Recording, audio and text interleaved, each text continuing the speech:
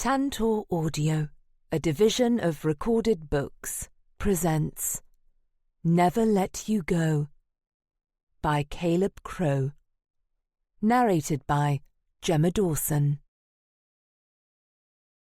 Prologue. Someone is suffocating her. Ariana's eyes snap open. Her hands grasp at the pillow pressed against her face. But there is no pillow. Disoriented and terrified, it takes her a moment to remember where she is. On the sofa, in the study. She gasps for breath. Her eyes widen, searching for any sign of light, for anything at all. But all she sees is darkness. But if she's not being suffocated, why can't she see? Why can't she breathe? She recognizes the acrid smell of smoke. The darkness above her moves like a living creature. Smoke swirls and clings to the ceiling, dense and toxic, pressing down on her like an angry black cloud. The house is on fire. She tumbles from the sofa to the floor and presses herself down onto the stripped boards. The wood is hot to the touch. The air is clearer here. "Help! Somebody help me!" she cries out, her voice strained and hoarse. She's terrified. She shouts, she screams, over and over, but she knows that no one is coming to save her.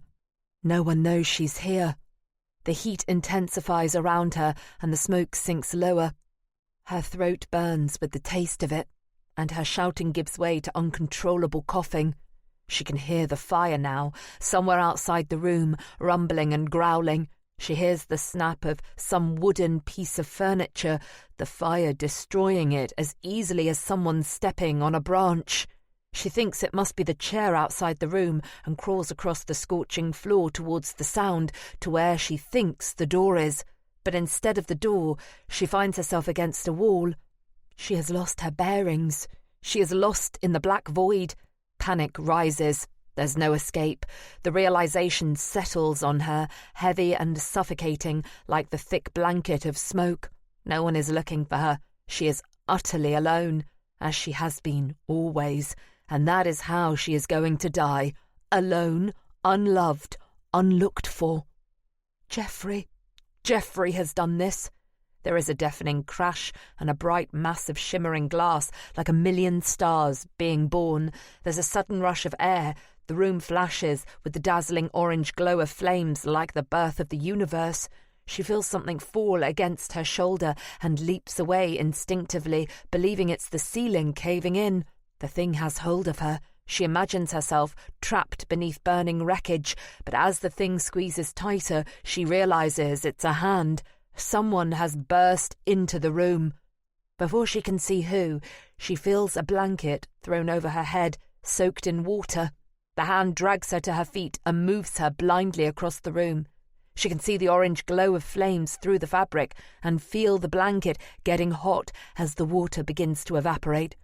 She lurches forward sightlessly, banging into furniture. A searing pain shoots through her hands as they make contact with the burning surfaces. Panic rises. She tries to breathe, but smoke is bleeding through the blanket and making her choke. The hand keeps pulling her into God knows what. Stumbling into the heart of the flames, blind and lost, she staggers as the stranger pulls her forward. Her breaths come in short, ragged gasps, each scorching inhalation more painful than the last. And then, just when it seems inevitable the fire will claim them both, Ariana feels it. A cool breeze on her face, a fading of the orange light penetrating the blanket. Fresh air, salvation. Her body trembles from adrenaline and shock. She's alive. She's safe. Sirens wail, growing steadily louder. She hears shouting voices and then one softly spoken word. Ariana. The hand releases her and she collapses on the ground, gulping in air, coughing, pulling the hot blanket from over her. She can smell smoke and the scorched ends of her wiry burnt hair. Her hands are throbbing and raw, her eyes grate where the tears have been boiled in her head. She blinks in the darkness, gets her bearings. She's outside, on the grass verge, looking at the burning house engulfed in flames. 3 fire engines, blue lights flashing, Firemen in bulky suits and helmets rush about, their faces grim. 2 paramedics hurry away from her, carrying something draped in black. A fireman is beside her, his uniform smeared with soot. He holds her shoulders and looks intensely into her eyes. He begins to lift a mask to her face. "Wait," she gasps through her coughing. "How do you know my name?" He doesn't answer, but places the mask over her face. She gulps in lungfuls of fresh, cold air. A wave of relief washes over her. She looks at the house, a ball of fire expanding, like a galaxy being born, or the sun dying, the fire spreading to the adjoining houses. Raw, primal chaos. Neighbours stand on the opposite side of the road in pyjamas and dressing gowns, huddled together, clutching crying children. She scans the faces but doesn't recognise anyone. Vivian, Poppy, Daniel, they're nowhere to be seen. She looks back at the house. She was inside that. She came out of the fire. Her thoughts swirl like the black smoke pluming into the night sky. She should be dead. Somebody saved her. Part 1. Chapter 1. Now. Sometimes, when I look in a mirror, I have no idea whose face is staring back at me. Jesus, who the hell is this person? The girl in my head isn't the woman I see on the other side of the glass. A mid-20s, slender, allegedly attractive brunette with good bone structure and green eyes, and that placid, confident, self-assured expression, looking like she knows what's going on, like she has it all sorted, like she doesn't have a care in the world. It's not like I'm out in the street, peering through a window at a different person entirely, staring in at someone who looks like me but isn't me. That isn't who I am. "Ariana, darling, have you seen my cufflinks?" Henry calls from the room next door. I pull myself away from studying the dressing table mirror and call out to him. "Have you checked inside your good shoes? You said you'd put them in the shoes last time so you wouldn't lose them." "Did I? That sounds like a ridiculous thing to do." I hear him clattering away in his wardrobe, tossing his clothes upside down. He's probably lost the good shoes as well. I turn back to the mirror and begin to apply lipstick. I select a pair of simple silver earrings, slender teardrops with filigree patterns that catch the light. I slip them into my ears. There she is, the elegant stranger. Henry comes in, holding cufflinks out towards me in the palm of his hand, like he's offering sugar lumps to a pony. "Bloody good idea of mine, that. Could you help me put them in?" He proffers the flapping cuff of his crisp white shirt, and I fold it over, line up the 4 buttonholes, and thread the end of the cuff through the layers of material. "Keep our fingers crossed for a full house tonight," he says, "and not just a herd of bloody art students along for a free drink. Some seriously loaded collectors. Keep your arms still, you're all twitchy." "Thanks. I like these cufflinks. The gallery wouldn't be the same without them." Henry's funny. It's one of the things I love most about him. But tonight, I wonder if joking is a defence mechanism. He looks nervous. He's been buzzing in and out for the last half hour, agitation radiating from him like a comet looping around me in dizzying circles. I finish the second cuff. "Tonight will be great." He grins and bends down to kiss me. His salt and pepper hair is clipped short at the temples, but his public schoolboy fringe flops down as he leans over. He kisses my forehead so as not to smear my lipstick. "Not too much, is it, the suit? Should I just wear jeans, shorts and a poncho?" "You look handsome," I say. He does. "Thanks." He lurches off, kinetic bundle of nerves, in a well-cut suit. "Nice arse," I say. I see him in the mirror. Pausing in the doorway, he catches my eyes in the reflection, and for a moment he's still. "You look beautiful," he says, holding my gaze. Then he disappears. The dance before the storm.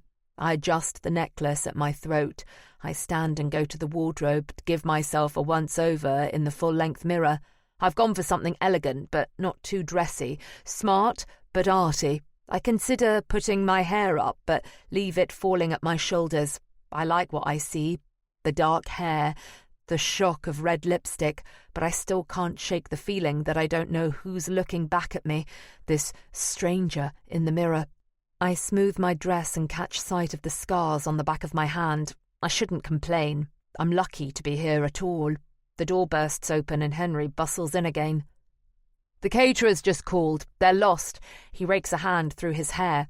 "What sort of idiot doesn't have a sat-nav? Christ, what a balls up!" "We'll stop on the way," I say. "We'll get some twiglets and cheesy footballs. No one will give a fuck. They're not coming for canapes." "You're right, as always. I'm going to load the car." It's late afternoon and beginning to get dark. I can see from the window that the sun is low over the horizon, casting an orange glow that lights the street below. I watch Henry loading boxes of beer and wine into the boot of the car. Beer for the guys who like to keep it real, and good wine for the wankers who think the value of the drink reflects the value of the art. Shouldn't Cassandra be doing this, lugging boxes about? What's the point of having a gallery assistant if you do all the donkey work yourself?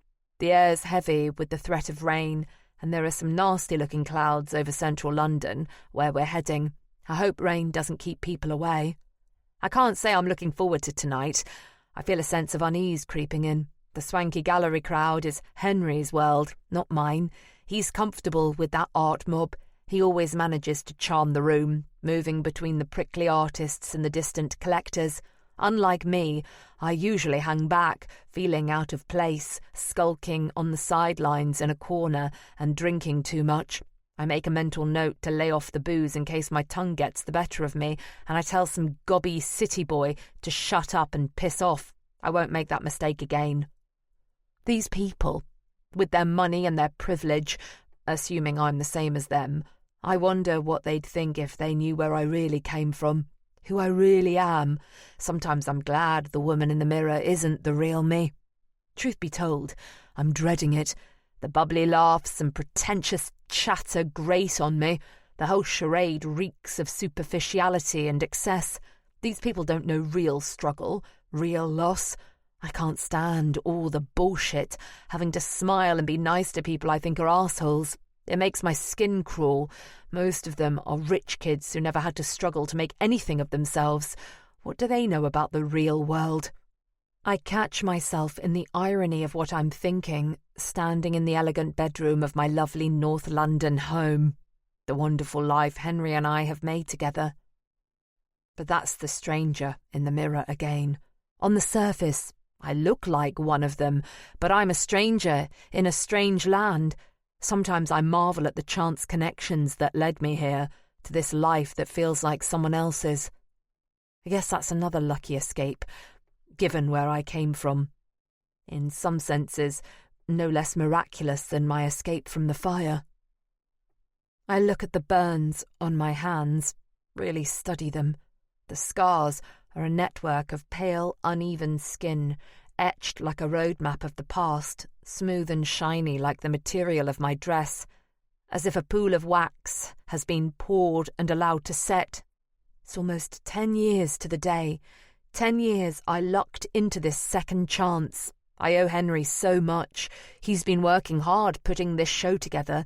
He hasn't been around as much as usual, all those late nights at the gallery. There's been an increasing distance between us, a slightly bumpy 6 months. No major drama, just a quiet drifting apart. He seems more on edge than usual, just like he seems on edge tonight. Maybe it's because he feels this show could be something big, the culmination of a lot of hard work. We've come a long way since he moved the gallery from Bermondsey to Cork Street. I hope things will go back to how they were. Maybe we're on the cusp of something momentous. Nothing is set in stone. At any rate, everything could change. Tonight could be the start of that. I'm pulled out of my thoughts by a loud noise. Even before I've identified what it is, I know something bad is coming, like a spooked animal, just before the earthquake hits. A noise outside the window, shattering the calm of the room. My brain pieces the jigsaw together. A sickening crunch, followed by screeching tires, a yell, screaming of an engine or a person. I'm moving to the window even before I fully know why. I grip the sill until my knuckles turn white. Henry lies crumpled on the pavement, his limbs twisted at unnatural angles. He must have been thrown there. He's several houses down the road now. I hear a faint speeding car engine and assume it must be the driver who hasn't stopped. They will have been going fast for Henry to have travelled so far. A woman on the pavement screams. She must have come out of her house, drawn by the noise. The sky is much darker now. I notice the boot of our car is still open and worry about the things inside getting wet if it rains. I step back from the window. I feel the edge of the bed pressing against my legs and I sit down. After a while, I hear the distant approach of a siren.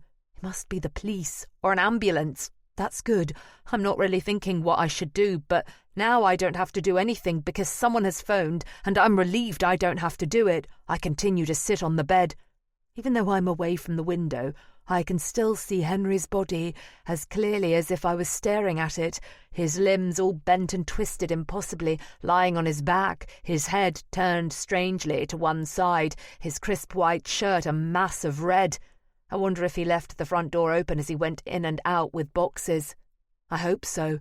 In a minute, someone in uniform is going to come into the house and up the stairs to tell me Henry is dead. If he has left the door open, it will make it easier for them to find me, and I won't have to get up. I can just sit here. I'll just sit here and wait. Chapter 2. 10 years ago. I'll just sit here and wait. Nothing else I can do, really. Bollocks. I'll be in trouble now. Not that I give a shit about that. I've been in plenty of trouble, but now I'll have to listen to a bloody earful of preachy telling off, Julie nagging away at me.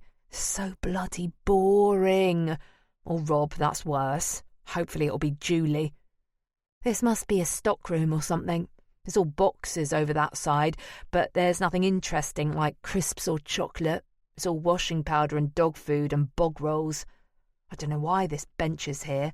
I guess this must be the staff room, where they take breaks or something.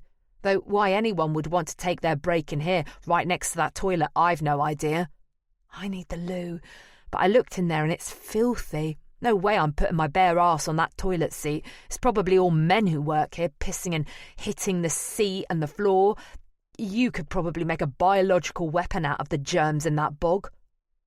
There's a sink with a big chip that's made a big spidery black crack, like a dead tree branch, where the dirt's gone in the gap and never been cleaned out. There's a horrible grubby tea towel hung up by the sink, which they probably use to dry their pissy hands, as well as smear it round their filthy coffee mugs. There's graffiti on the back of the door, not just in pen either. People have scratched it into the paint with a key or something. Arsenal of wankers. Sod off, Mackenzie. I done a massive poo, Russell. Shows the class of people they have here. What sort of genius does graffiti of their own name where they work? Way to get fired, Russell. That's probably why there's no chocolate and crisps in here. I bet the staff would nick it. I'm bloody starving. I knew a boy in one home who ate cat food for a dare. I'm not that hungry, though. Not yet. I only took a manky old cheese sandwich. It's not like I nicked the crown jewels or anything. I'd have paid for it, only I'm saving up. I don't know why they have to make such a fuss about it. It's just a poxy corner shop. The sandwiches are all overpriced anyway. That cheese was sweating more than a jogger's armpit. They probably make them in here out of yesterday's stale bread. Wankers. I give the door another tug, but it's locked. Never mind me nicking stuff. Is it even legal for them to lock up a 17-year-old? That's kidnapping, isn't it? Kidnappers! I give the door a kick. I look up and try to work out if I can climb through the window if I push the boxes of bog rolls together. I'm thin, but even I wouldn't get through that. Jesus, who'd want to work here? It's like a prison cell. Julie will be coming soon, I bet. Rob wouldn't be asked. The security guard asked my name and I told him Ariana Simpson, but he grabbed my bag off me and went through my stuff until he found my ID with my real name. Tracy Jones, which I hate. He took my bag away and my phone and everything. He even took the poxy sandwich, the wanker. Christ, I'm starving. Maybe the security guard is Mackenzie from the bog graffiti.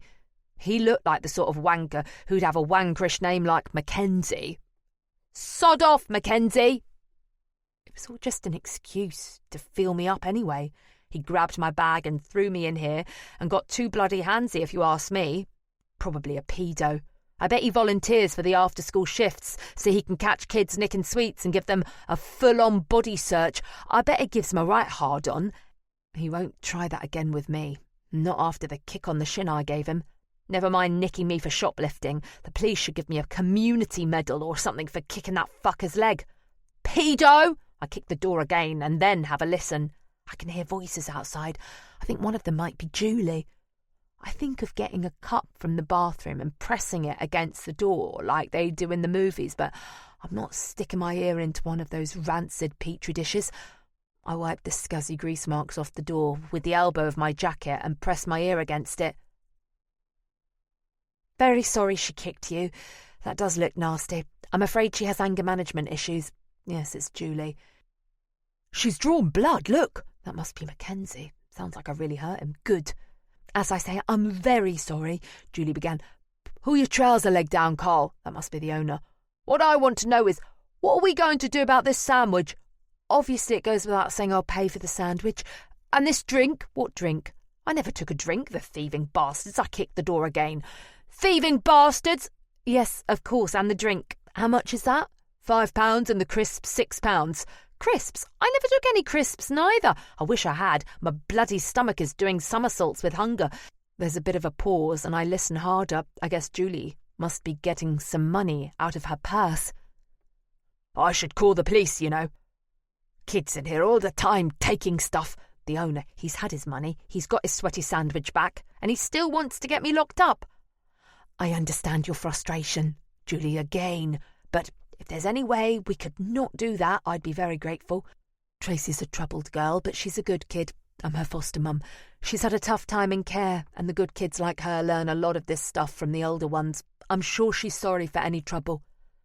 My cousin's son was in one of those places for a while, the owner again. The schools round here are no good for kids. No morals. They're all in gangs, drinking in the park, hanging round my shop, swearing at the customers. Moan, moan, moan. Yes, it's hard for kids these days. I appreciate you giving Tracy a second chance. Julie's really laying it on, making me out to be a right charity case. I hear steps and move back to the bench. The door opens. Mackenzie or Craig or whatever his name is stands there, his face like a miserable bulldog that's been kicked in the nuts. He jerks his head to one side, meaning I should come out. You're lucky, he says as I pass. Oh yeah, I say. I was born lucky, me. I won the lottery last week. That's why I came in here, to spend my big winnings on one of your delicious sandwiches. Come on, Tracy, says Julie. She's got that tone on her, like she's tired of life. It's Ariana, I say. How many times do I have to tell her? All right, whatever your name is, get in the car. I turn and grab my bag and give Mackenzie the finger as we go out. He'll think twice before he gropes any more schoolgirls. On the drive back, Julie doesn't say anything. She's not in the best of moods. I think of asking if we can stop at McDonald's on the way, but I know she'll get pissy about it, so I don't. If there's bread at the house, I'll have some toast. Hot toast with butter and strawberry jam, if there's some in the fridge. I wonder if Julie's told Rob. I hope she hasn't. I can cope with the silent treatment. Rob's a different story. I look out of the window and think about toast. Then I don't think about anything. Chapter 3. Now. I just look out the window. I don't think of anything. We're gathering CCTV right now. I'm jolted back by the voice of the policeman standing in my living room. He's half silhouetted against the window, blocking out the light like a human eclipse. He's enormous in his complicated uniform of pockets and flaps. It's not the first time I've been spoken to by the police, but for once it's not me who's in trouble. Though, in a more profound sense, I am in terrible trouble. A female officer sits on the sofa next to me, her knees turned towards me, head cocked on one side, her face resting in the sort of sympathetic smile they must teach them on victim liaison courses. We've been going door to door with your neighbours for the last few days, he goes on. There are several security cameras around, and it's amazing what we can get from people's doorbells. The female officer nods and smiles. She's trying to be encouraging and sombre at the same time. It's weird. I wonder if she practices this mealy-mouthed face in the mirror. What we know so far, continues the other one, is that a couple of witnesses saw a dark vehicle strike your husband, then head off at speed. There's been a spate of joyriding in this area over the past week. We recovered a vehicle about a mile away that's been burnt out. This may be the car that struck your husband. That vehicle is with the forensics team now. He keeps saying struck. He's avoiding saying killed. We're doing everything we can to find out who did this to your husband, says the female officer. She's put her hand on top of my hand, which seems like a bold move. I wonder if I'm supposed to be more upset than I am. Should I be crying? I feel numb. Is there anyone we can phone for you? Eventually they leave. I have friends, but there isn't anyone I want with me now. I want Henry. I'm not sure what I'd say to anyone anyway. And not just now. I've never really felt other people are any use. When the chips are down, you can only rely on yourself. I'm better off on my own. I can't remember the last time I cried. Years ago. It doesn't do any good. I'm not sure I'd know how to now. I haven't slept for 2 days. I'm exhausted, but going to bed and falling asleep seems like such a weirdly normal thing to do under the circumstances. I tried going to bed, but it's just so obvious all the time that Henry isn't there, and seeing the bedroom window makes me think of the last time I looked out of it. I throw myself into other things. It's busy when someone dies. I field endless calls from people on my mobile, letting everything go to voicemail. I'd practically forgotten we had a landline. Now I am getting calls on that too. Long, rambling, awkward messages of sympathy. Henry's sister Anne, who lives in Canada and agonises tearfully about whether she can get back over or not. What with the kids' schooling and exams coming up, I sense she wants me to give her permission not to come, which I do. Even 5 minutes on the phone to her is exhausting. I turn the volume on the answer phone down, so I just hear occasional rings and clicks. My phone rings and comes up with a name. Perry and Sanders Solicitors. Hello, is that Mrs. Ariana Clough? Yes. Hello, Mrs. Clough. It's Nigel Perry here from Perry and Sanders Solicitors. We prepared Henry Clough's will. Henry made a will not long after we got married. He got me to put their number in my address book. First of all, can I say, Mrs. Clough, how very sad I was to hear of Mr. Clough's death. I'm very sorry for your loss. Thank you. I understand what a difficult time this must be for you, but is now a convenient time to talk? I can always call you at a later occasion, if now isn't good. No, now is fine. It would be good to have something to focus on. I've been walking round in a semi-coma. As you'll recall, we were appointed co-executors with yourself in Mr. Clough's will. We're here to help as much as possible, as it's perfectly understandable you have a lot of things to think about. Yes, thanks. I'm not really sure what I have to think about. I haven't been able to think about anything. The house, the police, the gallery, I suppose, God, and a funeral. I realise that all these things are building up like water in a dam. I wanted to let you know that we have notified the probate registry of Henry's death. That's standard practice and a legal requirement. We've also taken the liberty of obtaining a death certificate, and when you feel ready, it would be good for us to arrange a meeting to go through the details of the will. So polite. I can't help noticing how nice people are to you when your husband has just been killed. I have an appointment on Thursday at 11 a.m. if that works for you. Yes, sure, I say. It's not like I have a full diary. It's all pretty straightforward though, right? It will be good for us to go over everything in person. There's a pause. He hasn't answered me. Sure, but we were married. I have a copy of the will. It all comes to me, right? Another short pause. Yes, that's right. He sounds evasive. But there are some details it would be better to go over in person. Please tell me now if there's anything I should know about. As I say, I think it would be better to meet in person, and I interrupt the slippery little fucker mid-lecture. Right, in person it is. I'm coming in now. I grab my coat and keys. I start the car and swing it out onto the road. I turn hard and hear a rumble behind me as a bottle of wine rolls around in the boot. It's the first time I've been in it since Henry. As I pull away, I hear the chinking of beer bottles. I drive fast away from the house and focus my gaze ahead as I pass the section of pavement where Henry's broken, twisted, lifeless body got thrown like a bit of fly-tipped rubbish.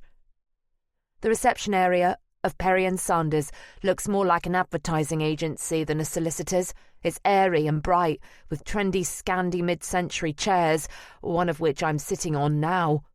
They must have a lot of arty clients, and this space is their way of trying to look trendy and creative and fit in. It's pathetic that they're lawyers who don't want to look like lawyers. I scan the walls to see if any of the artwork is by one of Henry's artists, but I don't recognise anything. I don't know his artists well enough anyway. The art was his thing, not mine. After 5 minutes, a balding man in his mid-40s, Henry's age or thereabouts, comes out of an office laughing with another man of about the same age, bearded and wearing large boxy glasses. They look more like the crowd you'd expect at one of the gallery openings.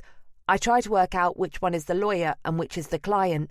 After a brief handshake goodbye, Glasses leaves through the door and Balding comes over to me. His face shifts impressively from jovial to sombre in an instant. "Mrs. Clough, thanks for coming in. I'm Nigel Perry." He's completely unfazed by me hot-headedly barging in. His bedside manner is impeccable. "Marina, hold my calls, thanks." He flashes a smile at the receptionist and then extends an arm inviting me into the boardroom. It's a massive room, all glass on one side, with the glass door we've just come through, and has a vast oak table with about 30 chairs. I note a laptop and a pile of papers. "Please, take a seat." I sit at the seat that's already been pulled out, and Nigel sits by the laptop, one seat down from me. He angles himself towards me to make it feel more intimate in this huge space.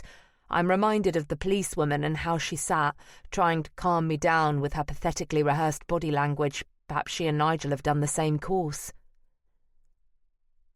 "Mrs. Clough, Ariana, as we were discussing earlier." "Listen, Nigel," I say, "I'm sorry to interrupt you again, but you don't have to pussyfoot around me. I know I'm a lot younger than Henry was, but I'm a big girl. I've seen a lot of stuff. I won't go into detail, but the short version is, you can tell it to me straight." Nigel gives me a look and takes me in. He nods his head slowly, weighing things up. It occurs to me he may think that, because I'm 27 and Henry was 45, I was just in it for the money. He's wrong. I think of telling him that, about our 10 happy years. I think of opening my phone and showing him photographs of our honeymoon in Italy, our incredible trips to India and Japan and Laos. I could tell him about Henry crying in my arms after his father's funeral, or our plans for children, but it doesn't make any difference either way, so I don't say anything. Neither does he. He just sits there looking at me. I get the same feeling he's not telling me something. "So, what's the problem?" I ask. "I'm not sure whether you're aware that Henry's liabilities in relation to the value of the estate are quite considerable." I feel a wave of panic take hold, like a stomach cramp. "Liabilities?" I repeat, as neutrally as my panic allows. "No, I'm not aware of any considerable liabilities." "Yes," says Nigel. Debts, essentially. You inherit Henry's assets, but you also inherit Henry's debts." "I didn't know he had debts," I say. "How much?" Nigel looks at me again. I've told him to be straight with me, and something about his manner tells me he's just about to be. He reaches his hand out and pulls the pile of papers and the laptop towards him. He's got that mealy-mouthed look on his face the WPC had. It's not going to be good news. Chapter 4. 10 years ago. It's not going to be good news. Julie's told me Rob wants a word with me when he gets home. She's told him about the stuff with the shop. Apparently, he isn't happy. No shit, Sherlock. He's never happy, the miserable twat. Jesus, all this over a poxy cheese bloody sandwich. That's why I'm here, in Belinda's room, under her bed. I've used most of the obvious hiding places in the house, and he knows where to track me down, so I'm trying somewhere new. It's disgusting under here. Has Belinda ever heard of a vacuum cleaner? There's about 4 million years' worth of dust, like some creepy old haunted castle. When I first crawled in, I started some massive sneezing fit. We did a thing in science once, looking at dust under a microscope. It's mainly bits of human skin. That means I'm lying here breathing in bits of Belinda. Blech! It's enough to make me want to gip. There's all sorts of junk under here. A plate with some kind of sauce on it that's dried on like cement, fossilised baked bean juice or something. And she shoved her diary under here too, a stupid kiddie-looking book with a picture of a flutterby fairy or something. I know I shouldn't read it, but after 10 minutes I'm so bored I open it and take a look. But it's just stuff about what she's had for dinner and how much she misses her home and her mum and her brother and her cats. She does little circles with smiley faces over the eyes, but I don't know why, as it's all ultra sad and depressing. After a few days, I'm so bored I want to pull my eyes out, so I close it. I don't miss my home, or my mum. This place is nicer than my home, but it's still just a foster home. I've been here a while, and it's okay, but I've been moved before, so I think of it like I'm just passing through. I can't get attached like that bean juice. Craig says I can stay here till I'm 18 if I want. Craig's my personal advisor. I had a meeting with him last week about my action plan for leaving the care system. I'm 18 in 6 months. He says I could stay here until I'm 21 or even 25 if I go to college. He's a prat who talks to me like I'm an idiot. Why would I want to stay here any longer than I have to? It would be nice to have somewhere I thought was home. I know I'm clever, but I mess about. That's what they always tell me at school. And it's true. I can't concentrate in lessons. I find them so boring. Mr. Jenkins, the year head, says if I concentrated and listened, I'd find it interesting. But who the hell can listen to someone going on about potassium permanganate crystals for 40 minutes? I'd rather kill myself. So no, I won't be going to college, thanks very much. But I don't say that to Craig, because he's a chippy little twat. And he can proper get the face on him if stuff doesn't go how he wants. I argued with him once, and he said he could make my life easy or he could make it difficult. I bet he would too. But he gets a real hard-on pushing kids about, like that security guard. And I can see he keeps looking at my tits and he thinks I don't notice. Sometimes, when he's yabbering on, I think I could fly across the room and attack him, but I don't. I just bite my tongue and let him talk. Having someone like Craig in charge of what happens to me makes me feel sick. Tracy? Shit. That's Rob looking for me. He sounds pissed off. He'll go round all the usual places looking for me now. Maybe he won't find me. When he tries a few places and can't find me, he might think I've gone out and give up. Honestly, how much effort is it really worth over a sandwich? It's quite peaceful under here. I wonder if Belinda ever comes under here to get away from it all and imagine she's back with her mum and her brother and her cats. I'm an orphan. That's how I think of myself anyway. Even if he's alive, I don't know who my dad is and I don't care. Fuck him, the loser. My mum fell in with the wrong people when she was young. That's what she used to say. I did love her, I suppose, and she loved me probably. She just messed up. I was in care first while Mum was in prison. Then she died. I got fostered by a few different families. In some ways, it's maybe better here than where I was with my mum. I don't like to think about those days. They were good people who took me in, most of them, but it's a job, not love. Not like in a real family. They get paid to look after me. It's not like someone who loves you for you. Tracy! He sounds farther away. If I lie under the middle of the bed, I reckon I can see Rob's feet if he comes in the room without him seeing me. I have a quick shuffle to the edge of the bed and look around the room. I guess I could get in the wardrobe, but that's so obvious. There's the window, but the moth-eaten curtains only just reach the sill, so I'd be an obvious lump, and my feet poking out under the curtain like some robber in a cartoon. I can see the posters on Belinda's wall of her favourite pop star, Ariana Grande. Belinda really likes her, and now I like her too. I've got one of the same posters, the one where she's kneeling on a white stool and she's wearing white stilettos and a lacy black top and knickers, and she's got her head tilted to one side on her hand and her eyes are closed, like she's sleeping or thinking about something peaceful. Ariana's beautiful and talented, and her life must be perfect. All the things Tracy Jones's life isn't. I bet Ariana doesn't have to go through a care plan with some 25-year-old with bad breath and acne. I bet she doesn't get felt up for nicking a cheese sandwich. I'm going to see Ariana in concert at the O2 with Belinda in a few months. I'm excited. It'll be brilliant. Belinda's not bad, really. She's already got her ticket. I've got £35 saved so far. I've got to save a bit more to get the £50 ticket from the resale site. It's a lot, but like Belinda says, it's a once-in-a-lifetime opportunity and you can't put a price on that. I get £2 a week allowance, and I have to do shitloads of washing up and cleaning to get that.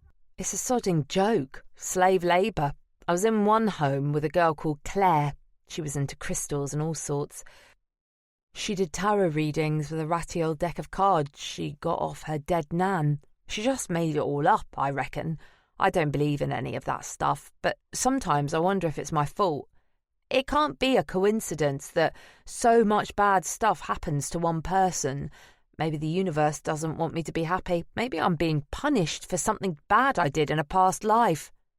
Tracy! I can see Rob's feet in the doorway, the horrible shapeless jeans he never washes, and his gopping white TK Maxx trainers. I pull myself back from the edge of the bed and hunch under the springs of the bed frame. It's hopeless.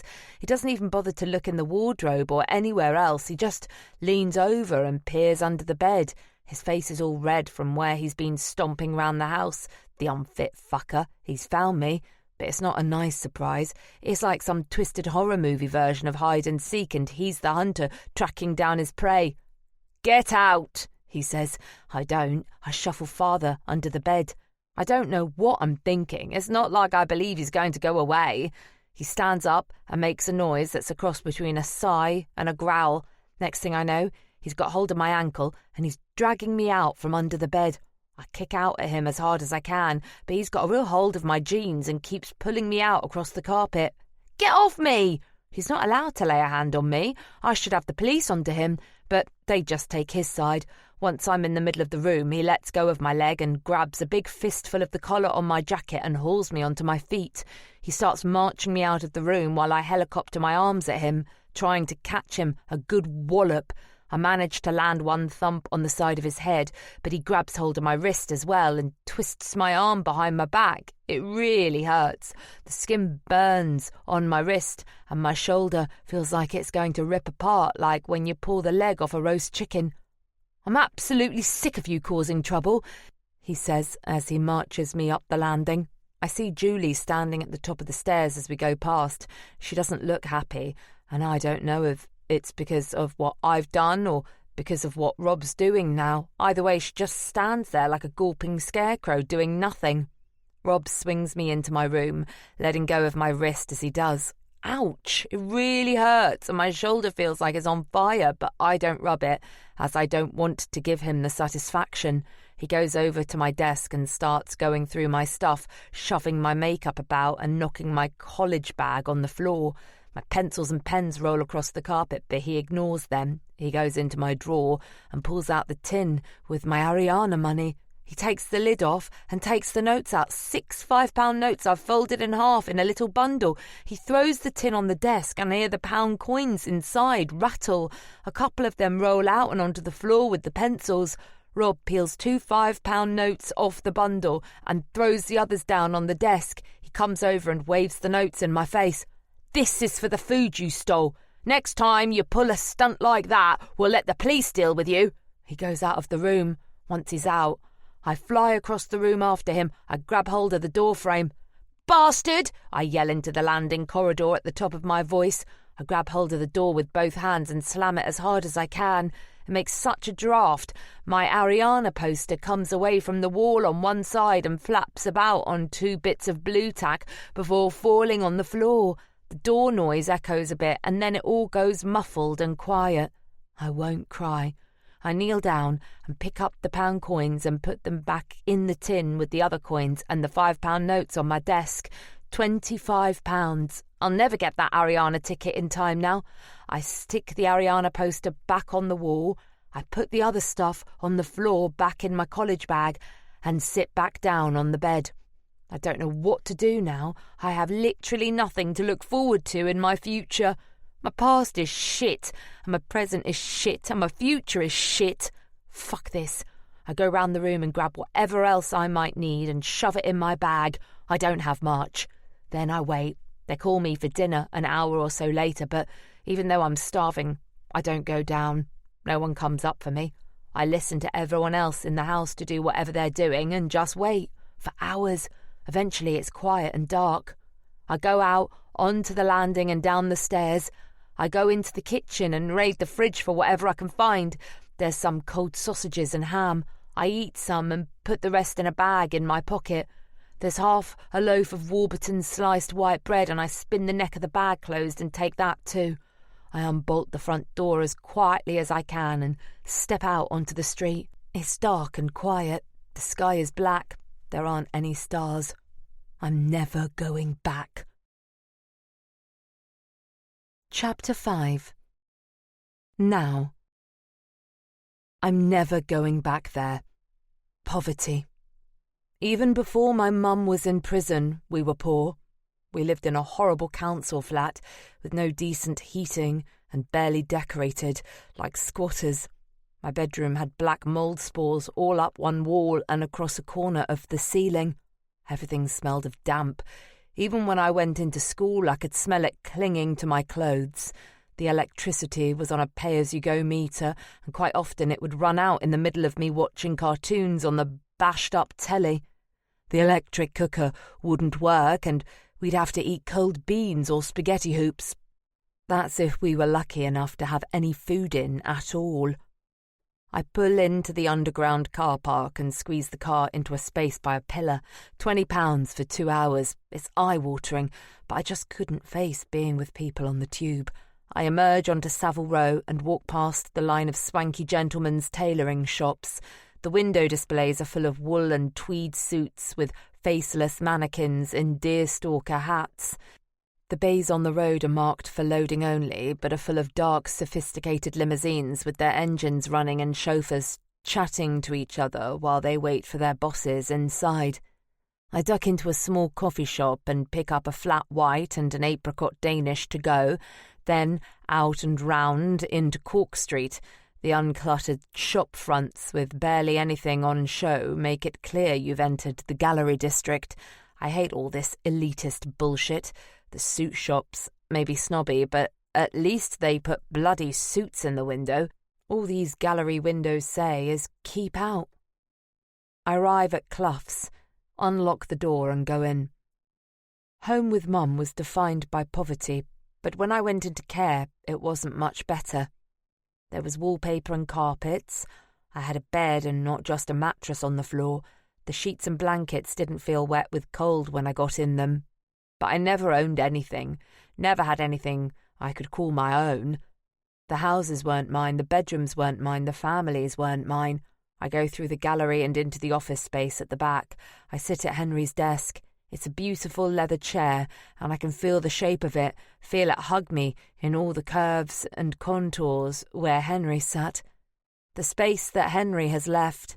I take a bite of my pastry and a gulp of hot coffee and boot up the laptop. Things changed when I met Henry. I was only 17, and he was 35. He had a house and a life. I was embarrassed because he'd built a life around him, and all I owned fitted into one small rucksack. But he invited me into his home in a way that wasn't like the other homes I'd been in, and his home became my home. We got stuff together, we got married, and it all became ours. We loved each other. Now Henry's dead and our stuff has become my stuff. Except it hasn't. What Nigel Perry took me through in exhaustive, painful detail was how much financial trouble Henry was in, and now how deep in the shit I am. Henry had secrets. He remortgaged our house without telling me. The first time to finance the move to the gallery, the second time to bail out the gallery when it started hemorrhaging money.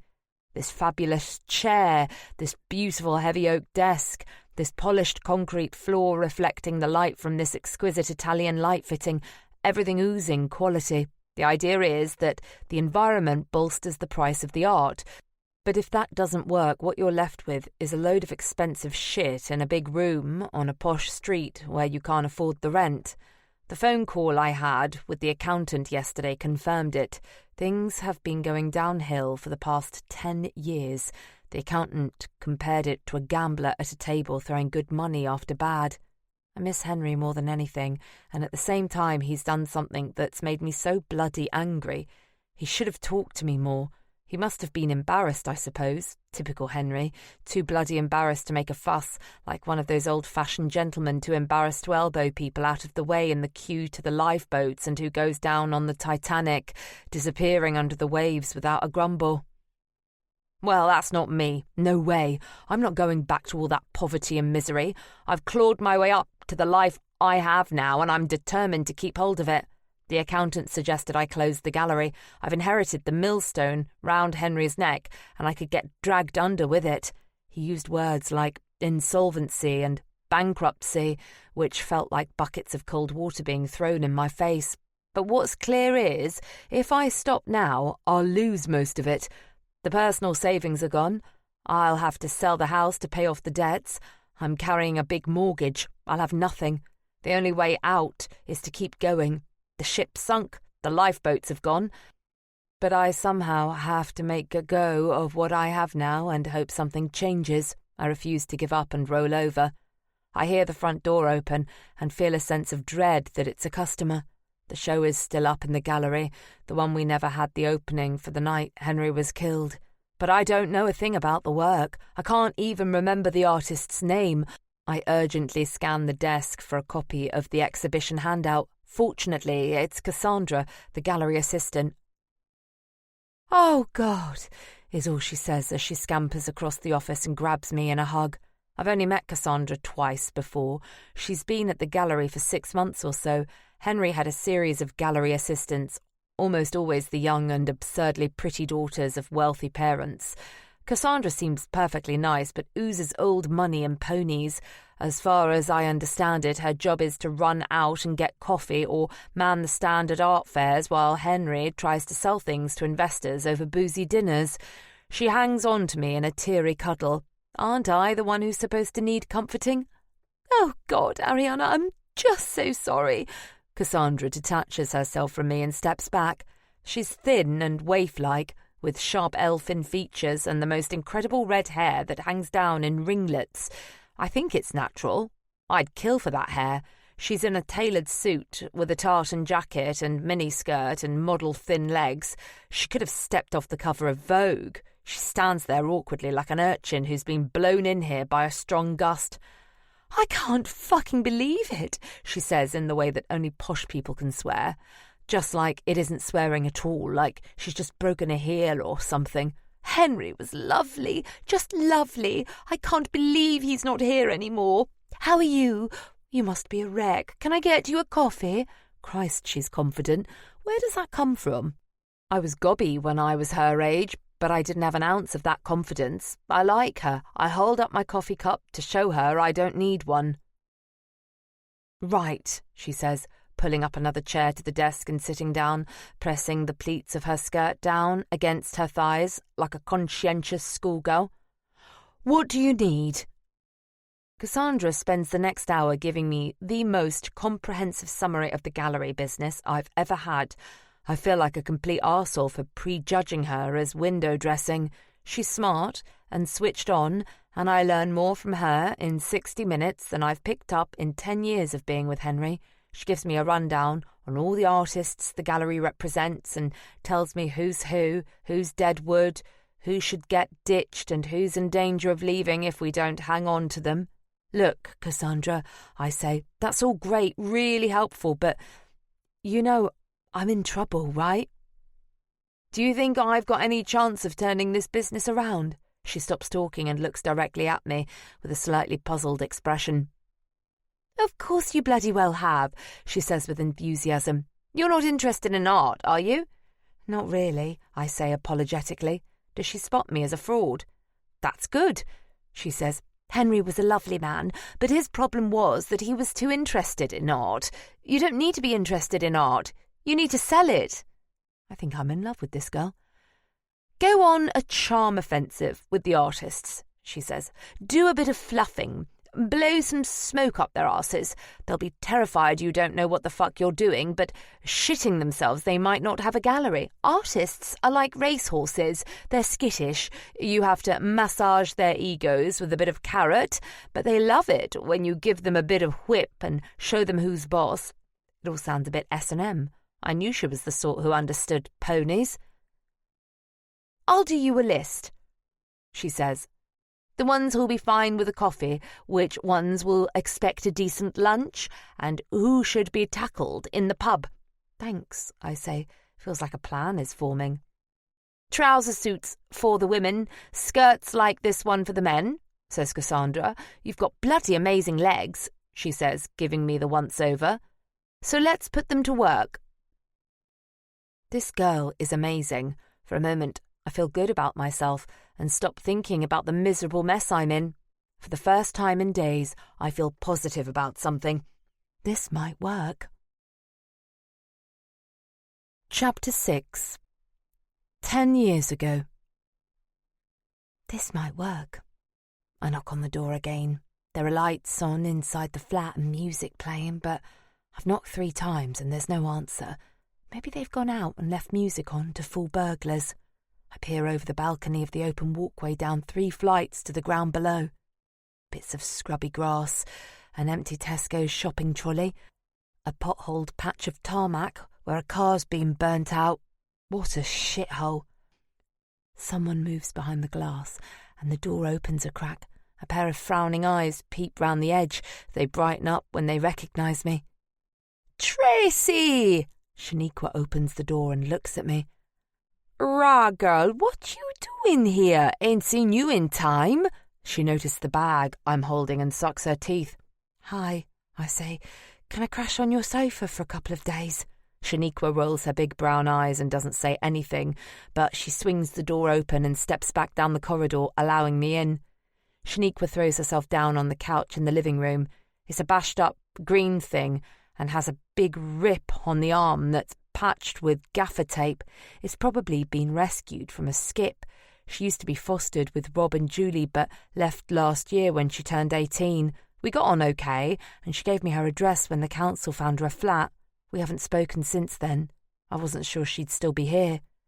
Shaniqua got a hairdressing job at a place that gives her day release to study hair and beauty at college.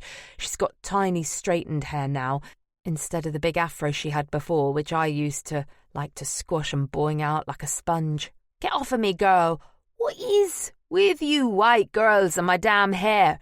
She's fatter than when I last saw her. There's a boy on the sofa watching the TV with the sound turned down while the music's playing from a speaker on the table. He isn't wearing a top and his skinny bare chest is smooth and shiny. He's maybe 20 or so, or a bit older. It's hard to tell. Maybe he shaves it. He has his feet crossed on a wooden box that's being used as a coffee table. His feet are bare. The soles of his feet are almost black, like maybe he never wears shoes at all. He hasn't looked up at me at all since I came in.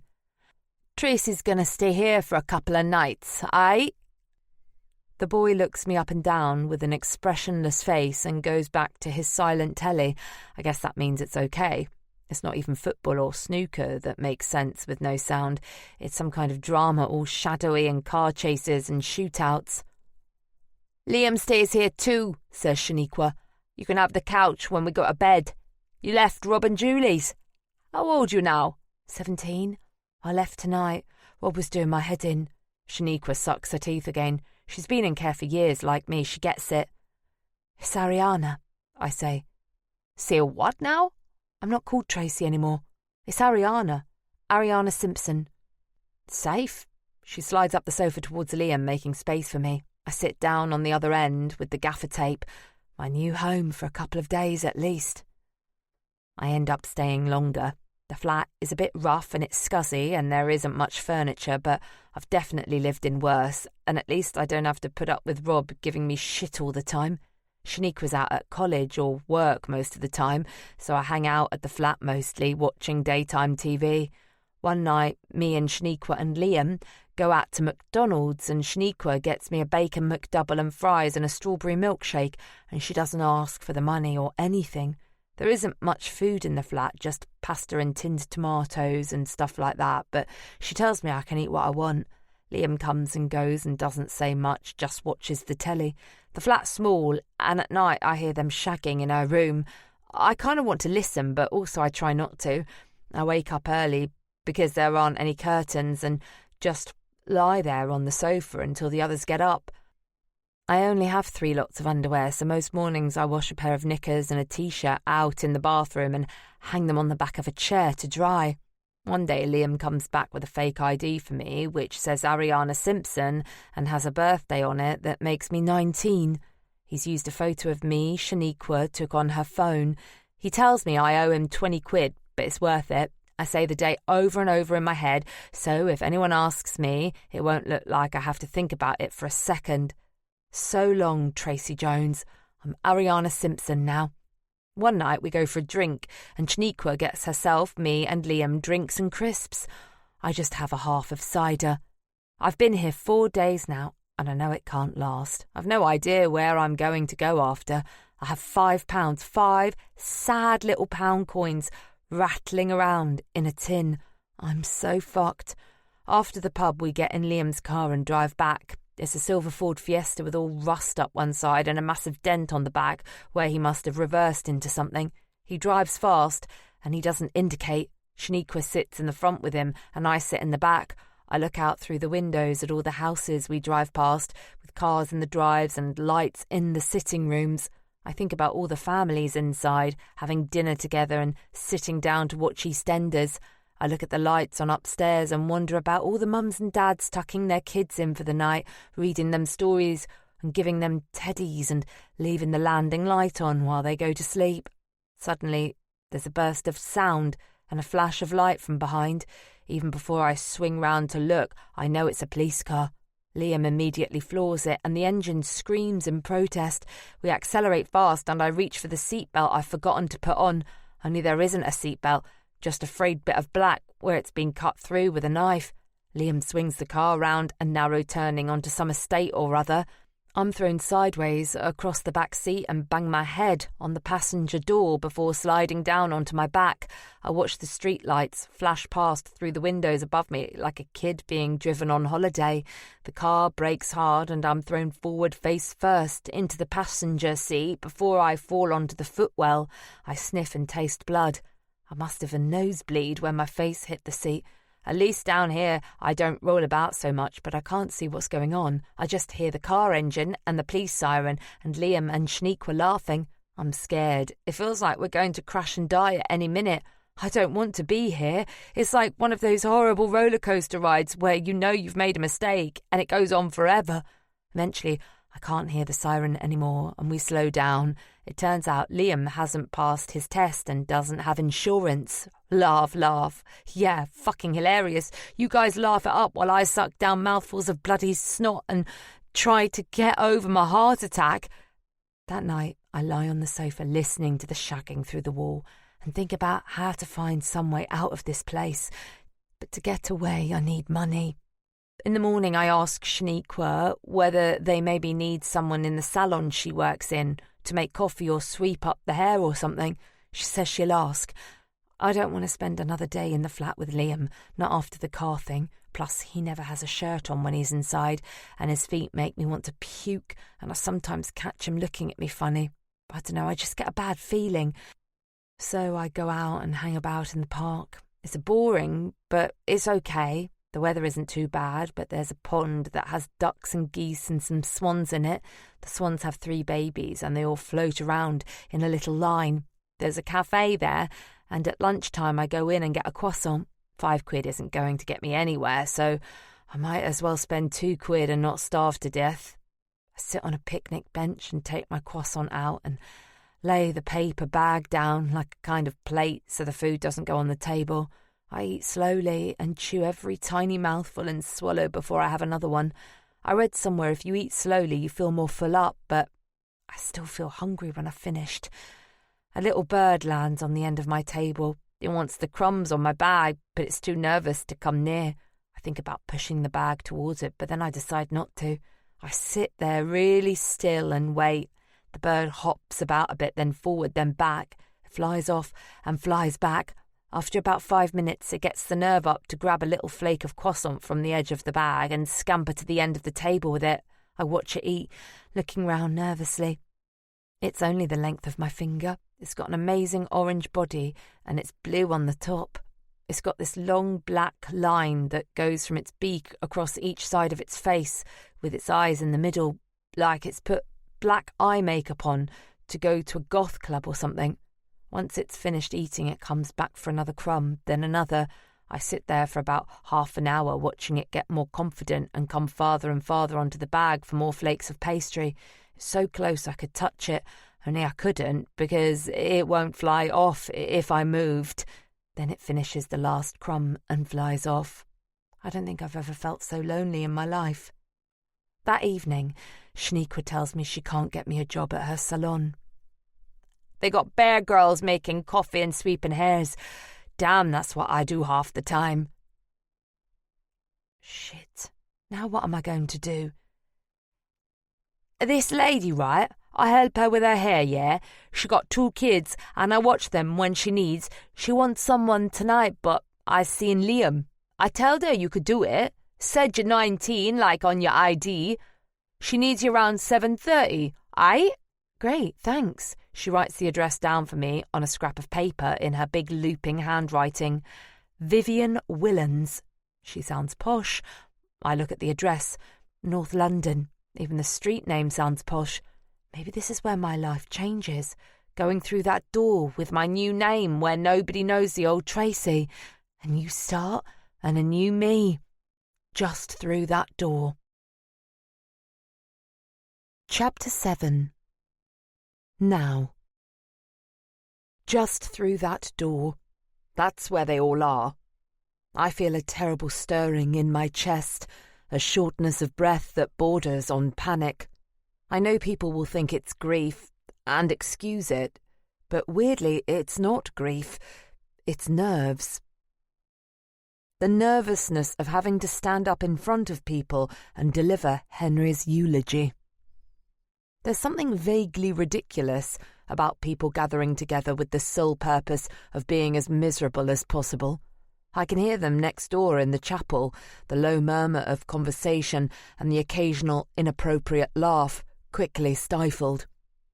Henry's parents are both dead, and he only has Anne and her family in Toronto. As expected, they haven't come over. Cassandra helped me put together a list of art people to invite, artists and other gallery owners and some of Henry's clients and investors. I thought it was going to be a relatively small gathering, but from the noise bleeding into this small back room, there are loads of them. A big art world works outing. It isn't just nerves. Of course I'm sad, I'm devastated. Henry is the only person I've ever really loved, and who has ever really loved me, unconditionally. But being in care makes you grow a thick skin. It makes you feel you can never really rely on anyone but yourself. You learn to hold a bit of yourself back. People will always let you down eventually, and you have to be okay when they do. You have to be okay on your own. But with Henry, I let that guard down. I let him in. I notice I'm fidgeting with the folded paper in the pocket of my jacket. I've spent nights writing this speech, getting the words exactly right, going over all the memories and anecdotes, the happy times and the sad ones. Writing that speech on my own in private was my real grieving. Today is just me rehearsing it all for public consumption. There's something else too, something I haven't written down and won't say. The anger. Angry with the person who ploughed into Henry with that car and left him smashed and broken at the side of the road. Angry at the police for still not having caught someone. "I'm sorry, Mrs. Clough," that's what the officer said. Sorry. as if an apology was somehow helpful. This was 2 days ago. Sitting awkwardly at the kitchen table, a mug of tea in front of him, which I'd made out of some bizarre instinct to make it all seem normal. We still don't have any solid leads. "How the hell is that possible?" I almost shouted. "How can someone get run down and be murdered in broad daylight in the middle of London and no one knows anything?" I was up and striding round the room. I could see how awkward the policeman looked, not knowing whether to get up as well or stay sitting. He decided to stay sitting down, probably to diffuse the tension. Probably another technique they teach them on those sodding courses. "We've established the burnt-out car we found is the one that struck and killed your husband, but the vehicle was stolen, and I'm afraid we haven't recovered any useful CCTV of the driver." He took hold of the cup handle and turned the mug on its coaster, but didn't lift it up. "Forensics are back, but frankly, we're struggling to find anything useful. The car was burning for a long time at a high temperature, and that's destructive for any DNA evidence." "What about fingerprints?" I stood over him, hectoring like a mother scolding a naughty child. It felt good to vent. "Fire isn't good for fingerprints either, I'm afraid. The heat evaporates oil deposited by the fingers. We were hopeful we'd recovered some prints on one window, but these turn out to have been smudged. The driver must have been wearing gloves, which is quite unusual for joyriders, but it does happen." He looked guilty, like it was his fault. "That's it, then? Case closed?" "Definitely not. We're hoping someone might come forward with information. People often do when there's a death involved." He shifted awkwardly. He's probably not supposed to say death. "We haven't given up, Mrs. Clough, but the joyriding has stopped for now, and it seems like they've gone to ground. If I'm honest, right now the trail on your husband's killer has gone cold." He left the undrunk tea on the table. "So the whole mess is unresolved. It's hard to know what to do with the anger when I don't have someone to direct it against. Some little joyriding shit I can look at in a courtroom and imagine pummeling to death with my fists. And that's not the only anger. The worst of all is that I'm angry with Henry, angry with him for leaving, angry with him for the situation he's put me in, the secrets, for not talking to me. We shared everything. So why didn't he share the things he was most worried about? He probably thought he was protecting me, but now he's abandoned me and left me to face it all on my own. I feel guilty having these emotions, but I just can't put them aside." "God, it's like an exhibition opening out there." Cassandra comes into the room, closing the door behind her. She looks at me. "Christ, you look fucking amazing in that outfit. Is that inappropriate? Sorry. You do, though. I'm wearing a black Chanel suit I bought for a formal gallery dinner a couple of years ago. I felt guilty this morning, bothering about how I look. I got the same familiar feeling of not being myself, that elegant stranger in the mirror looking back at me. Cassandra looks amazing too, of course, in her figure-hugging tube dress and cardigan. "Look at us," she says. "We could be off to cocktails, not a bloody funeral." She gives me a warm smile and squeezes my arm. It is all a bit inappropriate, but it puts me at ease. "Come on," she says, taking my hand and leading me towards the door, like a parent guiding a nervous child on the first day of school. "You'll be fine." The room hushes slightly as I come in, like a polite version of a Wild West saloon when the sheriff arrives. I've met with a sea of black outfits, people haven't sat down yet, and swarm about like beetles chatting to one another. It suddenly occurs to me that maybe they all know what I didn't, that Henry's gallery was in terrible financial trouble. Maybe that's what they're all whispering about. I don't recognise most of the faces. A few people look at me with pitiful eyes or a sort of pursed lip half-smile. Somehow, it's all toe-curlingly embarrassing. I don't know what the rules are. Am I supposed to talk to people? Thank them for coming? That happens afterwards, surely. Or am I thinking of a wedding? Maybe they're supposed to come over to me. How does the whole thing start? Have they been waiting for me to come in? I guess they could hardly begin without me. Am I supposed to call them to order now? Ask them all to sit down like a headmaster in assembly? I scan the room again, hoping I'll get some kind of sign from someone's face, some clue on what happens next. That's when I see him. The shock of his face, so different after 10 years, after everything, nearly knocks the wind out of me. And yet he's so familiar, so instantly recognisable. The two times collide, 10 years ago, and now. It's such a strange coming together. It feels like the room has been hit by a bolt of energy, and I'm forced to steady myself against a table for the first time, and as long as I remember, I no longer feel like a stranger. I'm me, at 17, thrown back into my body like a teleporting time traveller, jolted into reality like a comet crashing to the ground, by him, by this unexpected face from the past. Daniel. Chapter 8. 10 years ago. Daniel! The woman, Vivian, shouts upstairs as she leads me through the hallway. It's the nicest house I've ever seen. The hall is about as big as Shaniqua's entire flat. The stairs end with a massive post with a big wooden ball on top. There's a big photo of Vivian and a man I guess must be her husband and 2 children, a pretty smiling girl and a grumpy-looking boy who's definitely not happy about being photographed. He's got a right face on him. The others have cheesy grins, but the expressions look fake. The room they're in looks fake too, one of those sets in a photography studio. The only real thing in the photograph is the boy's angry face. We go into the kitchen. It's really nice. Please, sit down. Would you like a drink, Ariana? I was just making one. Yes, please. I sit at the big wooden breakfast table. There's a vase of flowers in the middle. Feels like the sort of perfect setup you see in an advert or an American sitcom on the telly.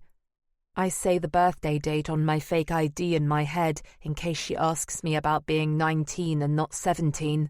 It looks nice here, and I don't want to muck it up. Tea or coffee, or something else? Have you got any Coke, please? I never drink tea or coffee. I don't like them. Vivian goes over to a huge silver fridge the size of a wardrobe. It's the first time I've seen a fridge that isn't white. She gets me a Coke and a glass and goes over to a fancy-looking coffee machine. It coughs and splutters when she puts a pod in. She brings it over and sits down opposite me at the table. So, Ariana, Shaniqua tells me you know each other from school. Yeah, that's right. It's a lie. Shaniqua's like me. You don't tell people you've been in care. They assume things about you, not good things. It's very good of you to help us out at late notice. Jeffrey and I will head out as soon as he comes back with our daughter Poppy, and then we'll leave you in charge with Poppy and Daniel, if he ever comes down from his room, that is. Daniel! She yells out again in the direction of the hallway. Getting him out of his room these days is like getting blood out of a stone. She laughs to herself, but it's one of those laughs people do when they don't actually find anything funny. Daniel's the son then. We'll be back by about midnight. Is that okay? Sure, no problem. And is £10 an hour okay? Did Shaniqua mention that?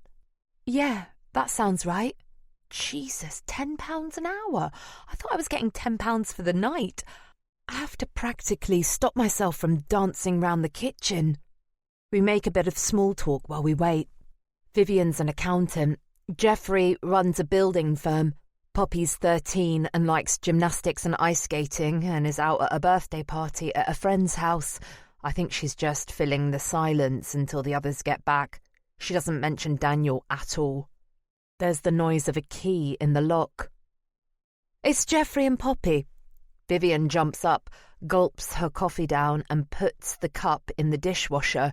Jeffrey comes into the kitchen. He's a stocky little bloke. He looks flustered. Getting those girls to say goodbye to each other is a major number, he grumbles. He flicks a look at his watch and barks at Vivian. We're running late. Are you ready to go? Come on. His tone is nasty. He's a thuggish bully of a man. He hasn't looked at me once yet, even though I'm a complete stranger sitting in his kitchen. I guess I'm just staff, not a real person. I'll just get my coat, says Vivian. This is Ariana, she says as she goes out into the hallway. She's babysitting. Now he looks at me. We'll be back by midnight, all right? Yes, that's fine. The girl from the hallway photo comes into the room. This must be Poppy. Hi, she says, giving me a smile. She goes to the fridge and gets a juice box, then sits at the kitchen table texting on her phone in its pink fluffy case. Vivian comes back in, holding a coat over her arm. There's pasta bake in the fridge for the kids. It just needs heating up. You'll work out the oven. Help yourself if you want, there's enough. Try to get Daniel down for some if you can. Right. Let's go, says the husband. He grabs Vivian by the elbow and steers her towards the kitchen door. I've seen enough bullies in my time to know his type. I don't like him. Once they've gone, Poppy chats to me a bit, but she's more interested in her phone. I need the loo, but I was too embarrassed to ask Vivian. Poppy points me upstairs, and I head up. The bathroom's massive too. It's like peeing in a palace. I wash my hands and look at myself in the mirror. I try to imagine this is my house, that I live here, that this is just what I normally do every day when I go for a wee, but my brain won't let the idea stick. Instead, I just look like an intruder. I'm about to go downstairs when I think I'll have a quick look around. Most of the doors are open. I peek into one of them, keeping my feet on the landing and leaning round the door frame. I know immediately this is Poppy's bedroom. It's done out in pastel shades, and the bed is a kind of mini four-poster that a princess would sleep in, with all netting and stuff hanging down from a canopy. It's girly and a bit young for a 13-year-old. There's clothes on the floor. She has more clothes in this floor pile than I owned in my entire life. The next room I peep into is Vivian and Jeffrey's. It's dark and luxurious, with dark brown wood on the walls and a thick grey carpet and smart grey bedding. It looks like the comfiest bed in the world, like I could lie down on it and sleep for a month. It takes all my willpower not to go in there and give it a try. The rooms are huge. Plus there's a suitcase going up to another level, but it feels too risky going up there in case Poppy finds me sneaking about. On this level, I can just look like I'm coming out of the loo. There's one more room on this floor, and it's shut. I'm guessing this must be Daniel's bedroom. I stand really still outside it to see if I can hear anything, music or something, but there's no noise at all. I could just go downstairs, but the way Vivian talked about him, I feel a bit sorry for Daniel. I know what it's like when you just want to lock yourself away from everything. Anyway, I'm in charge, and I should probably make sure he's okay. Hello? I knock on the door gently. There's no answer. Hello? I try again. Still no answer. Daniel? Do you want some dinner? Go away. A surly voice comes from somewhere deep inside the room. It's pasta bake, I add, wondering if it might be one of his favourites. Leave me alone! He's angrier now, but there's something else in his tone I recognise. He's not just angry, he's sad. If someone wants to be left alone, you should leave them alone. When you're in care, you're in places rammed with people and you're never alone. And when you want to be alone, they assume something's wrong with you and make you talk about it, which is the absolute bloody opposite of what you want. I decide to leave Daniel alone. I feel sorry for him, though. I reach into my pocket and pull out a Twix I bought earlier, which I was saving for later. It's okay, I guess. I can have some pasta instead. Very quietly, I stoop down and put the Twix on the floor just outside Daniel's room. I wonder if I'll ever see him. Chapter 9. Now. For years, I've wondered if I'll ever see him. The last time I saw Daniel, he was 12. Not that I could see him, not properly. His poor face was covered in bandages, and his hospital bed was surrounded by a vast tent of plastic curtains to stop infections, they said. I was still in hospital myself then, being treated for the burns on my hands, but they were about to discharge me. Daniel was going to be in there for a long time. I felt so sorry for him. I promised I'd see him soon. But that was a lie. I didn't know at the time. I genuinely thought I'd see him again, but it never happened. Weeks turned to months, then to years.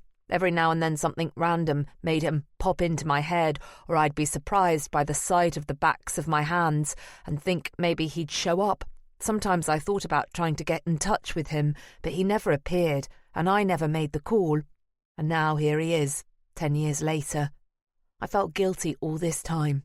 Guilt I've never shaken, no matter how long passed or how deep I buried it. Guilty because he rescued me and I abandoned him. His father Geoffrey was a nasty piece of shit who set fire to their home, and the whole family died except Daniel.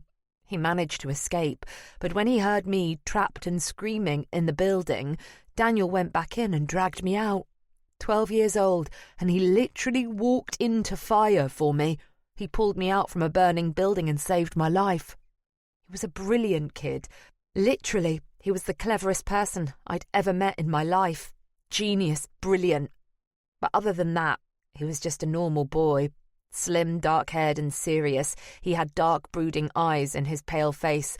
Though he did go outside sometimes, he spent a lot of his time in his room, with the blinds drawn, living in the weird half-light of heat lamps from the tanks for his spiders and snakes. Whatever guilt I felt about it before, that's nothing compared to how I feel seeing him now. His face has changed, obviously. He's 10 years older. He's not looking directly at me, but off to one side, talking to one of the funeral directors about something, pointing towards a chair at the back. It's only when the person he's talking to leaves and Daniel turns to face the other way that I can see them. The scars. Oh God, the scars. The right side of his face is unnaturally smooth in places and horribly cratered in others, like the surface of the moon. His right ear is misshapen and slightly pointed where half of the top part is missing. His nose from the side looks pointed and angular, where they must have rebuilt it in surgery. It looks fake somehow, sharper than a normal nose. The pointed nose and ear remind me of a cat. I jump in surprise as someone touches me on the shoulder, and I turn to look at them. It's a woman I don't recognise. She's offering me a tissue, and for a moment I don't understand. Then I realise there's a tear rolling down my cheek. I take the tissue and wipe it away. I can't remember the last time I cried. It must be 10 years. It won't look out of place here, but it's not Henry I'm crying for. It's Daniel. I need to talk to him. I start to move through the mass of people who step back like they might catch the misery from the grieving widow. As I get nearer, I see the right side of his face in more detail. It's a patchwork of skin grafts. The area around his eye has a web of fine, stringy lines. His mouth pulls slightly to one side where the scar tissue tugs at the corner of his lip. His forehead is higher on the right where the hair can't grow. He's grown it long on the left and it flops across his forehead in an attempt to hide some of the scarring, but it forms a curtain that only partly veils the unsettling damage.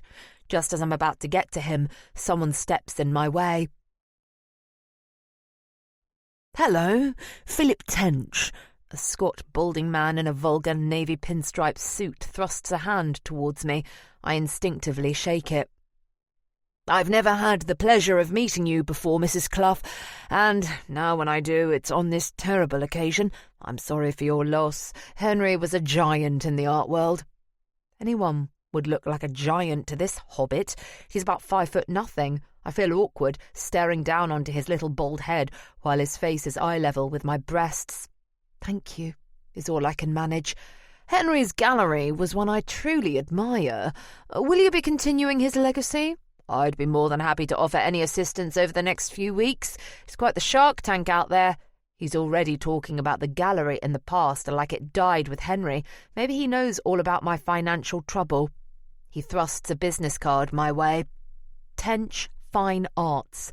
As I'm reading it, he takes hold of my hand again, then cups it in his other hand, like one of those drawings of some Victorian tosser in a cheesy romance. I half expect him to go down on one knee. He gives me a look that's meant to be sympathetic, but just comes over as smarmy. He's so greasy you could fry him. "Truly, I mean it. Anything I can do to help. Anything." He squeezes my hand a couple of times like he's trying to get toothpaste out of it. At last he lets it go. I smile thinly and make a point of putting his card in my jacket pocket, hoping if he sees me do this, he'll leave me alone. He smarms me a smile again and steps back, walking backwards while still looking at me like a waiter, kowtowing in a cheap Japanese restaurant. At last I can get back to Daniel. But when I look round the room, there's no sign of him. He's disappeared. Chapter 10. 10 years ago.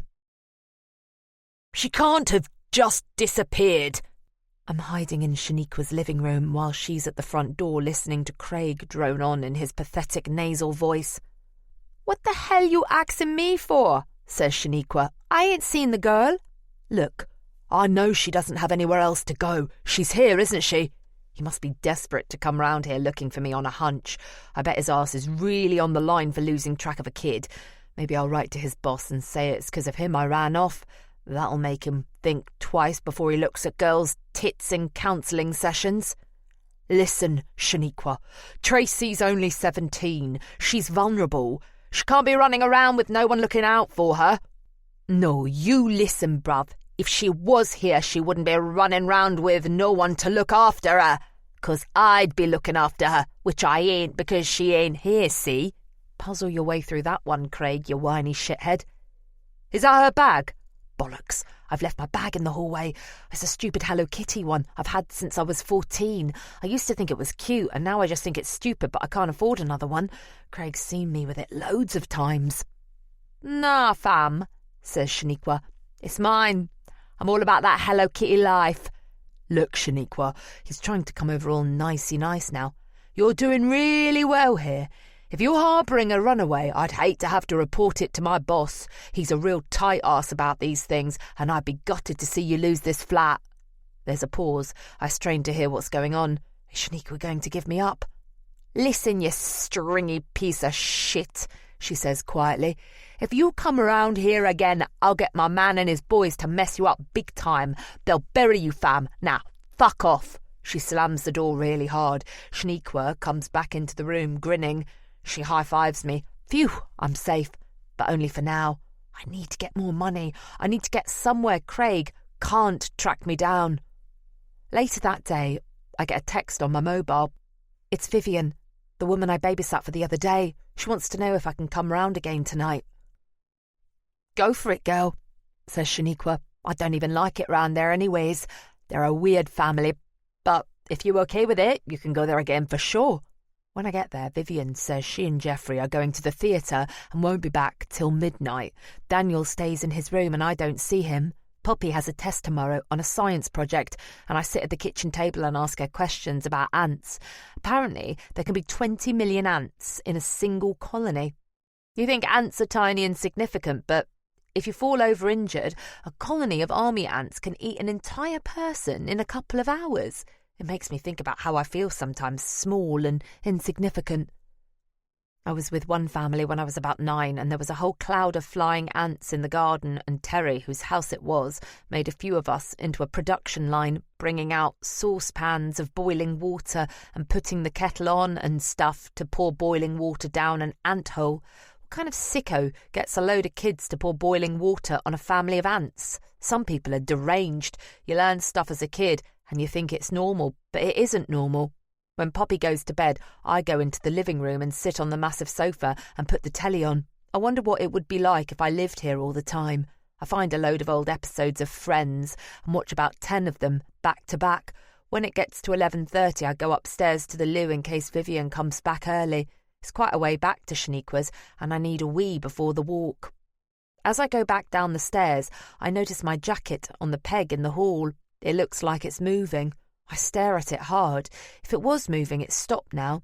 It's probably just a trick of the shadows. Maybe it was never moving at all. Then I think I hear a door close upstairs. I go up the stairs again really slowly so I don't make a noise.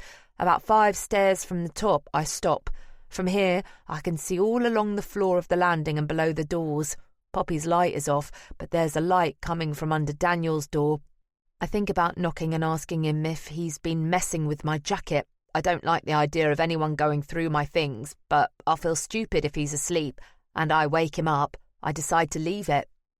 Vivian and Jeffrey come back at midnight.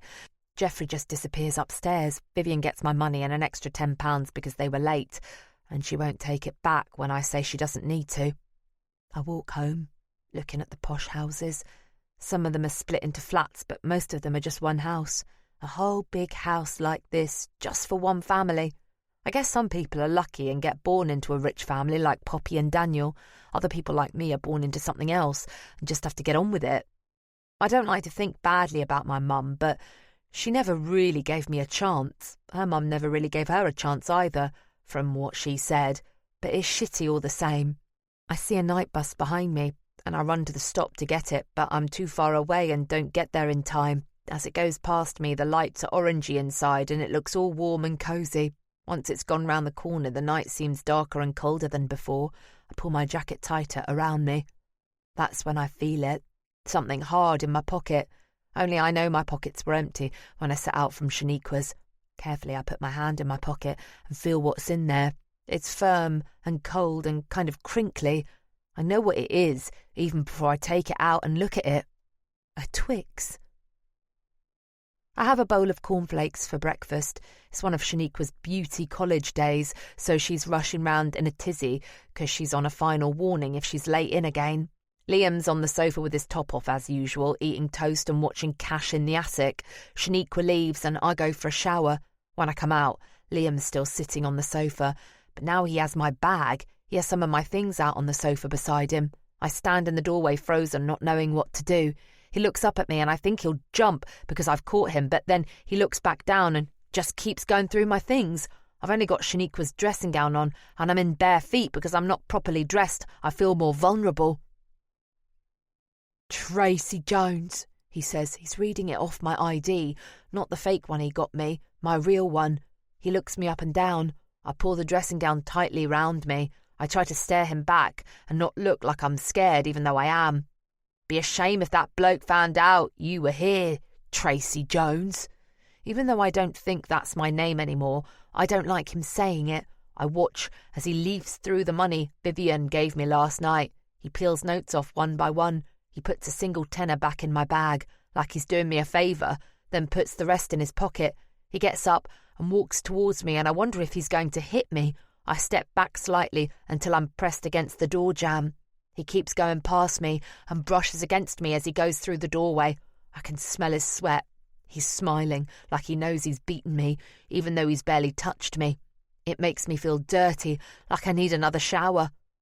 When Shaniqua comes back later, I don't tell her. I need to get away from here now. I need to get away from Liam. Bullies don't stop, ever. But with no money, I can't get away. And if I do earn any more money, I know Liam will take it. Couple of days later, I get another message from Vivian asking me to sit for the kids. I say yes. The only thing I think is that Liam doesn't know what hours I'll be doing and how much I'll get paid. If I leave most of the money I earn in my bag, I can hide £10 of it in my shoe. It'll take me longer to save up, but at least I won't lose everything. This time when I get there, Vivian tells me Poppy is at some kind of sleepover and it'll just be Daniel in the house. About 20 minutes later, after Vivian and Jeffrey leave, I'm in the kitchen when I hear the noise of a door upstairs. Soon after, a dark-haired boy is in the kitchen doorway. He just stands there looking at me. He has a kind of blank expression on his face, like he doesn't want to give anything away. "All right," I say. "Are you Daniel?" He just nods. "Your mum left a shepherd's pie for you," I say. "I was going to eat it all, but now you're down, I guess I'll have to give some of it to you." I say it in a way that sounds grumpy, but I'm joking. I can't tell if he gets it, but his face changes a bit. The worst thing you can do to someone who doesn't trust you is to be nice to them. It's a waste of time. If you give someone a bit of cheek, it gives them something to come back at. I get up and go to the fridge, take out the shepherd's pie and put it in the oven. Out of the corner of my eye, I see Daniel move over to sit at the kitchen table. I go back and sit opposite him. We don't say anything for a bit. Then he talks. "Thanks for the Twix," he says quietly, looking down at the table. "That's okay," I say. "Oh, and thanks for the Twix." He almost smiles. He still doesn't look at me. "Was it just the same Twix you gave back to me?" I ask, "or a different one?" "A different one," he says. Then he looks up. "I ate yours." "Good," I say. "And I ate yours on the walk home for a bit of energy. It was fucking freezing." He lets himself smile then. I know people won't normally swear like that around him, but I do it deliberately. I want him to know I'm on his side. We eat our shepherd's pie, then Daniel asks if I want to see his snakes. I'm not really into snakes, to be honest. They scare the shit out of me, but I figure It's a big thing for him to let someone into his bedroom and show them his stuff, so I go. The truth is, there's been something about Daniel right from the start that reminds me of me, or at least makes me think about how I felt as a kid, that I was on my own and didn't have anyone. I guess I've always felt the lowest of the low, like a human ant, and it gives me a warm, fuzzy feeling thinking I could do something nice for this boy and look after him a bit, not just because I'm being paid to do it. The snakes are creepy. He also has spiders. He loves them, like really loves them. He lets one of the spiders walk across his hand, a great big furry one. He says I can touch them, but there's no way I'm doing that. Watching it on his hand makes my insides go all shivery. We go downstairs again, with Daniel following close behind me like a little puppy. The other thing, I say, is that your mum asked if I'd help with your English homework. I don't think she thought you'd come down, but you have, so maybe we could do that? I know it's boring, but you'd be doing me a massive favour. OK, says Daniel with a smile. He thunders upstairs, then comes back down with a book. What do we need to do? I ask. I'm actually useless at doing homework. I've already done it, he says. Blimey, he's keen. I had him down as someone who wouldn't join in with anything, but maybe not. Oh, yeah? I say, what was it? We had to write a poem. Yeah? My heart sinks. I hate poetry. Most of it doesn't make sense, and half the time it doesn't even rhyme. But I pretend to be interested. What about? Anything, really. We just had a title. You. Right. Want me to read it? He pushes his exercise book across the table to me. It's about my parents, he says.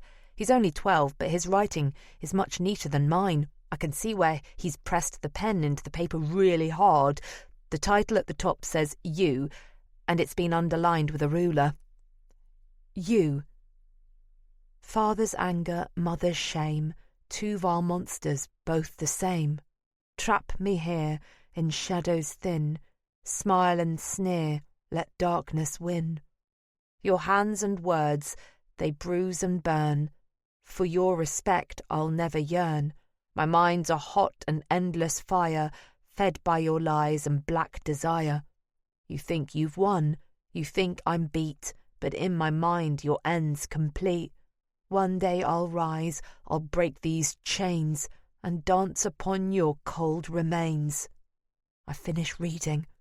I don't know what all of it means, but I get a weird feeling inside, the same as I did when I watched that big black spider crawling across Daniel's hand. No 12-year-old I've ever met could write that. He's watching me carefully as I read it, and when I'm done, I don't know what to say. Did you really write that? I ask. He nods. All he says is, Don't tell my mum. I won't, I say. Next morning, as soon as Shaniqua leaves, Liam grabs my bag and takes most of my money. I notice a disgusting vein on the back of his hand as he counts out the notes. He doesn't even bother to look at me, just throws the bag back down on the sofa and goes out. I manage to keep £10 back.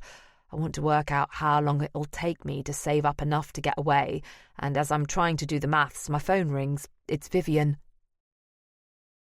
I'm not sure how you've done it, she says, but Daniel came down for breakfast today. I can't remember the last time he did that. He said, Good morning. It's a minor miracle. I see all the shepherd's pie got eaten. Yeah, I say. He came down for some of that too. He showed me his snakes. I don't mention the poem. He let you in his room? She sounds amazed. There's a long pause. Listen, Ariana, Jeffrey and I are busy with work. We don't have the time to give Daniel what he needs, and Poppy too, of course. Would you consider coming to stay with us, to live with us, as an au pair? We can discuss terms and responsibilities and all that sort of thing, but is it something you might be able to do? Would you consider it? I only sort of half hear what she's saying after the bit about asking if I'll go and live with them. I wait till Shaniqua's out at work and Liam is out somewhere. I shove my things in my bag. I write Shaniqua a note on the back of an envelope thanking her for letting me stay.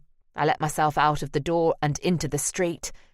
I practically run all the way until I get to Vivian's.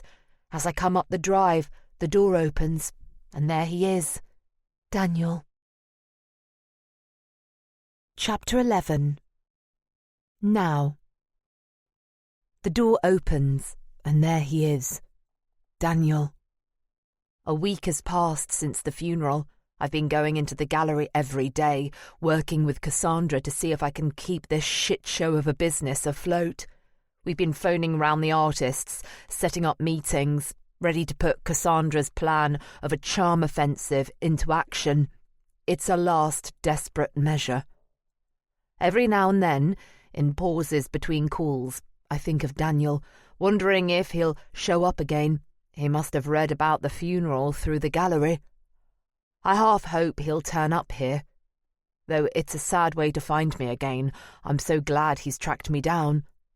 I keep having dreams about Henry. Henry coming home from work. Henry lying in the bed next to me. Henry standing exactly where Daniel was standing at his own funeral. Or nightmares. Nightmares about Henry and the sound of that car and his body at the side of the road. I'm anxious about everything, about Henry and money trouble, and somehow, in my dreams, Daniel's reappearance gets wrapped into that.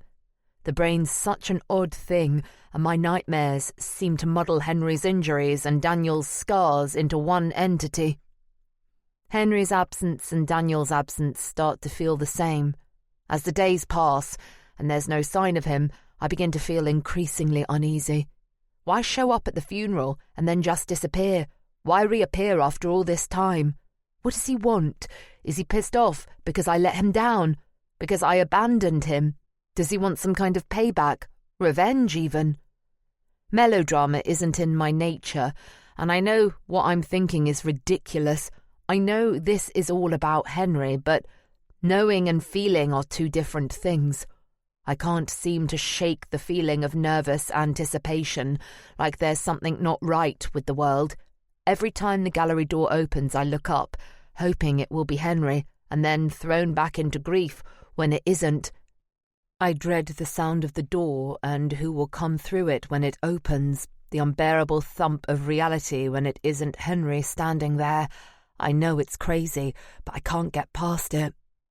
And today, of all days, Cassandra is on her day off and I'm here entirely on my own. When the door opens, and it's him. "Daniel?" I say. I've pictured his burns in my head since the funeral, but it does nothing to ease the shock of the reality. I'm not remotely prepared for how disfigured he looks and how startling that is. He walks towards me and I stand up. I wonder what's going to happen next. But then he smiles and pulls me into a hug. We hold each other, not talking. Now I can't see his altered face. I just hold him and remember who he really is. Daniel. We stand like that for a long time. Time stands still. The hug is full of all sorts of things. Henry and the fire, and a connection reaching across 10 years and looping around and bringing us back together. The bond we forged, the secrets we shared. My anxiety melts away, and I feel something I haven't felt for days. Happy. "I'm sorry I lost you," I say. "Now we've found each other, I'll never let you go." "We're like two planets," he says softly into my ear as we hug, both with their own distinct orbits, but destined to pass each other again. He releases me and takes a tiny step back. We both laugh a little. We don't need to say it. We know. "I'm sorry about Henry," he says at last. The way he says it so directly seems to cut through all the unspoken nightmares I've been having. It makes it feel more real, and it helps. He looks at me with real sympathy. I stare into his eyes and notice his right eye is cloudy. I wonder whether the fire which burnt that side of his face so badly also affected his sight. I'm afraid to ask about it. "Do you want a coffee?" I ask. "We've probably got a bit of catching up to do." "Yeah," he laughs at the understatement. "Sure." "Well," I say as I put 2 mugs on the table, "you kind of know my big news. Tell me what's been happening with you." He puffs out a kind of where-to-start sigh as he sits down. "I was in the hospital for 3 months initially," he says. "The biggest fear was infection. I'd inhaled a lot of smoke and there was lung damage too, so that meant everything took longer. Once I was discharged, there was a lot of surgery. The burns were pretty bad." I don't know how to look at him. I don't want to avoid looking at him, but I worry if I look at him, he'll think I'm looking at the scars. It's as if he can read my mind. I know it's a lot to take in, how I look. I still get days when I'm shaken aback by what I see in the mirror, startled, like it's not me, but it is me. This is who I am now. Please don't feel embarrassed about looking at my scars. They're me as well. They're who I am. Maybe he can read my mind, or maybe he just saw something in how I looked at him, the awkwardness. There was all the other stuff as well, he continues. Finding out Mum and Poppy had died. Dad too, of course, though I was less concerned about him, obviously. Though therapy taught me you can't just ignore the death of your dad, especially when he's a dad who's killed your family and tried to kill you. I notice he has a regular locket on a chain around his neck. I recognise it as one I saw his mother wearing once. I'm glad he's managed to find some positive way of hanging on to her memory. Where did you go when you came out of hospital? I didn't have any other relatives, he said. Mum and Dad were both only children and I didn't have any living grandparents. I went into care. I know people have all sorts of ideas about what that word care means. Some of it was more caring than other bits, but it was okay. I never told Daniel about my own past, and I don't tell him now. It's something I don't think about, if I can help it. But as Daniel tells his story, I'm struck by how similar it is to my own. 2 damaged orphans, kicked around the system. For months after I left hospital, I told Henry we should take Daniel in to live with us. Henry told me he followed up with the authorities, who insisted Daniel was best off in the care system. The feeling was that Daniel needed to progress with his new life, and it wouldn't be good for him to be reminded of the trauma by seeing me. I don't trust anything those people say. But Henry did. After a few times of asking, it was obvious he wasn't going to let Daniel come. It made me sad, but I went along with it. I guess I felt lucky. Henry had rescued me from that system, and I didn't want to blow it. Seeing Daniel now, hearing his terrible story, I'm horribly aware of how selfish I was. I made a mistake, I tell him. I should have done more. You were only really a kid yourself, he says. He's right, but it's still not an excuse. It's not that, I say. I was too selfish, too carried away in my relationship with Henry. I put myself first. I abandoned you, Daniel. I'm sorry. It's okay, he says. He reaches across the table and takes my hand in his. I see the back of his hand is covered in burns as well, the skin pulled thin and tight like my own. Our hands look like they're 2 hands belonging to one person. Henry was right. It would have been too much for me, seeing you then. I needed to draw a line and look forward, not backwards, and it would have been too much for you too. I'd have just reminded you of all that bad stuff. I'd have pulled you backwards. He's amazingly generous in how forgiving he is, but there's a weight of guilt I've carried around inside me like a cold, hard stone. It sent its roots deep inside me, like plant roots spreading into the ground. It can't be pulled out so easily. You know, he says, you were the only person who ever listened to me as a kid. I never had any friends. My family never listened, not really. The only attention I got from them was toxic. You were the only one who ever seemed interested in me. I get that, I say. And I do. The truth is, Daniel was the only person who ever seemed interested in me. There was lots of talking after, he goes on, therapy and stuff, but that isn't the same. They didn't care like you cared, authentically. You got me to come out of my room, and you got me to come out of myself. It's like he could be talking about me, not himself, all the things I felt about myself for years, isolated and different from everyone else. Everyone except Daniel. We're like 2 halves of one thing. The phone rings, and I assume it'll be another one of the artists getting back to me. I'm sorry, I say. I'm on my own today. I'll have to get back to things. I'd much rather talk to Daniel, but I have to make this gallery stuff work. That's fine, says Daniel, standing and picking up his jacket from where he'd thrown it over the back of the chair. I just dropped in on the off chance. Can I get your number? I ask. We need to catch up properly, go for a drink, have some dinner maybe. It's been far too long. Sure, that would be nice. I walk him to the door and we hug again, more briefly this time. He opens the door to step into the street, but pauses in the doorway and turns back to me. He looks at me intently. You saved me, he says. As much as I saved you from the fire, you saved me. Chapter 12.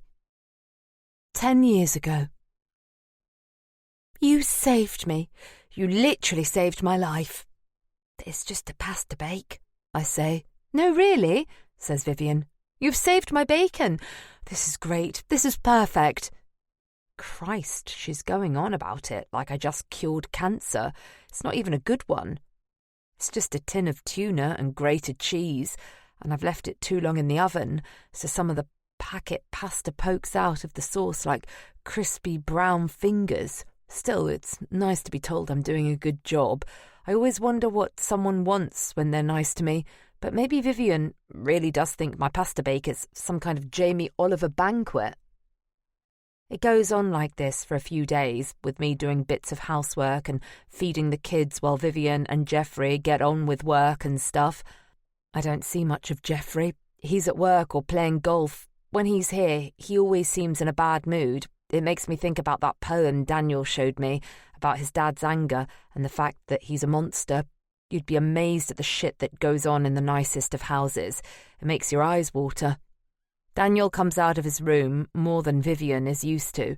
He doesn't talk to anyone, but he does talk to me when no one else is around.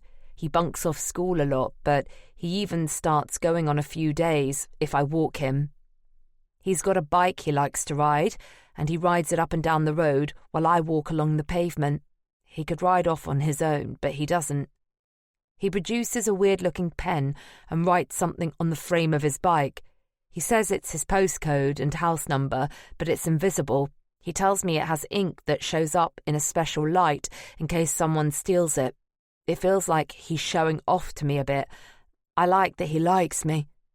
Sometimes, when I pick him up from school, he gets off his bike and pushes it along the pavement and talks to me about lessons or books he's read. He knows everything about everything, and I don't understand a lot of what he says about science and history and stuff, but I like it that he talks to me. It makes me feel special that he bothers with me. Vivian and Jeffrey don't pay me much in wages, but they pay for all my food, so I save everything I earn, and that piece of shit Liam can't rob it off me. For a couple of days I worry he'll show up, but he doesn't. I hope Vivian doesn't tell Shaniqua I'm living here when she gets her hair done. I think about saying something to Vivian, but I don't want her to think I hang out with the wrong sort of people, so I don't say anything. I get on okay with Poppy. She's a pretty average kind of girl, nothing like Daniel. Sometimes Vivian asks me to help Poppy with her homework, and we sit in her room staring at her books like a pair of right idiots with no idea what we're looking at. Poppy doesn't care. We dump the homework and she chats to me about boys and stuff, like I'm some woman of the world or something, which I'm not. After a week, Vivian asks me if I can stay here permanently. I say yes without even thinking. It's weird, but I already get a sense I belong here. I've been looking for somewhere safe to go, and this is it. Though it's not my family, they want me here. No one is getting paid to have me here. They're paying me. It's Tuesday afternoon. Vivian and Jeffrey are at work and Poppy is at school. Daniel's in his room. It's one of his bunking off days. I've been doing a deep clean behind the fridge and it's knackered me, pulling the great big metal coffin of a thing in and out. I'm sweating like a pig. I'm getting my puff back and drinking a glass of water when Daniel comes in. Hi, I say, peeling a sweaty strand of hair off my forehead. I must look a fright. Hello, he says. He goes to the fridge and takes out some milk. I've just cleaned behind there. Seeing Daniel take the milk out, it occurs to me it would have been a lot easier moving the fridge if I'd taken the stuff out first. Idiot. You wouldn't believe the crap that ends up behind a fridge, I say. I gesture to a heap of dust and food crumbs and bits of broken glass that must have pinged under there over the years. Daniel wanders over and looks at a pile of scrappy papers I've put on the kitchen table. Those were under there too, I say. It's mainly rubbish, old post-it notes with shopping lists and empty envelopes and ancient bills and things. It's inevitable, says Daniel as he leafs through the papers. People stick things to the front of fridges because they want to keep them, but the fridge door is the thing that moves about most in a kitchen, so of course they fall off. He doesn't sound like a kid. Most of the time he sounds like a grown-up. If he didn't look like a kid, I'd think he was proper old, like 40 or something. It's the gap underneath, I say, not really following him, but wanting to join in. They should get rid of that stupid gap. It's so heat from the condenser coils can circulate, he says, whatever the hell condenser coils are. You're so clever, Daniel, I say. How do you know all this stuff? I mean, you plug it in, it gets cold. That's all I know. God, you must think I'm a right thicko. No, I don't, he says defensively. You're amazing. No one's ever said anything like that to me before. A warm feeling washes down my body, like a blush that turns into a funny feeling in my stomach, like when you get hunger pangs. Daniel is looking down, leafing through the bits of paper. He stops at a page I noticed before, a coloured pencil drawing of a mum and dad and boy and girl in front of a house with criss-cross windows and a yellow sun with sunbeam lines coming off it, and a garden with flowers. Who drew that? I ask. You or Poppy? My dad hates me, says Daniel quietly. I'm sure he doesn't, I say, but what the hell do I know? Maybe he does. Daniel just keeps looking at the drawing of the happy family. He does, he says. He hates me. He's up to no good. He keeps secrets. He was meeting another woman from his work. I heard him on his phone. I know what was going on and he hates me for it. Does your mum know? I ask. Not about the other woman, he says. She knows Dad hates me. He locks me in my room. He hits me. Now you're here, he can't get away with it. He's too much of a coward to do it in the open. Mum pretends it isn't happening. She's weak. That's as bad as doing it, don't you think? Knowing about it and just letting it happen. I don't know what to say. Kids have a shit time and no one stands up for them. They tell lies about me, he says. They make stuff up with the school so no one will believe me about what they're like. The school are on their side. Poppy's their favourite. They never wanted me. Look, he waves the drawing at me. Poppy has no idea. Look how she's drawn me smiling. He throws the drawing on the table in a tired sort of way, like he's a little old man who's given up. I'm out of my depth. I don't understand why he's telling me all this, why he's telling me. Maybe he can tell what I'm really like, who I really am. Tracy. He's right about kids not being believed. No one would believe me about Rob taking my money or Craig looking at my tits. No one cares. It's easier to just say nothing. But Daniel has said something, and he's chosen me. That feels important. I want to help him like no one ever helped me. But what can I do about it? He says I'm amazing, but I'm not. I'm nothing special. I'm nothing at all. I sip my glass of water, trying to get my head round what Daniel just told me. Daniel, I want to help you, I do, but I don't think I know how to. Daniel looks at me with his stormy eyes. I told you, he says. You're amazing. I'm not, I say. I'm just ordinary. You're not ordinary. You're extraordinary. I shake my head. The more he says it, the more I feel pathetic and hopeless. He's chosen the wrong person. You think you're ordinary, Daniel says, like that water. He points to the glass. But you're not. Water isn't ordinary. It's two invisible gases combined to make something you can hold in a glass. That water you're drinking has been part of oceans. It's drifted through the sky as clouds. It's fallen as rain. It's been drunk by dinosaurs and cried by Egyptian pharaohs and bathed in by Roman emperors. It's travelled across the universe. It's been here since the beginning of time. It's existed for 13.8 billion years, and it will be here for another 13.8 billion after we've gone. Don't be fooled just because something looks ordinary. can't describe what I'm feeling. What he's saying sucks all the air out of the room. I feel dizzy. You're made of the same stuff, Daniel goes on. You're made of stuff from the Big Bang that was born in the hearts of stars. Every atom in your body was created in the fiery death of a star. You're literally stardust. You're part of everything that ever was and everything that ever will be. I feel my stomach tighten like hunger or nerves. I never felt like I was anything before, but Daniel makes me feel different, like I'm connected to something, connected to everything. I told you because you're special, Ariana. You're important. You matter. My breath catches in my throat. No one has ever made me feel like this before. Loved. For the first time, I feel like I can be someone who makes a difference. I can be someone who matters. And I know I won't ever, ever let Daniel down. Finally, I manage to speak. My voice is barely a whisper. What do you want me to do? Part 2. Chapter 13. Now. What do you want me to do? Cassandra and I are working away at our laptops when the door opens and Daniel appears. He stands in the gallery office, jacket over his shoulder and shirt sleeves rolled up, like he's ready for anything.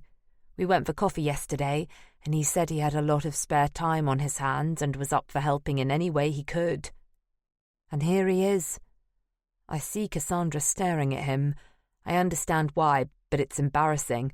Even though I'm anticipating the burns on his face, they still shock me, so I get why Cassandra can't look away. I feel I should stop her somehow. Cassandra, I say, this is Daniel, an old friend of mine. He's going to help out around here for a few days. General admin, art handling, that sort of thing. Daniel smiles. Hi, Cassandra. Okay, great, says Cassandra, then looks away. Hey, Cassandra, says Daniel. You can look at me. Cassandra smiles. Thanks. She goes back to her computer. No, says Daniel to her. I mean, really look at me. It's okay. You don't have to pretend I don't look different. I know I do. Cassandra meets Daniel's eyes. She doesn't look away. Something happens in the room. It's electric. She just looks at him and he looks back. I don't know how long they stay like that. His confidence and bravery are extraordinary. He's amazing. Listen, I say. I've got to go for a meeting. I'll leave you with Cassandra. She can point you in the right direction. No worries, says Daniel. I leave them to it, happy to have Daniel back in my life again. I get the car out of the world's most expensive car park and drive home. I'm meeting Philip Tench, the little baldy guy who accosted me at the funeral. He's left several voicemails offering to help and suggesting we should talk, and though I'm finding him pushy and annoying, I figure he knows a lot about gallery stuff, and if he knew Henry, then maybe he can be helpful to me. When I get to the house, he's already there, parked up in his black Range Rover. Mrs. Clough, he says as I get out, marching over to meet me with his arm extended for yet another handshake. Sorry I'm late, I say, even though I'm not late. He's early by about 15 minutes. And it's Ariana, please. Come on in. Tench scampers up the drive behind me and we go into the house. I see him scan the artwork in the hall on the way through. I make us a coffee and we sit at the kitchen table. He's wearing the same pinstripe suit he had on the other day, but now he's got a silk bow tie with blue and white polka dots. As he sits, the legs of his trousers ride up and I notice his socks in bright-coloured stripes. He looks like a circus clown on a tea break. So, Ariana, how's it going? He meshes his fingers together and gives me a syrupy smile like a second-hand car salesman. I tell him about the show that's just finished, the challenges of the art market as I see it, and my plans for the future, including Cassandra's idea of meeting with all the artists. Well, he says at last, it sounds like you have been a busy bee. He sits back in his chair and purses his lips, then heaves a thoughtful sigh, like he's weighing it all up. Ariana, can I be candid with you? Please do. The art market isn't what it was, all puffed out with city boys on big bonuses, filling their Canary Wharf apartments with big shiny sculptures and hoovering up hot painters as fast as the art schools could churn them out. There's recession, there's trade wars, Brexit, COVID. These things cast a very long shadow. Now we have to work for a living. He laughs at his own joke, which feels painfully rehearsed. I admire Henry and what he tried. He took an East End gallery and gave it a good shot on Cork Street. Very brave, but with one or two exceptions. He brought artists with him who were more East End than West End, if you follow my drift.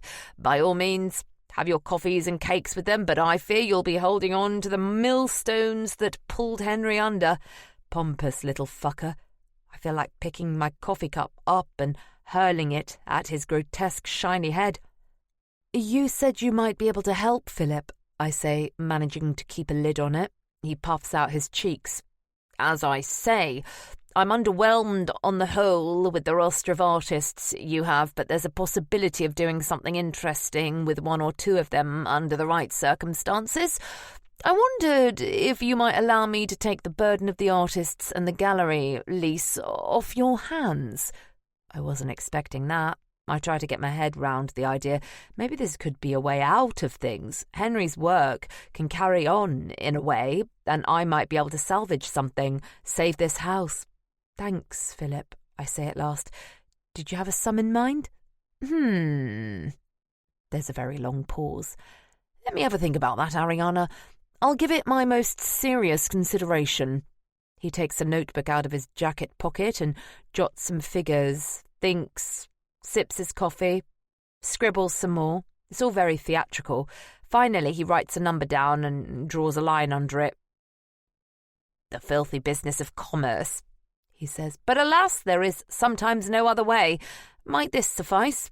He turns the pad around so I can see the number he's written. I don't know what I was expecting, but what he's offered is a tiny fraction of what I need. He's lucky I don't jam his wanky fountain pen in his piggy little eye. But I don't have many options, so I bite my tongue. It's a big decision.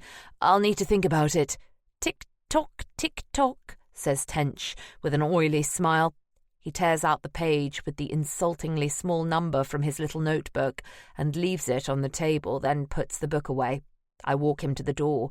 He pauses in the hallway to look at a painting by the stairs. Oh, is that a James Ballantyne? He asks casually. I know he knows it is, because I saw him clock it on the way in. James Ballantyne is the artist Henry represented the longest. A bit of a star back in the day, by all accounts. Yes, I think so, I say. Don't suppose you'd consider selling it, would you? Says Tench. I think I know someone who might be interested in one from this period. We could go 50-50 on it. I don't think so, I say. It was one of Henry's favourites. Not for sale, I'm afraid. Pity, says Tench. He peers at the painting more closely. Actually, now I look at it, there's a bit of damage to the canvas, see? Some wear around the frame, probably not what someone would be after in its current condition. Ah, well, I watch him waddle off down the path in his horrible suit. Like a toad, late for a court appointment. I'll email you, he calls as he speeds off. In the hall, I look at the James Ballantyne painting. It's galling the little bastard is right about the damage. In a fit of pique, I take the picture down and stomp into the street, loading it in the back of my car. I'll take it to an art restorer later. I should have used gloves and wrapped it properly, but I was too pissed off. Some gallerist I am. Too late now. I'll just have to drive round corners slowly so it doesn't rattle about. Back at the gallery, Daniel and Cassandra are carefully wrapping artwork, making me feel doubly guilty about the painting I've just dumped unceremoniously in the boot of my car. Careful with those drawings, I say rather snappily. That non-reflective glass is a pain to clean if you touch it. Don't worry, says Daniel. He holds up his scarred hands and wiggles his fingers. One plus of getting these babies burnt. No fingertips. I'm not in the mood for jokes. I collapse at my desk and stare into space. Are you okay? Asks Daniel. My temper must be obvious. No, I'm not okay. I'd set my hopes on Tench helping me dig myself out of this hole, but now the hole feels like a grave and Tench is standing on the edge of it, kicking soil down on my head. This might be the end. I think I'm finished. "I was just going for a sandwich," says Cassandra. "Anyone want anything?" She takes our orders and makes a tactful retreat into the street. "What's up?" asks Daniel, and I tell him. Everything I've been holding inside for me for days, all about the financial worries, Henry's debts, the house and the offer from Tench. I unscrew the crumpled scrap of paper I'm holding in my fist and toss it onto the table so Daniel can see the pitiful number Tench offered. "It's hopeless," I say to him. "It's over." Even though I feel utterly deflated, it's a relief to have someone to talk to. "Ariana, listen," says Daniel. His voice is low and calm. "If you didn't know everything that was going on, I'm sure it was because Henry loved you and wanted to protect you. He was an amazing man who came along at an extremely tough time in your life and rescued you. And Daniel doesn't know the half of it, my crap childhood and years in foster homes. Now you're at a tough time in your life again," Daniel continues, "and you were hoping Philip Tench might rescue you. But you don't need anyone to rescue you. You can do your own rescuing. You're amazing." It's sweet of him to say it, but I don't feel amazing. "I'm not," I say. "I feel like a fraud. I feel like a straw man. Not solid like Henry was, or you, or like this table. I feel like people can see right through me." "Listen, this table," says Daniel, rapping his knuckles on it, "it looks solid, but it isn't. It's just a cloud of molecules jiggling about, neutrons held together by electrons. It's the same with us.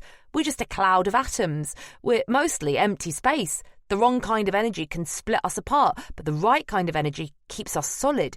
You're as solid and substantial and capable as anyone I've ever met." Daniel's brilliant. I can never follow it entirely, but somehow he makes sense of everything. "Tench is nothing," he continues. "He's just a maggot, hungry for what he can get for himself. He only wants to serve himself. He's nothing compared to you. He's all empty space. Don't entertain his offer. Don't even give it a second thought." I loved Henry, I did, with all my heart, but if I'm honest, I never felt he really understood me. He rescued me from my bad life, but he never made me feel like this, like Daniel does now. There's a bond between us I can't fully explain. There's a force that ties us together. What we've shared, who we are, and what we've done together and never told another soul. Henry rescued me in one way, but Daniel walked into fire for me. He makes me feel invincible. Before I know it, I pick up my phone. "Hello, Philip," I say. "I've given our conversation careful consideration, and I've come to the decision you can shove your offer up your arse, you slimy little prick." I hang up. I feel elated. I could dance around the gallery screaming. I feel I could do anything. I can do anything. Daniel's back. Chapter 14. 10 years ago. Daniel's back! It's 9:30 at night when the front door slams and we hear feet thundering up the stairs. "Geoffrey! Daniel's back!" Vivian yells into the back of the house where Geoffrey hides himself away in his study when he's around at all. He makes the odd appearance like an angry ghost, clanking his golf clubs in and out of the house, but otherwise you wouldn't know he lived here at all.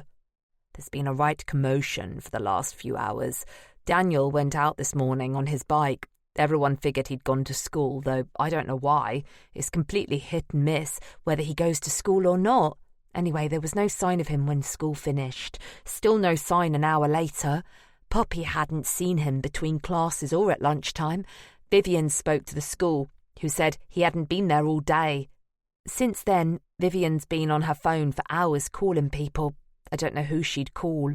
Daniel doesn't have any friends. Apparently he's never disappeared like this before. Geoffrey storms out of his office and we listen to the thump of his feet up the stairs, then hammering on Daniel's door. They're shouting, "Let me in! Get out! Get away from the door! Get out of my room!" That sort of thing. Then from the sound of it, Geoffrey gets into Daniel's room and the door shuts. There's more shouting and protesting from both of them. It's all muffled and I can't make any of it out. Vivian flops down at the kitchen table and refills her enormous glass of wine. She's been hitting the booze hard between phone calls, and she's onto her second solo bottle. "He'll be the death of me, that boy," she mutters, either to me or to herself, chucking her head back and swilling down a mouthful of wine like she's taking a pill. She starts to tell me things about Daniel, how he was difficult even when he was a baby, how he doesn't love her, whatever she does for him, how there was some trouble with violence towards another pupil at school, which Daniel denied, and they could never prove was him. She's not even telling me, really, just getting it off her chest, I reckon. Lots of what she says sounds familiar. She doesn't know what kids are like. It sounds like most of the kids I've known in care, and I've done all of it myself. I think she's telling me all this, so I'll be on her side, but it just makes me believe the stuff Daniel told me about them. They don't get him. He's a kid, just like I was. Like I still am, maybe. There's a door slam. Geoffrey thumps down the stairs and into the kitchen. "He won't say where he's been or what he's been up to. Well, he's missed dinner, so he'll bloody well have to go without. Sod him." I think of the plate of dinner Vivian put out for him hours ago, getting cold on the table, then getting covered in foil and put in the fridge. Geoffrey disappears back into his office with another door slam. Vivian picks up her glass and bottle of wine and goes into the other room. After a minute, I hear the TV go on. I sit there wondering what to do. I don't want to make any noise, so I half fill a saucepan with water and put it on the gas, then take the covered plate from the fridge and put it over the saucepan. It'll take longer to heat like this, but I can't risk the ping of the microwave. After 10 minutes, I put the plate and a fork on a tray and tiptoe upstairs. "Daniel," I whisper. Nothing. "Daniel, it's me, Ariana." After a moment, the door opens a chink. I push it and go into the half-light of the heat lamps from his snake tanks. Daniel's over the other side of the room, curled up on the duvet with his face buried in a pillow. "I brought you some cottage pie," I say, and put the tray on the floor. I sit on the edge of his bed. He doesn't move, and I don't think he's crying, but he might be. I reach out and put my hand on his shoulder. As I sit there with my hand resting on his shoulder, it doesn't feel weird or anything. It feels like he might be my little brother, and I like it. Daniel looks up at me and I see he isn't crying. His face looks blank. One of his eyes is red and bruised and there's blood on his cheek. "My dad did it," is all he says. I feel a lot of stuff go through me. I'm angry and sad, and I don't know what to do. I still have my hand on his shoulder, and he leans against me and my hand slips round his back, so I have my arm round him. We sit there for a long time while the cottage pie goes cold. We're facing the window. The curtains are open, and it's a clear, dark sky. The window is a big square of black. "I'm sorry," is all I can say to him. I want him to know someone cares. "It's okay," he says, staring at the window. "It doesn't matter." "I know it feels shit now," I say, "but one day all this will feel better." "The universe is 13 billion years old," he says. "One black eye won't make any difference." I don't know what he means, but we just sit there looking at the black square of night. We look at the stars and how big and empty the night is, and I find it scary how small and unimportant I feel. But also it makes it okay at the same time. Whatever I do, it doesn't really matter, so why bother worrying about it? Eventually the rest of the house goes dark and I get up and wish him good night. I take the tray out and go back to my room. I lie awake, thinking about Daniel and Geoffrey and what I'm going to do about it all. Then I fall asleep. In the morning, when I wake up, I'm lying on my bed still with all my clothes on. My shoes are by my side of the bed, and I don't remember taking them off, but I must have. At the end of my bed, there's a bit of paper, and when I lean down and pick it up, it's a folded paper star. It's beautiful. I can see there's writing on it, and I don't want to unfold it because it's so pretty, but I can't read it as it is. I recognise the writing as Daniel's from his homework the other evening. I open it carefully, trying to remember the moves so I'll be able to fold it up again. But I soon get lost. I flatten out the paper and see it's another poem. Before the spark. The world was dead and cold before the spark. A vacant, silent, endless empty space. No stars, no light, no joy, no hope. All dark. Just nothingness. a sad and lonely place, a vacuum, missing warmth or gleaming glow, a universe empty of love or laughter. No comfort comes, no hope for light to grow, just endless dark, no happy ever after. Then came the flash and burst of fire's light, exploding through the dark and empty skies, a surge of heat, a force that shone so bright, a dawn that made new worlds before my eyes. From lonely cold to blazing light above, creation's fire lighting my life with love. I sit there looking down at the crumpled paper on my lap, the poem Daniel has written for me. There's a faint tap on the paper, and I notice a patch of the ink has run. It's wet. My cheek is wet too. A teardrop has fallen from my face onto the paper. Daniel's 12, and he's the cleverest person I've ever met.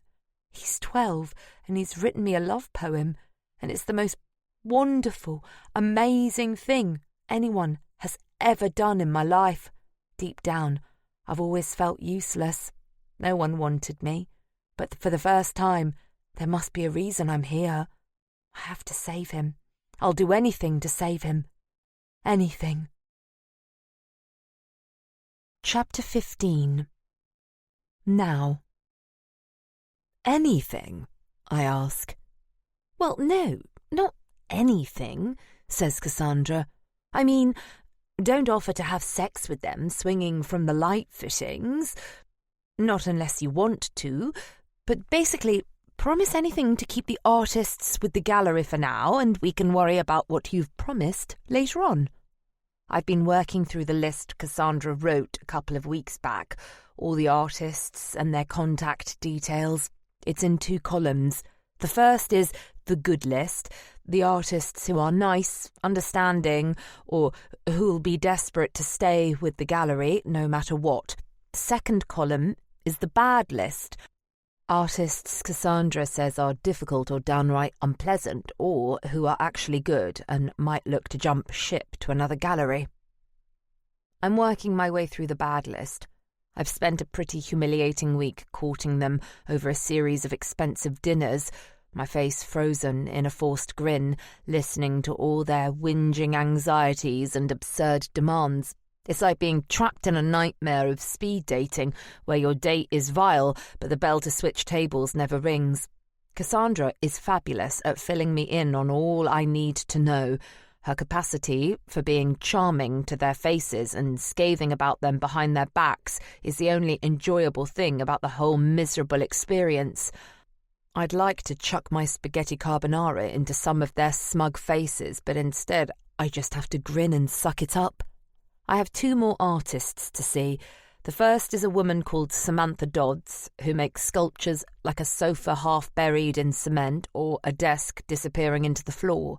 Cassandra says they symbolise the overwhelming nature of modern life. All I know is they're big, ugly cement things no one has room for in their house. I'm dreading the painful lunch I've arranged with her this afternoon. The last one on the list is James Ballantyne, the artist whose painting I still have sitting in the boot of my car. I've left several cheery voicemails to which he hasn't replied. After the 3rd call, I'm ready to give up, but Cassandra won't let me. Ballantyne, or JB as he cringingly nicknames himself, is the gallery's best-known artist. She says we can't afford to lose him. If he goes, everything will come down like a house of cards. I'm staring into space when my mobile rings and JB's number flashes up. I answer with as much fake joviality as I can muster. "Hello, Ariana Clough?" "Oh, hello," says a woman's voice, completely throwing me. "This is Elspeth Ballantyne." "Oh, hello, Elspeth," I say. There's an awkward pause, and I can't work out whether she's going to say any more or I'm supposed to say something. Finally, she speaks. "JB doesn't like the phone, but he got your messages. He'd be happy to meet with you. When were you thinking of coming?" Cassandra pushes a pad towards me. She scribbled, "North Yorkshire." "Ah," I say. "I was rather hoping we could meet in London. Does JB have any plans to be down at all any time soon?" "Oh, no," the woman says. She has a wobbly voice, like an old lady. I've been assuming it's his wife, as I know he's 60 or so, but maybe it's his mother. JB doesn't like London, but he'll see you here if you like. He has some time at the end of this week. So that's it. No option. I have to suffer a demeaning lunch with the sort of man who gives himself a nickname, and I have to travel all the way to the backwoods of Yorkshire to do it. That's a whole list spoken to. It's one ordeal of sorts over, but it hasn't solved anything.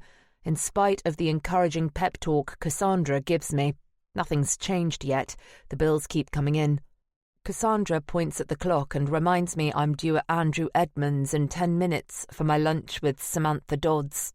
I don't know where Daniel is. He said he'd be in this morning, but there's no sign of him. I'll have to leave Cassandra holding the fort on her own. I grab my jacket and hurry out across Soho, walking faster than I'd like to in these heels. I arrive a minute late, feeling sweaty. Annoyingly, Samantha is there and I'm already on the back foot. I make small talk as we order. Samantha goes for a salad with an ox tongue and a roast boar chop. Even her food choices feel confrontational, like she could rip wild animals apart with her bare hands. Talk moves to Henry and how they met 15 years ago when she'd just done her MA. Her anecdotes make me warm up to her a bit. She talks about Henry fondly, and it feels like he's in the room. For the first time, I begin to feel I might make this work, might find a way of continuing Henry's project in a way I could enjoy. The waitress clears the starters and I nip to the loo. I find myself in a queue for the toilet behind a couple of women in smart, tailored suits. I lean against the wall and feel slightly lightheaded from the lunchtime drinking, even though I've only had a couple of glasses. The women in front of me seem to take ages. I'm aware I've left Samantha waiting, and I don't want the rapport between us to seep away while I'm gone. Finally, I get in and pee. As I head back to the table, I see a man standing next to Samantha, chatting to her. I immediately recognise the shiny pinhead of Philip Tench. He's leaning over, close to her. He has his hand resting on the heavy material of the tablecloth. They're both laughing about something. I stop in the doorway to watch their easy conversation, and any positivity I feel drains away. Tench spots me and, without breaking his laugh, he takes a step backwards and retreats towards his table. I come over and sit down. "I must say," says Samantha, "this wine is absolutely delicious." Neither of us makes any mention of Tench. We carry on talking about art, Samantha's plans for future work, about anything but Tench. Our main courses arrive and we eat. Tench is in my eye line, gobbling away at a table of people I don't recognise. A smart-looking couple who might be collectors, and a pretty young girl who could be their daughter or Tench's gallery assistant. At one point, Tench catches my eye and gives me a little smile. The prick. I know his game.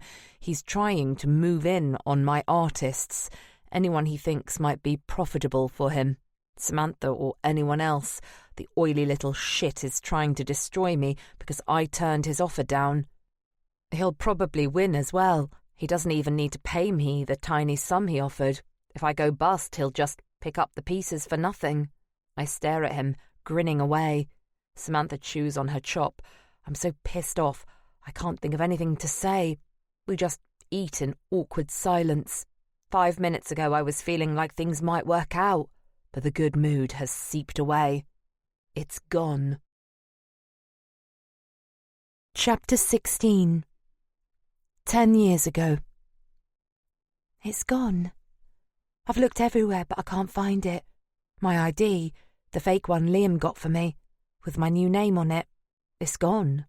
I've hunted through my bag and in the drawers in my room and under the bed. It's not here.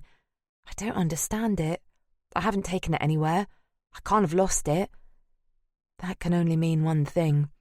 Someone has been in my room. Then I have an idea. "Hi, Poppy," I say, knocking on her door. Poppy's in her bedroom listening to music while she does her homework, some Jess Glynn song I don't know the name of. "Oh, hi," she says, looking up and smiling. "How's it going?" I ask a bit too cheerfully and looking like an idiot, I bet. I go in and sit on her bed. I make stupid idle conversation about her friends and what she's been up to. I'm wondering if Poppy has taken my ID to sneak into a club or to buy alcohol or cigarettes. I don't want to make it obvious I suspect her, and I can't ask her directly, but it turns out I'm useless at asking the right questions, and my fishing expedition gets me nowhere. She must wonder what the hell I want. I feel stupid and embarrassed, so I make something up on the spot, grab a pile of her dirty clothes and say I'm putting a wash on. I go out.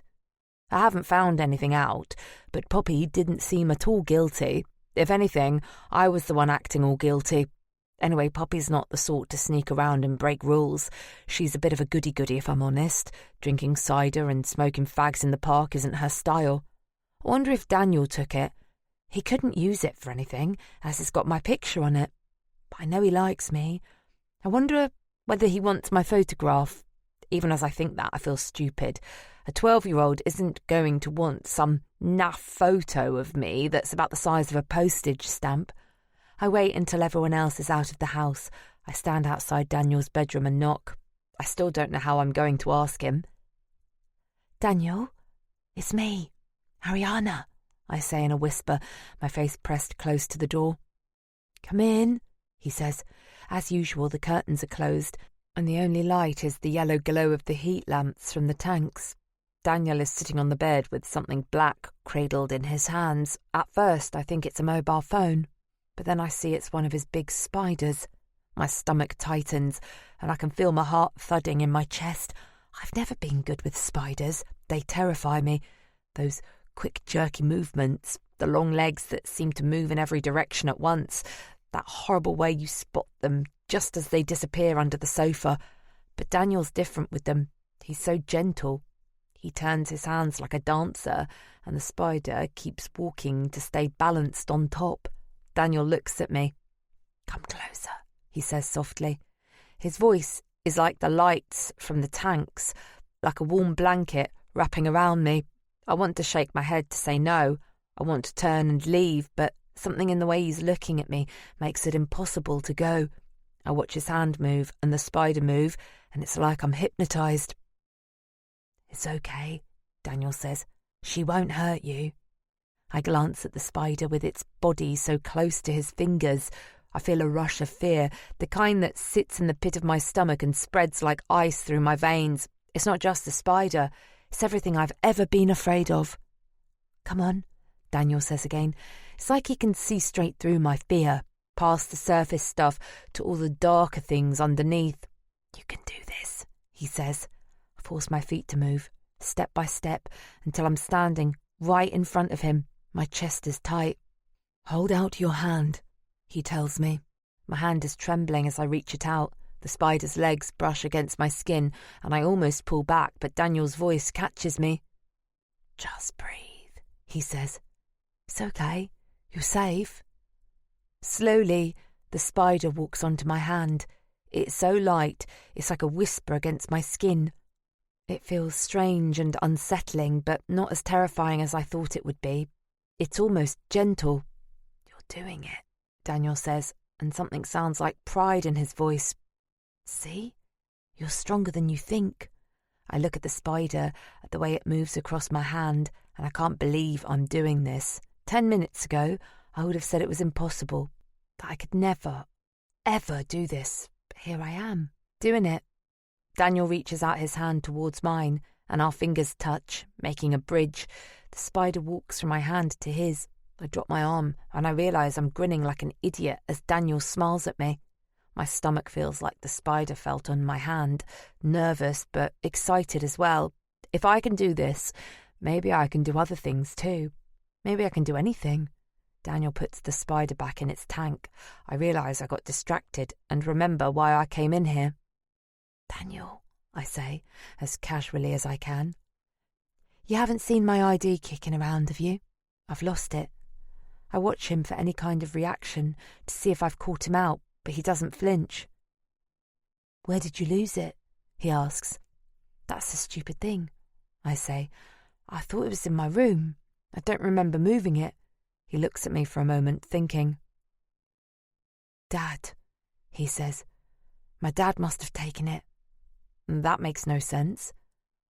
"I know he's horrible to you," I say, "but why would he take my ID?" Daniel laughs. He doesn't like people knowing stuff. I found out about him and look what he did to me. He didn't ask you here, did he? Mum did. That's true. You're a stranger. He doesn't know you. He wants to know who you are. He can see you and I are friends. He must wonder what I'm telling you about him. He won't like you knowing. I don't shiver, but I feel a kind of cold go up me, like someone has walked over my grave. I want to protect Daniel, but I never thought about me. I didn't think I'd have to protect myself. We go downstairs and Daniel says he'll keep watch in the hall. I'm scared, but I sneak into Geoffrey's study. It's a big room. He's got a big wooden desk with papers in neat piles and a computer with an enormous screen, more like a TV than a computer. There's a grey sofa against the wall and bookshelves next to it. I'm scared to touch anything in case he knows someone's been in here, but I look around and I can't see my ID. Of course, he wouldn't leave it lying around where anyone could see it. I make a mental note of where his chair is, a swivel chair on wheels. I sit on the chair and look at the drawers in his desk. I half hope they'll be locked so I can stop this and go out, but when I pull one, it opens. There's a pile of papers. I don't read anything, as it all looks boring. I scroll through them carefully, like a deck of cards, seeing if my ID is in between. But it isn't. I push the drawer back closed again. I start to panic. I'm making it obvious I've been here. My heart is thumping away and I feel shaky. I open another drawer and this one has loads of bits and pieces in it, business cards and dozens of old cables for phone chargers and whatever. I'll never be able to move any of this and get it back as it is, so I decide not to scrabble about in here. But as I'm closing the drawer, the light catches on something and I stop. There's something plastic in with the business cards. I carefully reach my hand past the cables, like I'm playing that stupid operation game and trying not to set off a buzzer. I pick up a business card, and there it is, lying next thing up. My ID. A million thoughts go through my head all at once. Why has he got this? Does he know it's a fake and I'm not who I say I am? Does he know I'm Tracy Jones? I carefully put my ID back where it was and slide the door shut. It's in his desk, I tell Daniel. He isn't surprised at all. Did you leave it? He asks. Yes, I say. What do we do? Nothing, says Daniel. He doesn't know we're onto him. We wait. So that's what we do. We carry on as normal. It goes on for a couple of days, and every time Geoffrey comes into a room, I feel my heart speed up about 1 billion miles an hour. I don't look at him. I feel I'm acting so weirdly everyone must know what's going on, but no one notices or says anything. Then a few days later, I'm in my room looking for some makeup, and there it is in my bag. My ID. Like, it was there all the time, except it wasn't. I hurry to show Daniel as soon as I get a chance. He's covering his tracks, he says. Now there's no evidence, except we know. Later that day, I'm in my room when Daniel knocks on the door. Come with me, he says. He leads the way and I follow him down the stairs and through the hall. He's holding a torch. I realise with dread he's leading me towards Geoffrey's study. I stop walking. Everyone's out, he says. What are we doing? He's not the only one who can keep secrets, Daniel says with a kind of weird smile. He takes my hand and pulls me after him to the study door. He turns the handle and pushes it open. The Venetian blinds are tilted half-closed and it's gloomy in here, but not so dark we need a torch. Daniel reaches into his pocket and pulls something out. It's his security pen, the one he used to write on his bike in invisible ink. He waves a torch at me. Ultraviolet light, he says. He switches on the torch. The study walls explode into life with marks that were invisible until now. Monster, bastard, tyrant, hypocrite, betrayer, liar, child-beater, adulterer, coward, manipulator, deceiver, home-wrecker, soul-killer, destroyer of dreams, false idol.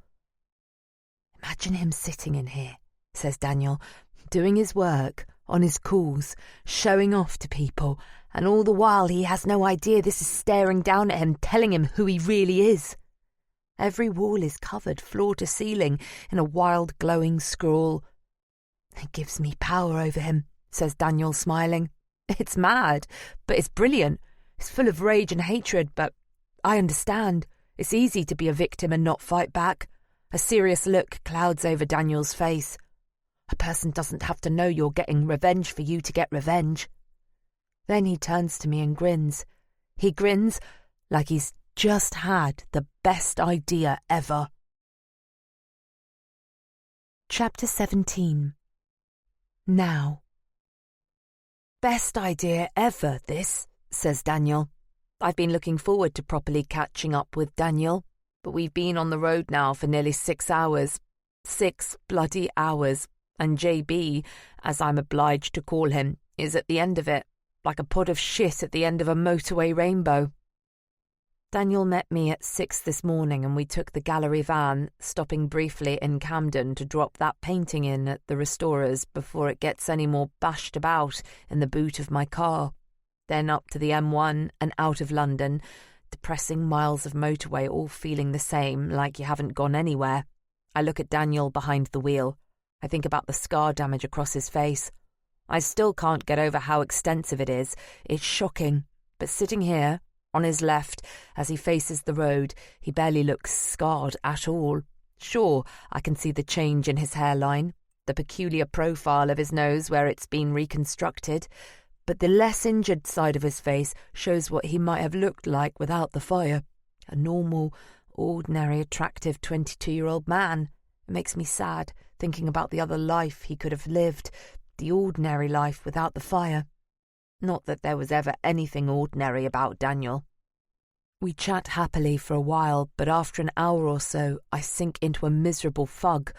Staring out of the window, the journey isn't good for me. Too much time to think about bills and expenses and bloody Philip Tench. After an eternity, we hit the edge of the North York moors and JB's little village, Glaisdale. It's all grey stone buildings and incredible views. In the abstract, it's beautiful, but after 6 hours in a van, I couldn't give a shit what it looks like. All I think is that it's too bloody far from London. Have we really said we'll do this round trip in a day? Madness. It's noon when we drive out of the village and find ourselves on a rise where we pull into where JB lives. It's a dilapidated old farmhouse with crumbling dry stone walls and a rusting caravan with ruptured tyres that can't have been used for 20 years. As we park and get out, a woman opens the front door and greets us. JB's out for his walk. He won't be long. This must be the Mrs. JB I spoke to on the phone. I'm pissed off he isn't here, but Daniel is upbeat and smiling. He walks over and shakes her hand. I see her react in horror to Daniel's scars and almost leap back in shock before she plasters a smile on again. But Daniel doesn't flinch at all. He just keeps chatting. Is this what it's like for him? 50 times a day? How strong do you have to be to take that in your stride and not sink into a hole? We go in. The kitchen has dark stone flags on the floor and a black slate worktop with dark wooden cabinets. Whatever the opposite of welcoming is, it's this. We have tea, then more tea. There's a weird cuckoo clock on the wall, ticking loudly in the echoey room. Can we call him, maybe?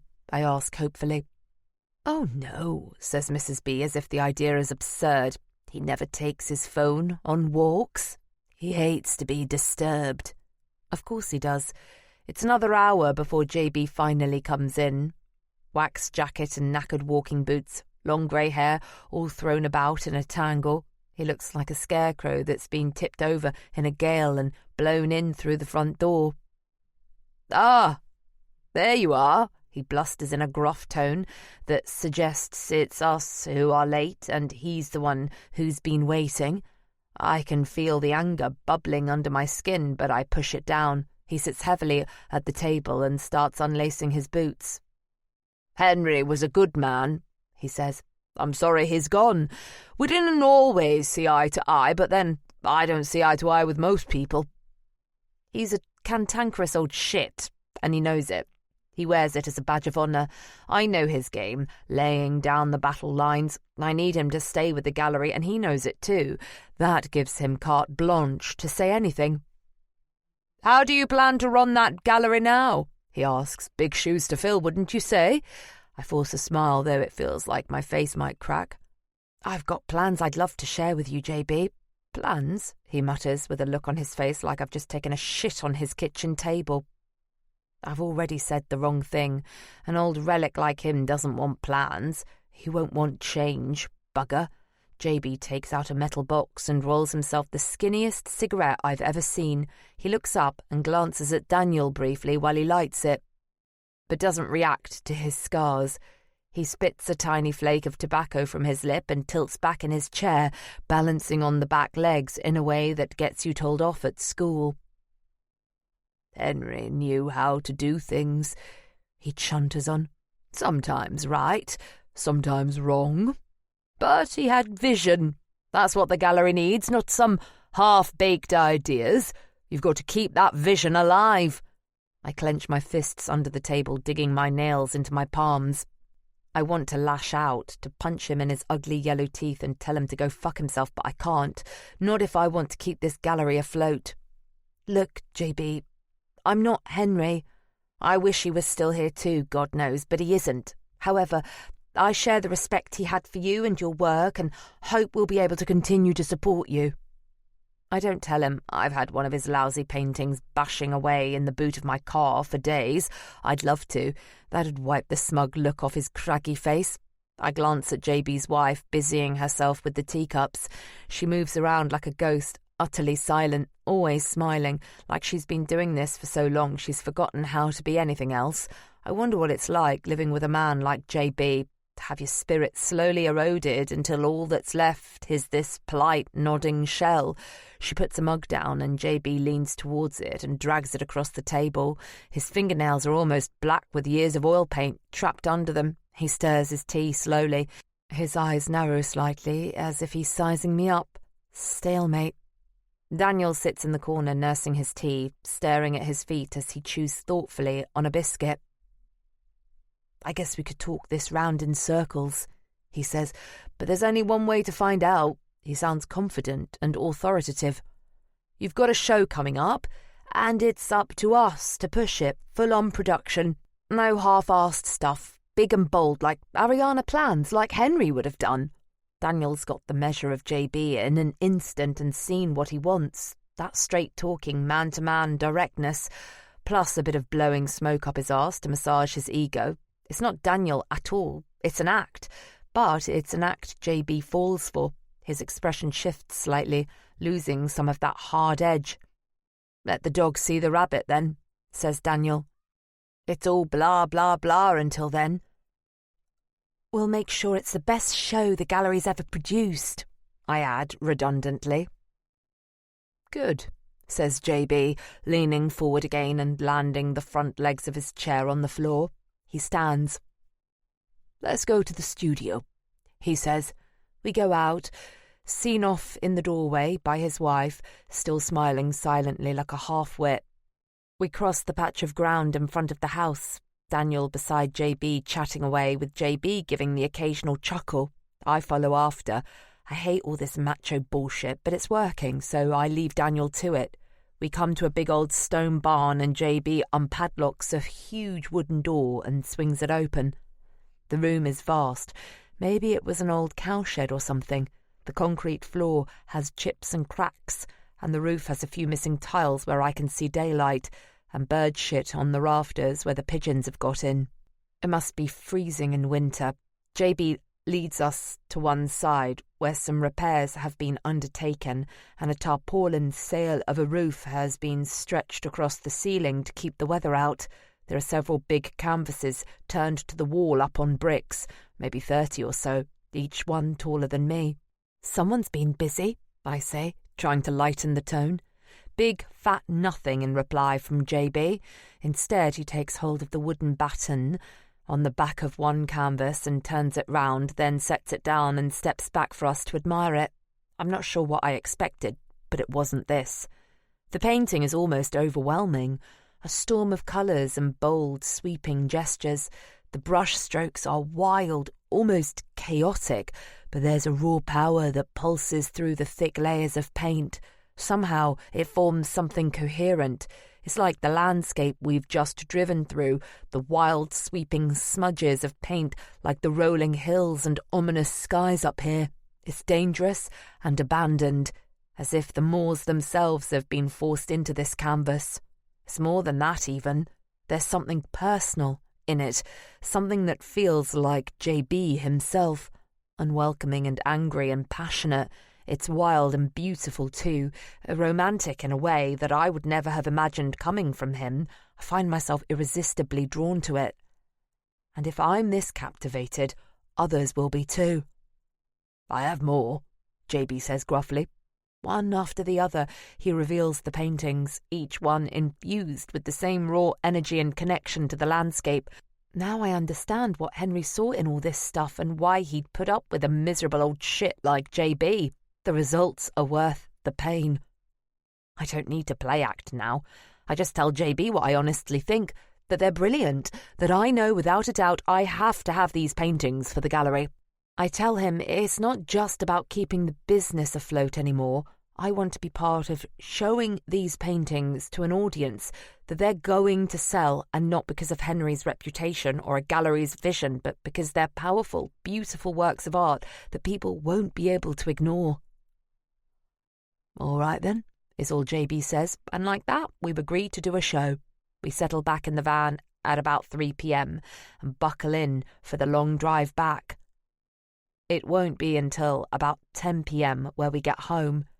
It's been a stupidly long haul, but I feel elated. I really might have a chance to save the gallery and prove something to that oily toad Philip Tench while I'm at it. Well, I say to Daniel as we pull out of the farmyard, it's the first time we've been alone since we arrived. I know, says Daniel. What an insufferable cunt. And those awful paintings. You didn't like them? I ask in surprise. God, no. Like some half-baked school exhibition. He stops himself. You did? Yes, I say, beginning to doubt myself. Yes, I did. Oh, says Daniel. I thought you were bullshitting. We sit in awkward silence as I drive too fast on the bendy roads, braking too hard, grinding the gears. Then I feel Daniel's hand on mine, on the gear lever, as I make another reckless turn. Maybe you're right, he says at last. But that's the funny thing about art. There is no right answer. You love it, I hate it. Who's to say whether it's good or not? There's no way of knowing. He gives my hand a squeeze. Really? He says. I'm sure you're right. Chapter 18. 10 years ago. I'm sure you're right. I'm on the landing, taking clean laundry up to the ironing room when I hear Geoffrey's voice from his and Vivian's bedroom. Whenever he's in the house, it gives me the creeps. I stop dead where I'm standing, holding the plastic washing basket. I'm not prying on purpose, but just where I've stopped lets me see into their room through a chink of the open door. I see them reflected in their wardrobe door mirror. Geoffrey's dressed up in a suit and Vivian's holding a tie against his neck. She has about 10 other ties over her arm. Of course I'm right, she says. You can't wear a stripe with a check suit. I only see flashes of what they're doing. Geoffrey's buttoning his shirt and Vivian's fussing over him like a mum getting a schoolboy ready. She's tying his tie. I realise I've stood here too long now, holding the heavy washing basket. The plastic handle is digging into my fingers, but I can't move. In case they hear me creaking on the landing, they'll know I've been eavesdropping, so I stay still. Vivian finishes the knot. Then she leans in and kisses Geoffrey. It's not the quick peck I'd expect from married people. The kiss goes on too long, and something about it makes my stomach twist. It's as Vivian moves away that Geoffrey sees me in the mirror. It's not long, just a second, but it's enough to make me feel guilty. Geoffrey knows I was watching. I feel like I've seen something I shouldn't have. I look away quickly, then rush off, pretending I wasn't looking, but he knows I was. I feel caught out, like he knows something about me that even I don't know. They're getting dressed up for a dinner party.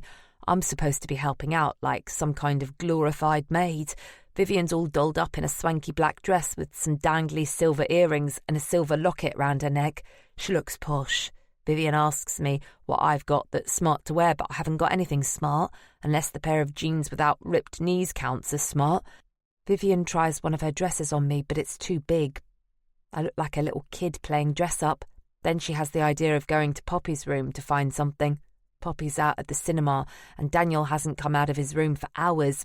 We won't see him tonight. Poppy has loads of nice clothes. I'm older, but I'm small for my age, and Poppy is about the same size as me. Vivian picks an outfit. I feel pathetic, knowing a 13-year-old has nicer clothes than I have. I'm self-conscious about it, but I don't have a choice. I'm just a prop in their perfect little evening. My hair isn't so easy to fix.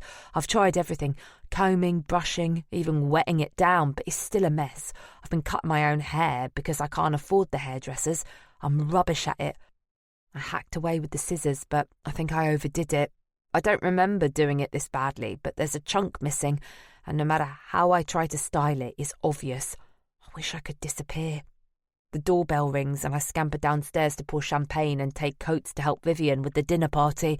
I'm supposed to dress nice, act polite and pour champagne, but really I'm supposed to be invisible. The first couple are John and Linda. John's too loud and obviously thinks he's a big something. Even how he smiles at me when I open the door makes me feel small. Linda's quieter, but she smiles at me like she doesn't mean it, all fake capped teeth and thick lipstick. They're the kind of people who make you feel like you're doing something wrong, even when you're just standing still. She has some red lipstick on one of her teeth, but I don't tell her. Soon after, there's James and Catherine. He's no better than the first bloke. Catherine's friendly enough, I guess, but they all make me feel like I'm a piece of furniture, something that doesn't matter. Vivian gets me to take their coats, which I'm supposed to put in her and Jeffrey's bedroom. I feel weird walking into that room since Jeffrey saw me watching from outside. I put the coats on the bed. They must do it in that bed, but I try not to think about it. I wonder if Vivian knows what Daniel told me, that Jeffrey's been shagging around. I get the same feeling I had when I snuck into Jeffrey's office. I don't like the sense I'm doing something wrong, so I come out and close the door. They've set up a fancy table in the living room. I've helped Vivian in with the starters about 10 minutes ago, and while they're all busy chomping away, I take the chance of a loo break. I'm just heading to the loo when there's a ring at the front door. It's a scruffy-looking bloke in a tatty coat that looks more like a sack than a mac, soaking wet because it started lashing it down. He looks in a right state. He says he's called Henry and he's late for the dinner. I feel a bit sorry for him, actually, and I grab him a towel as he comes in so he can rub his hair dry and not look so much like a drowned rat. Maybe it's because he's in such a mess, but he doesn't seem snobby. He thanks me for the towel, and when he gives it back to me, he says sorry and sounds like he means it. He's got a nice smile. Later, when I'm in the kitchen clearing dishes, Henry comes in to help. I tell him he doesn't have to, but he carries on scraping food into a bin and loading the dishwasher. He asks me about myself, and I have to make up some stupid story about taking a year off before university. I know I've got to lie, that I'm older, but even so, it makes me feel sad pretending to be something I'm not. I glimpse my reflection in a glass cabinet and notice my hair, the missing chunk I'd forgotten. I try to smooth it down, embarrassed by the way I must look. Henry doesn't seem to notice, or if he does, he's too polite to say anything. He just keeps talking, telling me about the gallery he runs and how Vivian does bookkeeping work for him. There's something about him, maybe the way he looks at me like I'm a person and not just a waitress or a cloakroom attendant. It feels good to have him there. Then, out of the corner of my eye, I see Daniel in the hallway watching us through the open doorway like I was watching Vivian and Jeffrey earlier. It makes me jump and feel guilty, even though I'm not doing anything. "Daniel!" I call out to him, but he doesn't answer. Instead, he turns and runs upstairs, leaving me with a strange feeling in the pit of my stomach, like nerves or something. Henry doesn't seem to notice anything weird. He just keeps talking. But I can't shake the feeling something's changed, something I don't understand. Chapter 19. Now. I don't understand. I'm staring at an email from JB in which he confirms we're going to transport 40 of his canvases to London. 40? Look at this place. I can feel myself getting angry. Has he been here? Those paintings are enormous. We'll be lucky if we can fit 4 in here, let alone 40. Cassandra's leaning over my shoulder, staring at the email too. She hasn't said anything, but she looks worried. Did you agree to this? I ask her. I hear how snappy I am. No, I didn't, she says. I can see she's about to tear up, which takes me by surprise. She always seems so confident. That might have been me, actually, says Daniel. He's over the other side of the room, painting the gallery walls. He puts his brush on the rim of the paint pot and comes over.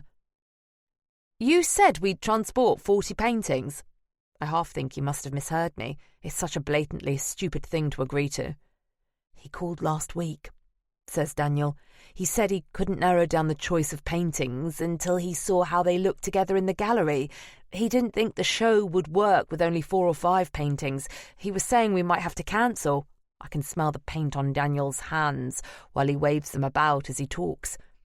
He was all blustery about it, he says. You know what he gets like when he's on one, so to calm him down I said we'd bring them all down here and make a choice in the space. I look around the gallery again. It's like some kind of impossible maths problem. But where are we going to put them all? I say, a bit too high-pitched. Look, says Daniel firmly. He was having a hissy fit and was about to walk. I did what I needed to keep him on board. It's better to have too many paintings than none at all, right? The firmness of his tone takes me aback, but he's right. I've got creditors breathing down my neck. We need to keep this show alive. Maybe because he knows he's been too shouty, Daniel calms it down.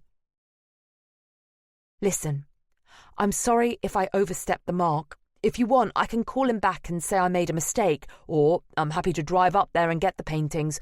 I'll do 2 trips if the van isn't big enough. What's the point in arguing now? It's done.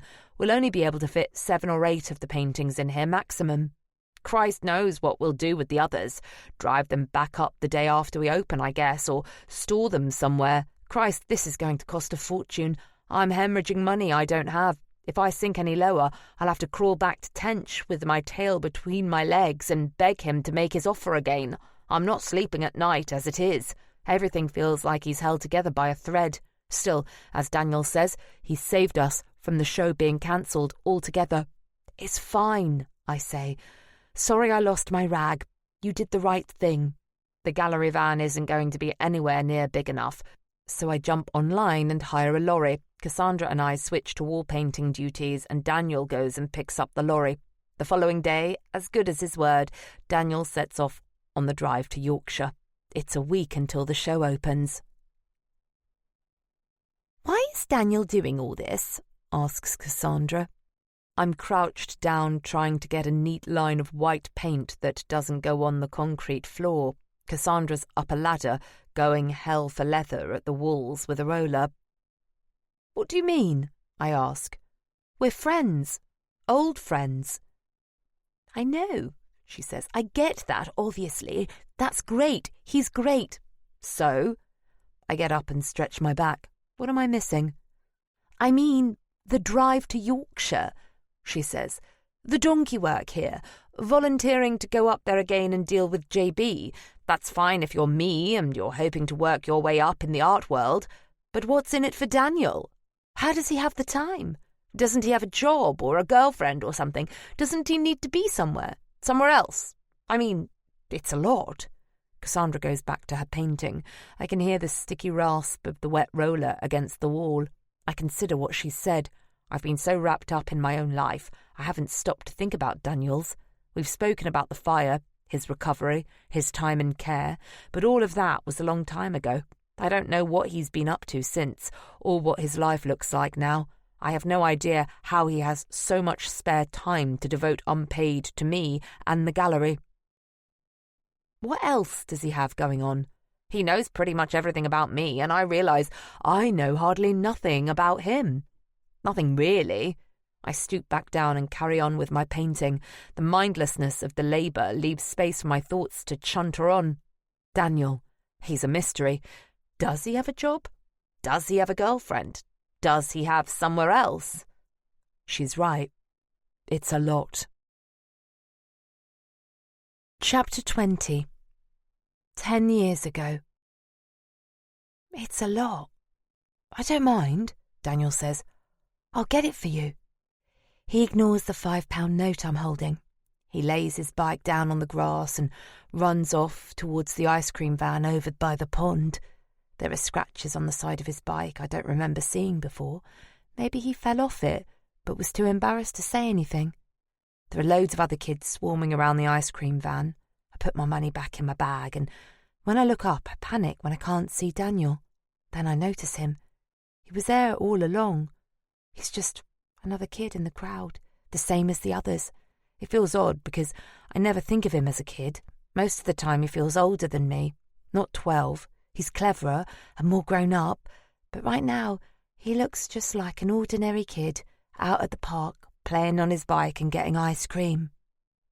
Poppy's come with us too, though she hasn't hung out with us much. She's a nice girl, but she's a bit dim, I reckon, and we don't have anything in common. Once we got to the park, she headed off to her group of mates over by the playground. I hear the girls screeching with laughter and the boys taking turns to see how high they can go on the swings. They're harmless. I got a text from Shaniqua this morning asking to meet up. I feel bad just disappearing, so it's nice she's got in touch. I don't want her to know where I'm living, so I thought the park was a good place to meet. I check the time on my phone and look over to the football posts, but there's no sign of her yet. Daniel comes back with the biggest ice cream I've ever seen. It's a massive swirl of vanilla in a jumbo cone with 3 flakes, chocolate sauce, red sauce, nuts and sprinkles. He laughs as I take it. I wonder if this is the first time I've ever seen Daniel laugh. I hand him my phone and get him to take a photo of me while I try to eat it. He puts his coat down by his bike so he can take the picture, and I see he only got himself a lolly, still in the wrapper. I lick the cone a couple of times while he takes photos. It's not a hot day, but the squidgy mountain of ice cream is already starting to melt. I'm going to have to wolf it down, or I'll end up wearing most of it. I look towards the football posts again to see if Shaniqua's there. But it's not Shaniqua. It's Liam. Shit. Shaniqua must have told him where I was, or he got hold of her phone and tricked me. He starts coming over. I don't want him to see I'm with Daniel or Daniel to see me talking to him. Go for a ride on your bike, I say. Why? 'Cause we're in the park and that's what people do. Ride round the path and stuff, go on. I don't want to, he says. I want to stay here with you. Just do it, Daniel, for fuck's sake. I've never spoken to him like that before. Daniel picks up his bike. He stares at me. He gets on it and pedals off fast. He chucks his unopened lolly into a bin on the way past. All right, I say when Liam gets up to me. Is Shaniqua with you?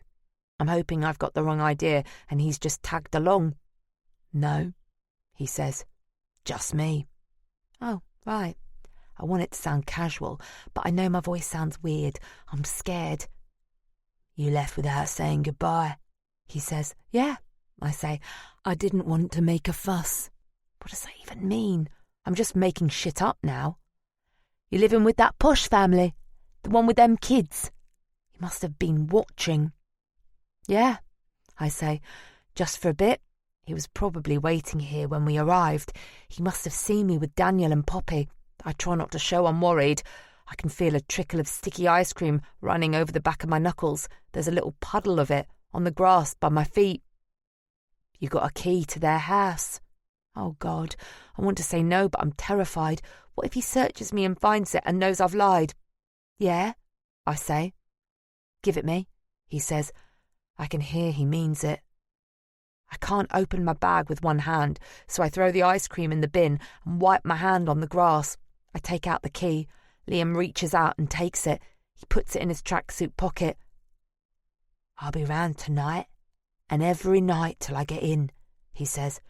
Put something in the window so I know everyone's out. What sort of thing? He looks irritated, like I should understand how all this works. Something that shouldn't be there. Fruit. Right.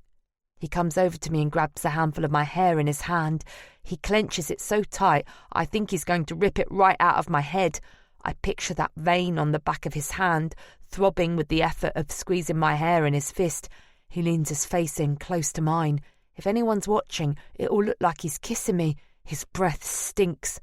"You'd better fucking do it," he says. He lets go of my hair and walks off. I'm terrified. I've just helped someone plan to rob a house. This isn't just shoplifting. I could go to prison for this. He walks off past the football posts and keeps going. I watch him as far as I can until he disappears round some trees. I want to know he's a long way away. My legs feel wobbly. I turn to look for a bench to sit down. That's when I see Daniel. He's not moving, straddling his bike on a path about 100 metres away, looking this way. Shit.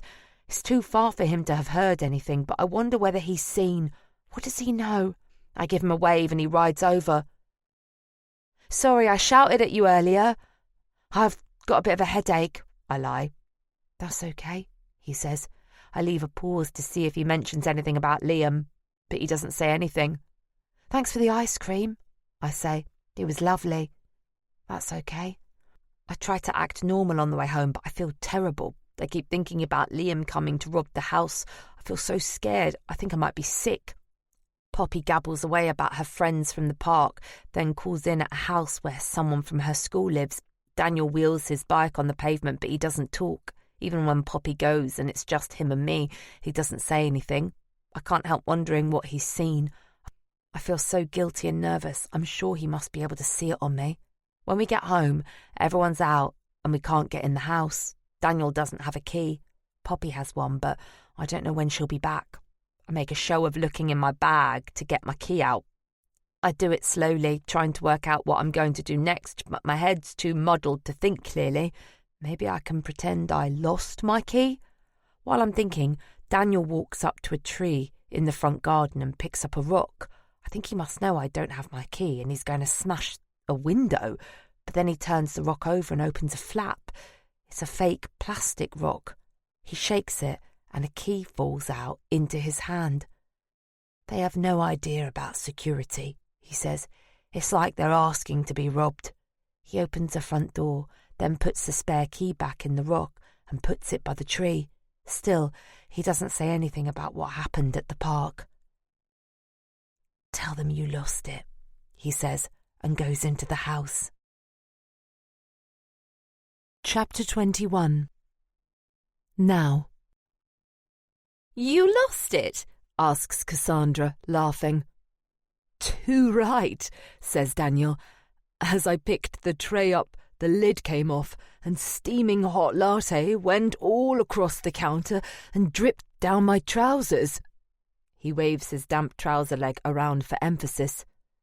"I look like I've pissed myself. I told them the last thing I need is to get burnt." He points to his scarred face. "And what do you know? They give us these for free." He throws a big bag of pastries onto the table. I reach for a croissant and notice the puckered skin on the back of my hand. I tug my sleeve down out of habit, trying to hide the damage. I don't know how Daniel makes jokes about it. There's something unbelievably attractive about his approach to adversity, a kind of magnetism that has nothing to do with looks. It's 11 a.m. and we're on our third coffee. Daniel got back late yesterday, having driven JB and his 40 paintings from Yorkshire to London. Imagine doing that journey all the way with JB. Daniel must be some kind of saint. JB insisted on being put up in a boutique hotel in Soho. More bloody expense. We were due to meet at 10 this morning to look at his work, but he's late, of course. Daniel's been unloading since 9. Now the canvases are spread around the room, facing the wall. They look vast, bigger than they did in JB's studio, in the way a sofa looks bigger at home than it did in the showroom. 40 of them in here is bloody ridiculous. At 11:30, JB swans in. "Morning," he says in his gruff accent. No hint of an apology for being late. The graceless twat. He grabs a croissant and shovels half of it into his mouth. He goes straight over to the paintings and starts turning them around to see the fronts. We've been using white gloves, but JB hauls them around with his rough hands, throwing the protective cladding across the room, not worrying whether he touches the surface of the canvas or not. Daniel, Cassandra and I stand back and watch him work.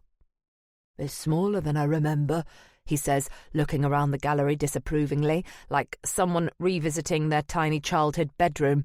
"I suppose it'll have to do."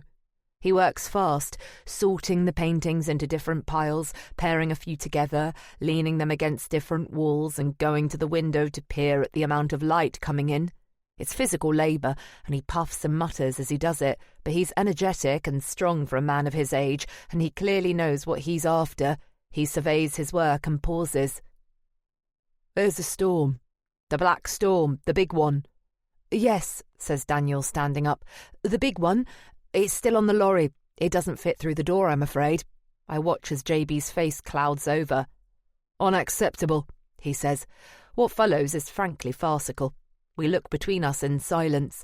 We all traipse out to the lorry. We measure the painting. We get out of the lorry and measure the doorway. We get back on the lorry and measure the painting again. It's too big and won't fit. JB stands with his hands on his hips, halfway between the lorry and the gallery door.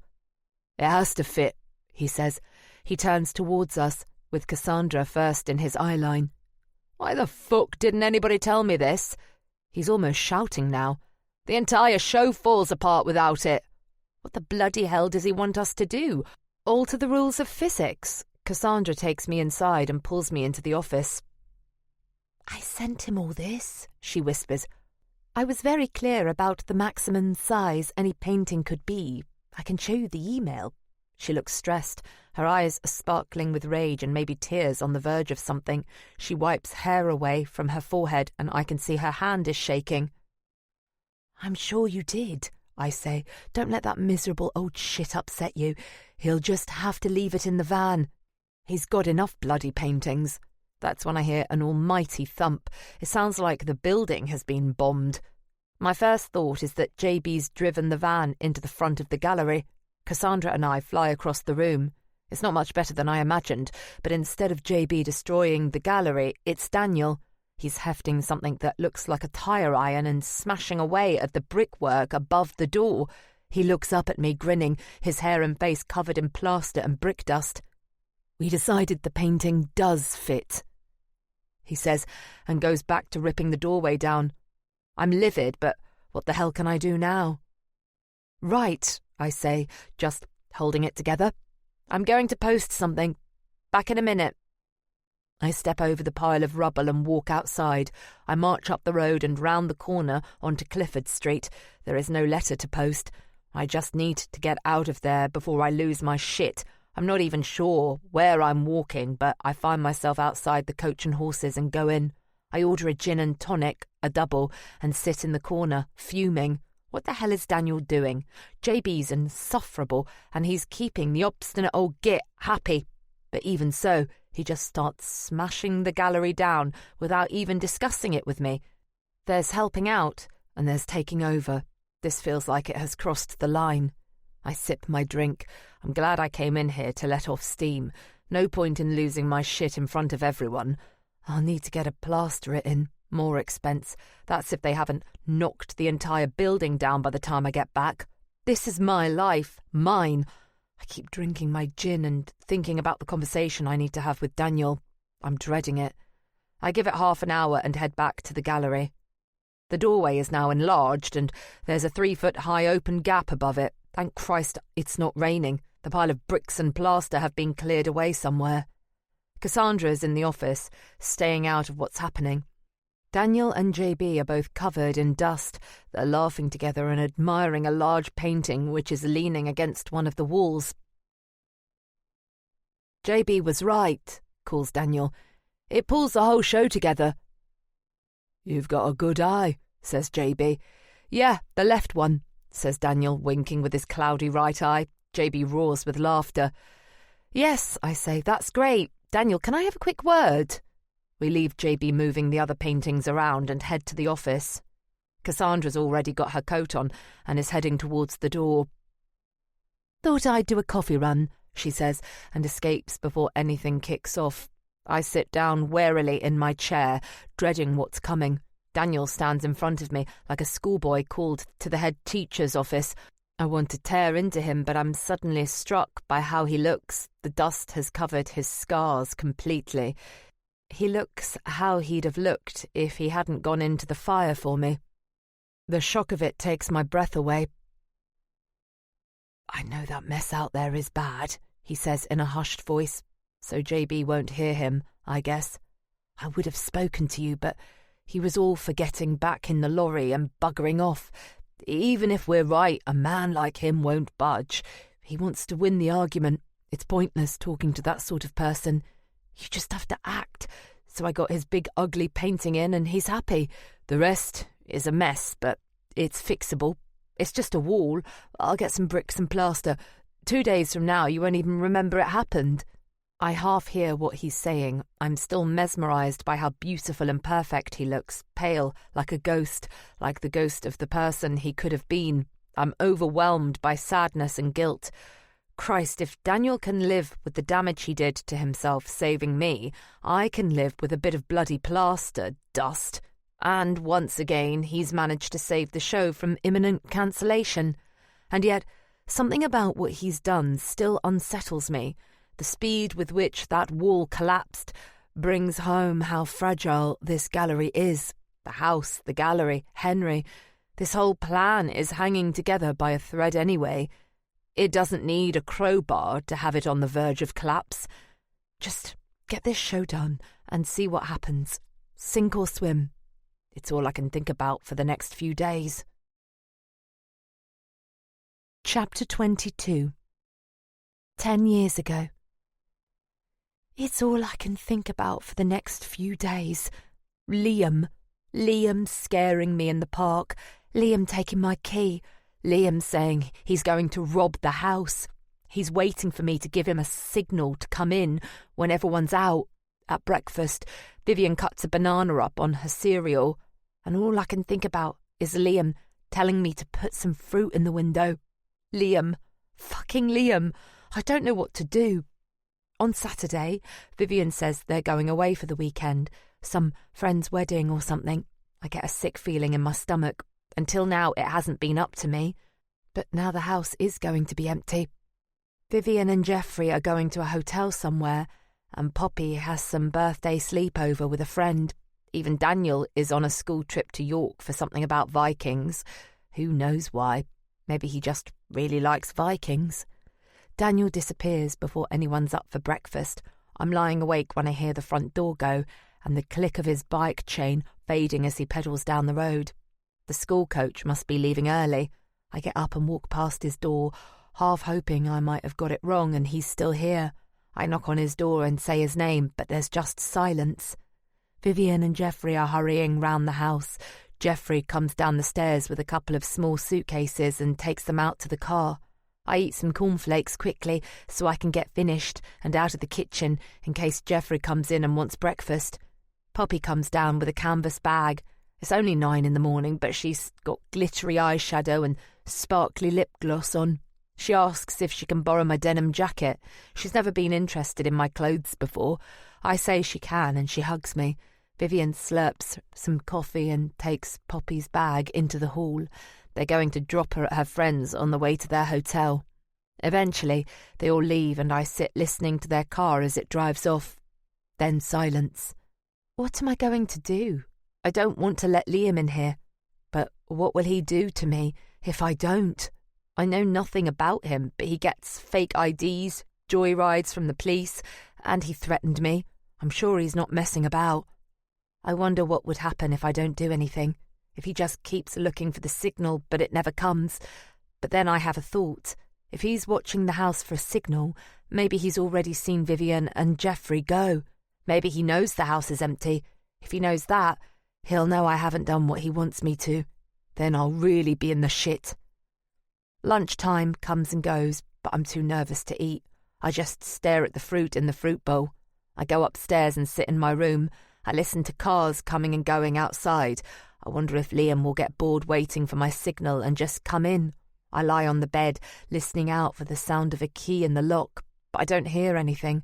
It's too obvious now anyway. In broad daylight, even with a key, he wouldn't risk letting himself in when the neighbours might see him. I kneel on the bed and pull back my curtains a bit so I can peek out without being seen. Some kids are playing football over the road. There's a man 2 doors down washing his car, and another man over the other way mowing his lawn. No, if you were going to rob a house, you'd do it in the dark, when you could slip in without anyone noticing. I could just go out, but I'm scared to go out in case I run into Liam, so I stay where I am. I must have fallen asleep at some point because I suddenly jerk awake thinking I've heard the front door close. I sit up on the bed and listen. My eyes are straining wide open, but I can't see much because it's got dark. My heart is thumping in my chest with panic, but I can't hear anything. It was just a dream, a nightmare. The traffic noises are quieter. People must have gone home for the evening. The street lamp outside is lighting my room up with an orange glow like the heat lamps in Daniel's room. It feels creepy. I don't know whether to put the lights on in the house or not. I tiptoe down the stairs as if someone might hear me, but there's no one to hear me. I'm on my own. The curtains are all open and light comes in from inside. It's not quite a full moon, but nearly. And there aren't many clouds about. I've been lying in the dark so long, my eyes have adjusted to it. I can see everything. I have a funny feeling in my stomach. It's fear, but maybe hunger too. I didn't have lunch and now I haven't had dinner. I go into the kitchen and pick up an apple from the bowl, but I don't eat it. I put it on the windowsill in the living room. I close the curtains in the living room so I can't see it. I go back into the kitchen. I twist the blinds so they close and sit at the kitchen table. I can see up the hallway and to the front door from here. I keep thinking about the apple in the living room window. I sit and wait. It's at least a couple of hours by the kitchen clock. The longer goes by, the more I hope Liam isn't coming, but also the more tense I get. Just after midnight, I think about going back upstairs when I see a shadow move on the kitchen blinds. Someone's at the side of the house. It's windy outside, and I wonder if one of the trees in the garden is blowing and making the shadow, but this shadow isn't moving. I hold my breath and watch it. Then it goes. It's completely silent, and my heart is banging away 1,000,000 miles an hour. Then I hear something in the hallway. It's a key going into the door lock. The door begins to open. I hope it's Daniel, sent home from his trip, or Poppy, having fallen out with her friends. I hope the groom has stood the bride up and Vivian has come home early. I even hope it's Geoffrey. But it isn't. It's Liam. I can't see his face properly. It's in shadow, but I know it's him. He walks slowly up the hallway. He keeps walking straight ahead and then he freezes. He's seen me. Neither of us moves an inch. He knows there's someone here, but he doesn't know who it is. I don't know what he'll do if he thinks he's been caught, so I whisper, "It's me. It's Ariana. Tracy." He starts walking towards me. He comes into the kitchen and comes right up to me. I can see his face now and he looks pissed off. "The place is supposed to be empty. Who else is here?" "No one," I say. "Just me. Sorry." "Get out of the way then," he says. He grabs me roughly by the arm and hauls me off my chair. He does it fast and I lose my balance and he pulls me sideways and the chair tips over. I lurch forward and my head hits the corner of the work surface. They're fancy stone counters and my head hits the edge incredibly hard. Liam keeps hold of my arm and his fingers dig into me. The pain in my arm is agony, but then that stops hurting as much as my head. It feels sharp and hot, and the hotness begins to spread across my forehead and round my face. I think it might be blood, but when I reach up with my other hand and feel my face, there's no blood there. It's just the shock of the bump. Liam drags me sideways. I'm not sure where he's taking me or why. I try to stand up properly, but I can't get my feet to grip on the floor as he's racing me along. There's a clatter of the chair on the floor as he drags me past it, and then there's a bang on the door. Then suddenly there's a shout and someone else is in the room. Liam yells and lets go of my arm and I drop to the floor. I can't see what's going on in this light, but Liam moves and there's a flash of something and suddenly I realise Daniel's here. Then Liam's rushing out of the kitchen and up the hallway, out through the front door into the night. Daniel's standing there, puffing, and he's holding one of the big kitchen knives, shining in the light, and I can't tell if the shininess is the metal or blood. "What are you doing here?" I say. "You're on your trip." It's a stupid thing to say. Of course he isn't on his trip. He's here in the kitchen holding a knife covered in blood. I switch the light on. There's blood on the kitchen floor and all up the tiles in the hall to the open front door. Daniel has blood on his front and on his face, all up his arm. I grab him. "Are you okay?" I check him to see if he's hurt. "I got him," he says. His eyes look mad, and he's kind of grinning, but he also looks like he might cry. "Twice, I think. On his arm. I slashed him. Look at all that blood. Maybe I got an artery." The place looks like a murder scene. I hurry up the corridor and nearly slip over in blood as I go. I close the front door. I look back at the mess. What should we do? I know we should call the police, but I don't want to. I'm 17. They'll send me back. And I gave Liam the key. I'm in all sorts of trouble. I can't think straight. Daniel takes the knife to the sink. He puts it in the sink and turns the tap on. He rinses the knife under the water, then washes some of the blood off his hands and arm. He pulls his bloody school jumper over his head and puts it in the washing machine. He kneels down and opens the cupboard under the sink and pulls out various cleaners and cloths, rubber gloves and a bucket. He stands and takes a roll of paper towel off its wooden holder. "Clean everything. Clothes and any kitchen equipment go in the washing machine and the dishwasher. We never, ever tell anyone about this, right?" He stares at me in deadly seriousness. "Right," I say. I start to head off to the hall holding kitchen roll and a thing of Mr. Muscle. "And Ariana," says Daniel, stopping me in the doorway. "Yes?" "Don't forget the apple." So we're going to sort this out ourselves. This is going to be our secret. I look around the room and wonder, what have I done? What have I become a part of? What now? Chapter 23. Now. I look around the room and wonder, what the hell have I done? What now? JB's paintings are finally hung to his satisfaction, 7 of them in the end, including the big one that meant half the doorway getting knocked down and rebuilt. I've had to put the other 30-odd paintings in storage while the show goes on, as JB says he might want to refresh the hang if the weather shifts and the light in the gallery changes. Christ, he's an insufferable twat. What with the transportation, storage and insurance for them, it's costing a small fortune. The show opens tomorrow. It's been such a frantic dash to get everything sorted, but now we're ready, and I don't have the practical tasks to distract me. My mind is racing. Was this whole thing a terrible idea? Am I just throwing good money after bad? If this doesn't work, that's it. I'll have to sell the gallery and almost certainly the house. Maybe I've just been in stupid denial for these last few weeks. I can't believe I've let my entire future rest on that miserable shit of a painter. How the hell did Henry ever put up with him? Henry. Poor Henry, who loved this gallery, who was so lovely to me and helped me when I was lost and in trouble, and whose legacy I think I might be destroying. Still no news from the police on who killed him. The longer goes by, the more I feel I'm losing my connection to him, and Henry is becoming something from the past. As I'm thinking all this over, the door bursts open and Daniel appears. After another of his occasional mysterious absences, he drags his bike into the back of the gallery. He looks flustered. "What's up?" I say. "Did you fall off your bike or something?" He sits down at the table opposite me. He looks serious. "Listen, I haven't been entirely honest with you. I need a favour." He toys nervously with the locket around his neck. "Okay." Daniel has never asked me for anything. He's always the one helping me out. "The fact is," he says, "I did something stupid a while back and got in trouble. There's a guy I knew in care. I was holding some dope for him. Not much, but enough so they couldn't let it go. I got a short suspended sentence. The annoying thing is, I've got a probation officer, a guy called Robin. He's all right, but he has to check up on me, where I live, where I work, who I associate with." "Right. So, is it okay if I tell him I've been working here?" I know the sort of people you get caught up with in care.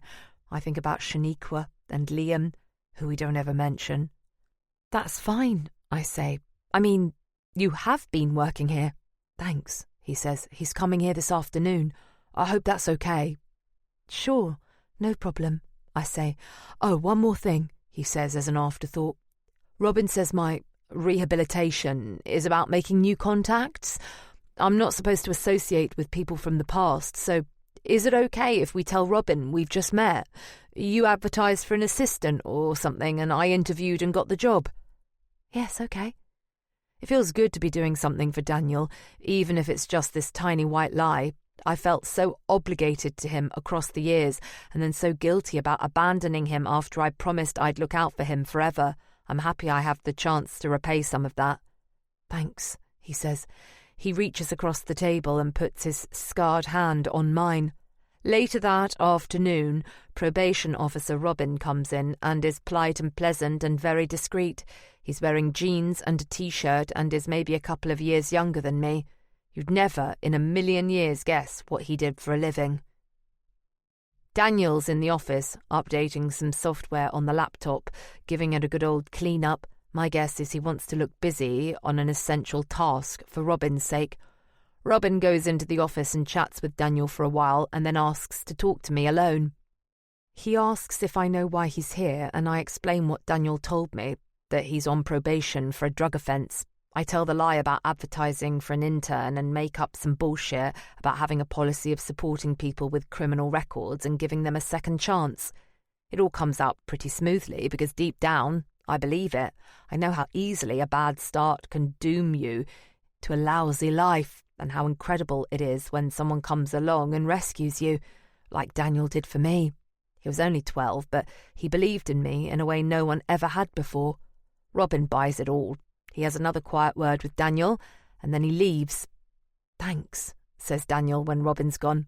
I owe you. You don't, Daniel, I say. I can't imagine how I'll repay everything I owe you. I'm glad to do this little bit. You don't owe me anything, says Daniel. Really? You don't? He looks at me intensely, and the atmosphere in the room changes. He gestures to his scarred face. You mean this, don't you? I feel suddenly awkward and embarrassed. I look at him and take in what I've tried to get used to over the past few weeks, what I've tried to ignore and pretend isn't there, the terrible damage. I feel a hot flash of shame. Yes, I say. I mean that. Your face. Your poor face. I'm so sorry you had to go through all that for me. I'm not, he says. I'm not at all sorry. I'm glad. Glad? The idea shocks me. Yes, he says, grabbing my hand. Really, I am. I'm glad.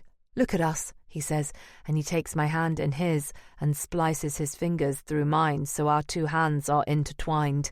Palms down, with the scarred skin facing upwards. I try not to look at my hands. I don't want to think about that night. I'd rather forget it, but Daniel stares at our hands and I look at them too. Look, he says. They're the same. We were both there. It's a part of us. The fire, it won't ever go away. We can't ever forget. It ties us together, a bond forged in the fire, forever. And he looks at me. He smiles. The pull of the muscles in his jaw stretches the puckered skin taut across the ravaged side of his face. He smiles like it's the most wonderful thing he could possibly imagine. Part 3. Chapter 24. 10 years ago. He smiles like it's the most wonderful thing he could possibly imagine. Great, says Henry. It's a date, then. No, I don't mean a date, but he starts stuttering, all embarrassed.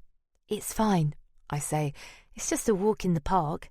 You haven't told me to marry you or anything. Then it's my turn to get embarrassed. I don't know why I said that. Shit. I hope he doesn't think I'm after him like that. Oh, God. We're a right couple of idiots. Henry's come to the house a couple of times since the dinner party. Even though he must be 30 or something, I always try to hang around in the kitchen more when he comes, hoping I'll bump into him. And he seems to go in and out of rooms a lot, as if he's trying to bump into me. It's nice to have something to look forward to, but as soon as Henry goes, my mind drifts back to what I've been thinking about. Liam. It's been 2 nights since he let himself in the house, and Daniel cut him with that knife. We scrubbed it all down until it was spotless. Daniel made me stand on a bin bag and change out of my clothes and put them in the washing machine. Underwear, too. He went into the hall while I did it. I felt weird standing in the kitchen with nothing on. He knocked on the kitchen door and passed a bathrobe through the gap. Then he came in, and I went into the hall, and he stripped off the same as me and put his clothes in the washing machine. I don't think I had much blood on me, but he did it. A lot. It was 3 a.m. by the time our clothes were washed and clean, and we'd dried them in the tumble dryer. We agreed we'd never say anything about what happened that night, not even to each other. I haven't asked Daniel what he was doing there, and not on his school trip.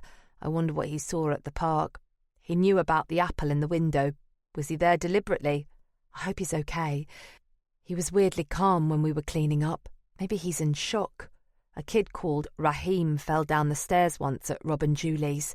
He had a bit of bone sticking out of his leg, like a snapped bone when you're eating chicken. I was really calm while we waited for the ambulance, but later that night I had a proper panic attack, like the whole thing was happening right then. Now I wonder if Daniel being so calm is shock.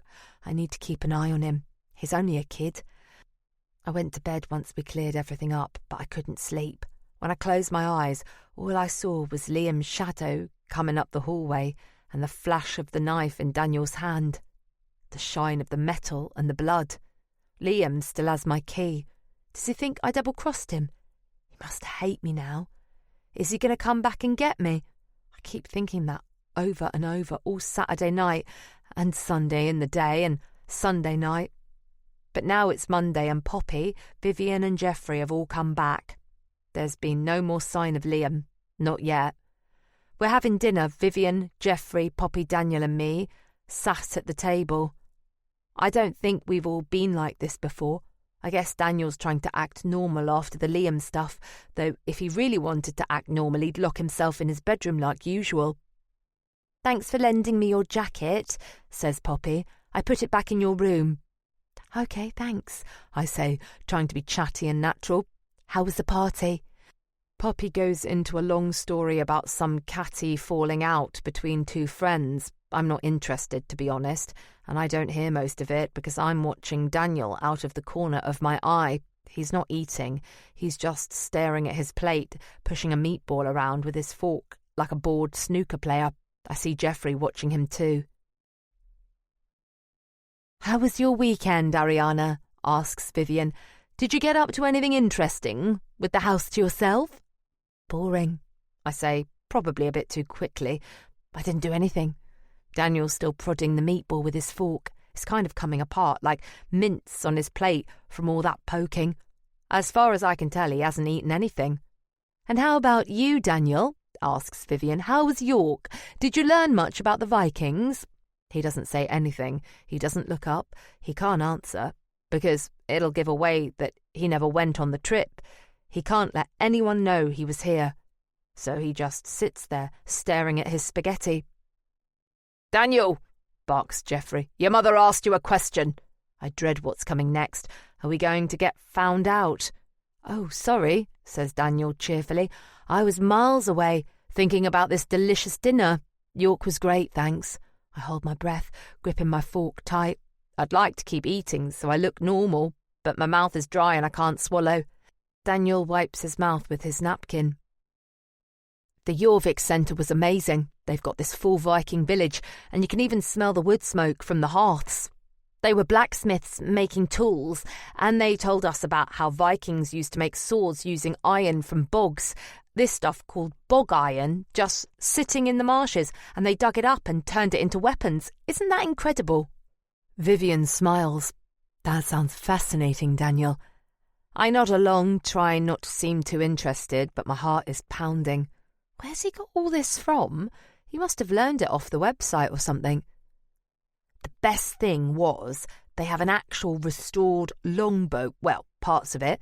They explained how Vikings used their ships for raids but also for exploring, like when they discovered Iceland and Greenland. I mean, imagine rowing across an ocean with just the stars to guide you. "Sounds like you got a lot out of it," Geoffrey says, twirling a fat twist of pasta on his fork and shoveling it in his mouth. Daniel shrugs. I guess I did.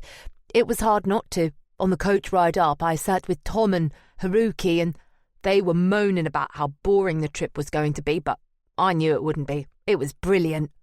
And how was the hotel? Asks Vivian. All right, he says casually, stabbing his fork into his food. The usual boring stuff. Tiny beds, awful breakfast. Cereal was basically cardboard, but at least there was Wi-Fi, so no complaints. I'm really glad you went, Daniel, says Vivian. I'm proud of you. She's smiling, but she looks like she might cry. He finally takes a bite. Like he hasn't just spun an entire story on the spot. I can't believe it. I know he wasn't there, and even I believe him. He smiles at me while he chews, then goes back to looking at his plate. We finish dinner, and everyone leaves while I clear the plates and load the dishwasher. I can't get over how convincing Daniel was. It's like he honestly believed what he was saying. I feel like I'm living in a different universe, where the stuff at the weekend never happened. Daniel did go to York with the school. He wasn't here when Liam came round. He didn't cut Liam with a knife. Liam was never here. I go upstairs to my room. Poppy's left my jacket on the bed, and as I'm hanging it up in the wardrobe, I notice the left sleeve is coming away from the body. It's bad. It wasn't like this before. I'm pissed off. It's not a great jacket, but it's the only one I've got, and now it's ruined. I knock on the door quite hard. It's not locked, and it swings open. Poppy's on her bed reading a magazine. Hey, she says. Listen, Poppy, I don't mind you borrowing my stuff, but if you damage it, can you tell me, please? What do you mean? She says. She sits bolt upright and she's immediately serious. This, I say, waving the jacket I'm holding. The sleeve wasn't like this when you took it. She gets off the bed and comes over. She takes the jacket and stares at the sleeve like she's confused, like it's a hard maths sum she doesn't understand. It wasn't like that when I had it, she says. I swear. She looks genuinely upset, but there's no way she couldn't have noticed. The sleeve's practically hanging off. Okay, whatever, I say. I can't get into a blazing row with the boss's daughter. Poppy stares at me, and then she stares over my shoulder. Him, she says. He did it. I turn round and look where she's looking. Daniel's door. It's closed as always. He's done it. He can't stand that you lent me something. He's pathetic. He's sick. Happy now, sicko? She yells across the corridor, then throws the jacket my way and slams the door. I'm used to this sort of stuff from places I've lived before, but not here. Poppy's never said anything bad about Daniel, and he's never said anything about her, but now I think about it, I don't think I've seen them say a single thing to each other, ever. As I'm going back to my room, Daniel's door opens a chink. I go in. She's in with them, he says. She wants to turn you against me. Why would I damage your jacket? What reason would I have? He's upset. He almost looks like he might cry. You're my friend, he says. I would never do that. I haven't even had your jacket. She's just a spoiled brat who doesn't care about anyone else and wants to blame anyone except herself. I don't know what to think. I know Daniel likes me, so why would he do anything to upset me? Do you want to help me feed the snakes? He asks. But I don't. That stuff holding the spider, the graffiti in Jeffrey's room, the stuff with Liam, it's all getting too much. I'm tired, and I just want to be on my own to clear my head. I'm tired, I say. I think I'm just going to go to bed. Okay, maybe tomorrow. Good night, Ariana. He gives me the most beautiful smile. Yeah, maybe tomorrow, I say. Night, Daniel. I go out and shut the door. I don't know why, but for some reason, I don't tell him about Henry. Chapter 25. Now. I don't know why, but for some reason I don't tell him about Henry. I'm so tired of dealing with sympathetic strangers, that pitying look they get on their faces, and the embarrassment of not knowing what to say next. It's easier just not to mention it. Out, is he? Not like him on the day of an opening. He's a nice, smiley guy about my age. He's standing in the doorway, holding a box with a label stuck on the side. Red Bus Printing. Will Henry be back to check these over, or can someone else do it? He looks speculatively over my shoulder into the gallery, and I wonder whether he's looking for Cassandra. I wouldn't be surprised if he was. She's cute, but instead he sees Daniel in the back room of the office. I see the guy freeze in shock. It's a look I've got used to over these past weeks. People notice the scars and they feel compelled to stare in the way people driving past a terrible accident feel compelled to look. The guy just stands there flustered, holding his cardboard box. I can look at those, I say. Pop them down here. I pull out a sheet, a double-sided piece of paper with images of JB's paintings and a statement about the show, which JB and Daniel wrote together. They're best buddies now, thick as thieves. We could have bashed these out on the gallery printer, but Daniel suggested we go for something more luxurious. The paper's indulgently thick, and the reproductions are thick and intense. It shouts quality. What difference is another couple of £100 going to make in the face of total financial ruin? These are great, I say. Thanks. No worries, says the guy, smiling as he heads to the door. Say hi to Henry for me. And he's gone. Told you, says Daniel, coming up behind me and taking the flyer out of my hand. He puts it to his face and sniffs it deeply, like someone checking wine in a restaurant. I can smell the money now. Right, the money I haven't got and can't afford. Can you man the fort? I ask. I have to help Cassandra move in. Sure, you go. I've got it. I head out to the car, then drive back to the house. As if there wasn't enough going on, the friend Cassandra lives with is moving to Australia, and Cassandra can't find anywhere else she can afford. I don't want to lose her from the gallery, so I said she could move in with me for a bit. I give her a hand hauling her luggage inside. She looks like she's packed for a year in Australia herself. Jesus, Ariana, this place is gorgeous. We drag the cases up the stairs to the spare room on the second floor. It's got big skylight windows and its own ensuite bathroom. It's a nice day and the room is bright and sunny. You'll be comfy up here, I hope. I hand her a set of keys. Come and go as you please. Oh God, Ariana, thanks so much. I really do appreciate this. Truth is, she's helping me in more ways than just at the gallery. I've been so bound up in work, my days look after themselves. But at night, coming back here on my own, I can't help but think about Henry. Moving through rooms full of his art, watching the TV on my own next to the funny little bronze sculpture of his face, trying to ignore the wardrobe of his clothes I know at some point I'll need to clear. I feel sad and angry and lonely. It's nice to think about someone friendly putting a key in the lock and coming through the door.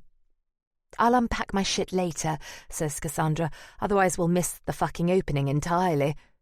We look at her mountain of suitcases and laugh, then thunder back down the stairs into the car and back to the gallery. Feels fun to be doing something young and silly for once. When we get back, Daniel's there, overseeing a large delivery of boxes. Cases of wine, about 20 of them. What's this? I ask. Can't have an opening without booze, he says. I open one of the cases. It's champagne. It's got to be 30 quid a bottle. What was wrong with the other wine? I ask. We had cases of the stuff out back from the opening that never happened on the night Henry was killed. They picked it up when they dropped this off. I thought we could do better. We want to make an impression, and we don't want that impression to be... He pulls a face like someone sucking a lemon. His distorted expression is made even more grotesque by the way his skin pulls with the scarring. I'm not sure if that's what he intends, but anyway, the unpleasantness of his appearance makes his point. Christ, though, how much must this have cost? I look at the number of cases and try to do the maths in my head. 12 multiplied by 30 multiplied by however many boxes there are. I can't work it out, but it's a lot. It's as if Daniel's working for Philip Tench, not me, actively trying to ruin me. I wait until Cassandra goes into the office, then pull Daniel to one side.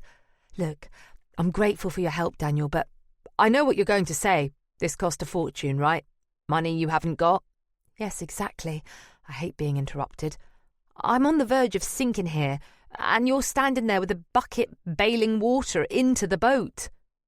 Listen, he says, taking my hand. I wonder if Cassandra can see. It's all just numbers in a computer. This wine was just numbers on a computer in the off-licence that turn into fewer numbers in your bank. People come in here and they seem rich, but they just have more numbers in their account, and they give those numbers to you. You need to stop thinking about money. It's not real. Yeah, but those numbers are money, I say. I can feel myself getting angry. I don't understand why he's coming out with this hippy-dippy horse shit. No, he says, it's not money. It's about more than money. He points to the painting nearest to us. What's that painting worth? I know what we're selling it for, but what is it worth? Is it worth the cost of the canvas and the paint and the wooden frame? Is it worth the time JB took to paint it? Or is it worth whatever anyone is prepared to pay for it? He grabs a bottle of champagne and waves it in my face. They know the cost of this, he says. If you're giving them this champagne for nothing, then what must that painting be worth? He points at the painting. It's worth more because of the champagne. Somehow, it makes sense. If we want to sell the art for a decent price, we need to look like we understand quality. We're not a $4.99 a bottle organisation, I say. We're a champagne organisation. Daniel smiles. Now you've got it. Sod it then, I say. In for a penny, in for a pound. At some point in all this, Cassandra has drifted in from the office. She's standing in the open doorway, leaning against the wall, staring at Daniel, staring at him like she's mesmerised, like he's the most brilliant, charismatic person on earth, which he maybe is. It's all about confidence. Daniel has it in bucket loads. Maybe he got that from the fire. Maybe if you've walked through fire and survived it, it makes you invincible. That's how he comes across, anyway. Like he can do absolutely anything. Perhaps that's why he doesn't seem to mind the scars. They're like a badge of honour. His force field, his armour. His scars are his membership to the club of fuck you to everything. Chapter 26. 10 years ago. Fuck you! I only hear the sound of the shouting as I come through the door, but I immediately recognise Henry's voice. No, fuck you! It's Geoffrey shouting back at him. I freeze in the doorway. They're somewhere in the back of the house. It's embarrassing, and I don't want to hear it. I'm about to make a dash for my room when a door bangs open and Henry comes charging at me down the corridor. Geoffrey's behind him. That's right, fuck off! Geoffrey's standing in the kitchen doorway, red in the face. He's scary. He looks like if he got hold of Henry, he'd do something violent. Sorry, mutters Henry to me as he passes. He's white as a sheet. I don't know if it's because he's angry or because he's frightened. He opens the front door and disappears onto the street. Geoffrey stares at me for a moment, but I'm not even sure if he's looking at me or through me to where Henry's just gone. Either way, I feel like I've heard something I shouldn't have. Thankfully, Geoffrey spins round and heads back to his study. I hear the door slam. I creep up to my room, and as I'm on the landing, I think I can hear Vivian crying in her bedroom. I tiptoe across the landing as quietly as I can and go into my room. I close the door and lie on my bed. What the hell is going on? There's an envelope on my bed and a Mars bar. I open the envelope. It's a card from Daniel. He's done an amazing drawing of a rocket in space, with Earth in the distance behind it.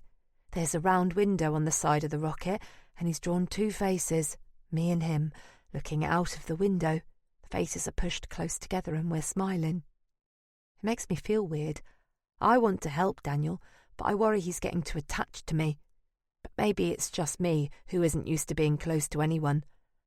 I wonder if the picture of us in the rocket is about us running away together. He's mentioned that before, and I ignored it. He doesn't know I'm a runaway already. I open the Mars bar and take a bite, but I'm not hungry. I have a wobbly feeling in my stomach. I think about Daniel and Henry, Geoffrey and Liam. I feel like I'm in a muddle, but I don't even know what the muddle is, so I don't know how to fix it. My phone buzzes and it's a message from Henry asking if I can meet him. I sneak out of my room and across the landing. I can't hear anything from Vivian's room now. I go past Daniel's room and wonder if he's in, but I can't talk to him right now. I walk as quietly as I can down the stairs and outside. I get to the coffee shop where Henry said he'd be. He's got a coffee, but he asks me what I want and goes off to get me a latte. He comes back with the drink and a slice of carrot cake and 2 forks. I'm sorry about that back there, he says. What was it all about? I ask. Then I wonder whether I'm being too nosy, but I guess he wouldn't have asked me to meet him if he didn't want to talk about it. I knew it was a mistake. Talking to Geoffrey, I should have trusted my instincts. He sips his coffee and shakes his head. I'm moving the gallery I run from the East End to a place in central London, on Cork Street, where a lot of big galleries are. Vivian said Geoffrey might be up for investing. She did bookkeeping for me back in the day. He pokes the carrot cake with his fork but doesn't eat any. But as the meetings have gone on, it's obvious he isn't going to cough up any serious money. He started asking for discounts on artwork. He's not interested in art, he just wants to flip a few paintings on the cheap. I challenged him on it today and he just blew up. Jesus, he's got a filthy temper. Henry looks sad. I guess he must really need that money. I reckon you're better off anyway, I say. I can't say too much, but from what I know, he's a proper arsehole. You're better off out of it. Yeah, says Henry, but he doesn't sound like he means it. He pokes the cake about a bit more. I jump in with my fork and spear the big icing carrot on the top. I shove it in my mouth and grin at him. He grins back. I thought it might cheer him up, and it does. Once we've finished our coffee, we go for a walk in the park. We talk about all sorts. Henry's lovely and easy to talk to, and even though he's a lot older than me, I do kind of fancy him. I can't tell if he fancies me. If he does, he doesn't do anything about it. He's too much of a gentleman, I reckon.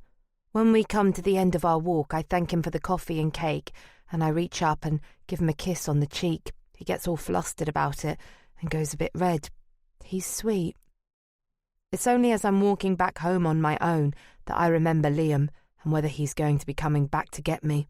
Shit, I must really like Henry if he made me forget that. When I get back to the house, I'm glad that Geoffrey's car isn't in the drive. I let myself in with the new key I got cut from the spare in that fake rock. The house sounds completely quiet. As I go upstairs, I see Daniel's door is open a crack. He swings it open when he sees me. Did you hear all that shouting? He asks. Yeah, I say. What was that about? I don't want to let on I've spoken to Henry, or even that I know Henry was here. It was Dad and Mr. Clough, says Daniel. They were arguing over Mum. I think Mum is seeing Mr. Clough to get back at Dad about going on dates with that woman. Wow, I say. I can't let on I know what the argument was really about. And look at this, he says. He's holding sheets of paper. I can see they have emails printed on them. It's conversations between Dad and that woman from his work. They look like work emails, but there's a kind of code in them. They're about having a follow-up meeting and let's schedule a review and let's touch base tomorrow. He thinks he's being clever, but it's so bloody obvious. They sound innocent to me, just work stuff, but I guess that's the point. Anyway, Daniel's a smart one, and the more I hear about Geoffrey and see what he's like, I wouldn't put anything past him. Where'd you get these? I ask. From his study. It took me a few tries to work out his password, but I got it in the end. Do you know he uses the same password for everything, the idiot? Daniel, you need to be more careful. I remember how angry Geoffrey sounded, shouting at Henry, and Henry's worried look in the cafe, and Vivian crying. Plus, I can't forget the mark on Daniel's face where Geoffrey hit him that time. Then I think about Daniel and me going into Geoffrey's study and Daniel showing me the graffiti he's done in that invisible ink. It's dangerous. Geoffrey's dangerous. As if he can read my thoughts, Daniel looks at me intensely. He'd kill me if he found out, he says, waving the pieces of paper at me. I'm going to take them to the park tonight, to burn them. Do you want to come? I can't, I say. I have to cook dinner. I've just made up the first lame excuse I can think of. I feel like I'm getting in way over my head. You've read these now, says Daniel. You know too. It's our secret, like Liam. It's the first time Daniel's mentioned Liam since that night. How does he know he's called Liam anyway? I guess I must have said his name when it all happened. And wasn't Daniel the one who said we should never speak about it, even to each other? It's weird having all these secrets. There's a bit of me that likes it.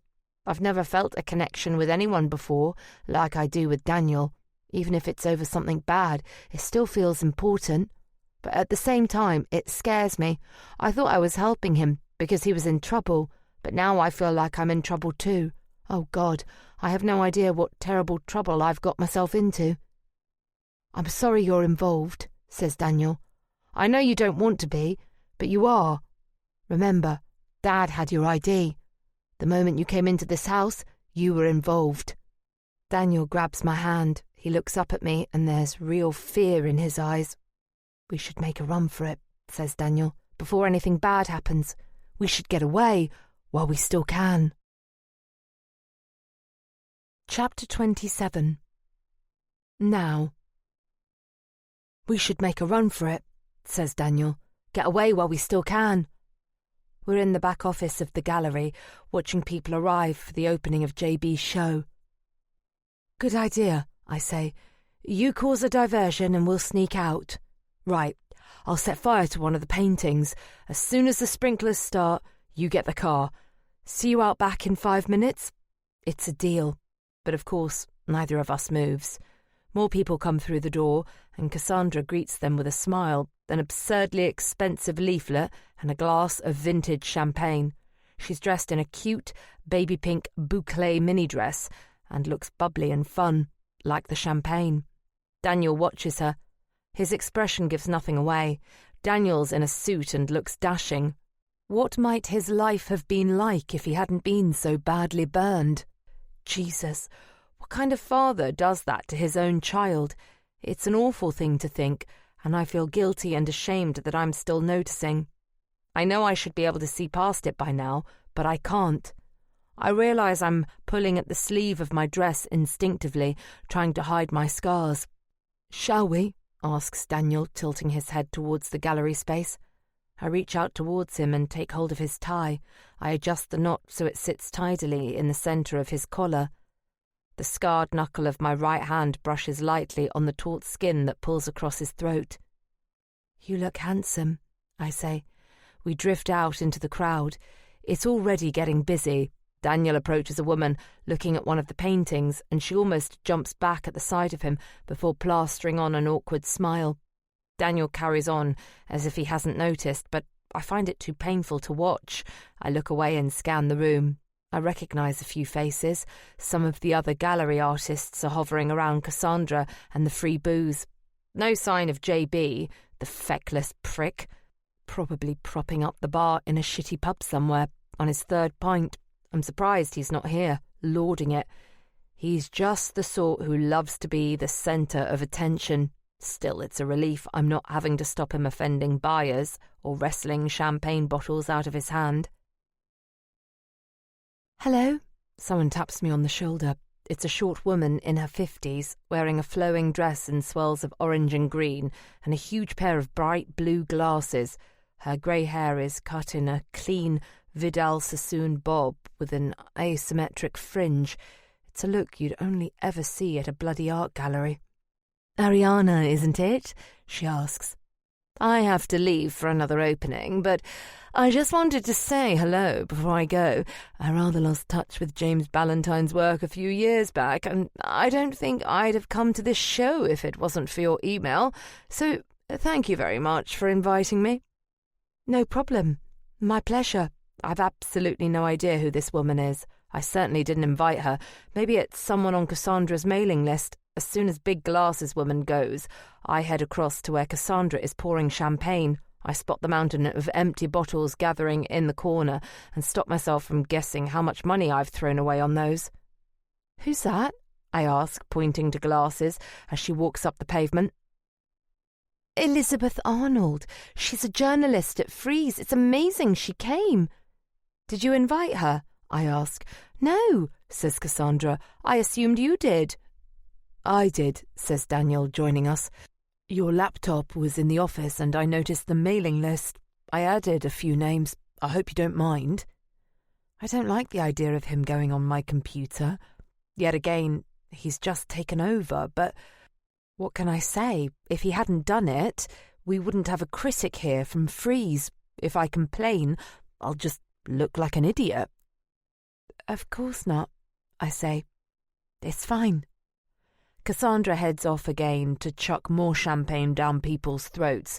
Daniel stands looking at me. He can see right through me. "You're not okay about the laptop," he says. "I get it. The reason I didn't tell you is because you don't believe in yourself. You wouldn't invite someone from Freeze because deep down you don't believe you deserve it." "What is this, therapy?" I laugh. "Do you want me to lie on the couch?" "I mean it," says Daniel. "You doubt yourself too much. You don't trust what I know is true, how brilliant you are." "Okay," I say, trying to push off the compliment. He's right. I don't trust myself. Doing all this, I feel like a fraud. "Don't do that," he says.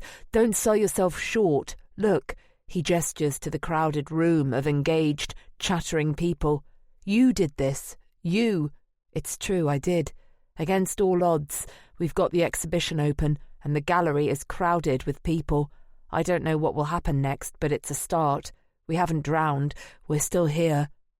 "I want to show you something," he says. He takes my hand and leads me across the gallery, back to the painting where he frightened that woman. On the wall at the bottom is a little red dot. We sold one. I feel a rush of excitement. Daniel's right. I haven't allowed myself to feel positive about things, to really believe I could do it. But I have. This is the turning point. This is the beginning of something new and exciting. Instinctively, I hug him and feel like I did that first day he showed up in the gallery, happy and full of hope. But the positive feeling doesn't last long. Over Daniel's shoulder, I see the door open and JB comes crashing through it, loud and drunk, and worse, Philip Tench is with him. The whole room seems to turn and notice them. The two of them are laughing together like naughty children. Philip bloody Tench. Why the hell is he here? What does he want? Whatever it is, it means trouble. Chapter 28. 10 years ago. What does he want? Whatever it is, it means trouble. I'm kneeling on my bed and poking through the window. Careful he can't see me if he looks up. Liam. I was making my bed and opened the curtains and saw him.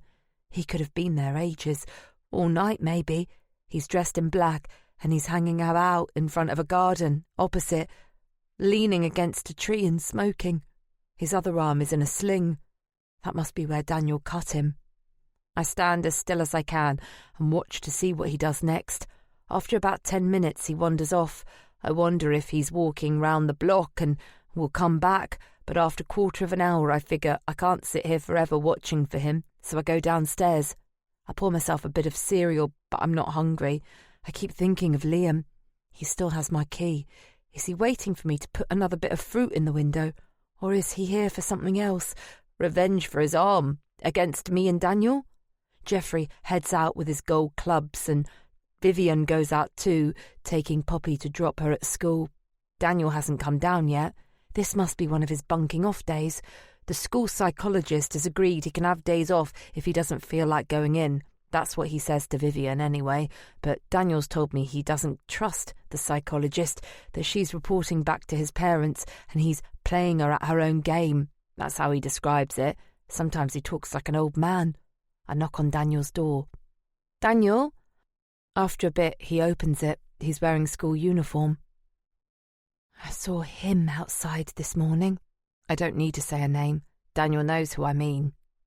"He won't do anything," says Daniel. "He knows we're on to him." "He must be angry. What if he's come to get us? For revenge or something?" "He won't. That's why he took your key. He's too scared to even break in. He wants it easy. He's not going to make trouble for himself." Like always, it feels like Daniel's the grown-up and I'm the kid, but he sounds so sure that I trust him. "I've got to go," he says. "Another meeting with the psychologist." I follow him downstairs and watch him put his coat on and get ready to go out the back door where he keeps his bike. He stops in the doorway. "He's not going to come back and bother you, I promise." Then he goes. I listen to the sound of the back gate and then hear the click of his chain as he rides off. I'm still nervous, so I double lock the front door, then go up to my room to look out of the window again. There's no sign of Liam. I sit there for ages, but he doesn't come. Eventually I go to do some chores, washing and stuff. Every now and then I check out of my bedroom window, but Daniel's right. Liam doesn't come. The whole day goes by without anything happening. When it gets near 4 p.m, I unlock the front door. Poppy and Daniel will be home from school soon, and I don't want Poppy asking why I had the door locked. Eventually everyone comes back. I sit down with them and eat. Vivian's been asking me to cook more, and I'm getting quite good on simple things. I've made lasagna with some mince and tinned tomatoes, and I even made a cheese sauce. It sits on the table, golden and bubbling at the edges. Daniel even comes down and eats with us. It all seems quite normal, but because I know all these secrets about Jeffrey, it's weird, like everyone's trying too hard to make it feel normal when it isn't. It's like a thick kind of lump that hangs in the air. I'm nervous, sharing these secrets with Daniel. I feel like if someone looks at me, they'll know.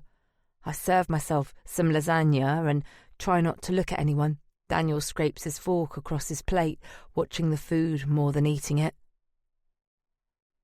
"So, how was school today?" Vivian asks Poppy while she gets up and fusses away at the kitchen counter, emptying a plastic bag of salad into a bowl. "Okay," Poppy says. "In history we're doing the Romans, but Mr. Denby's so boring. He went on and on about aqueducts or something, and half the class fell asleep.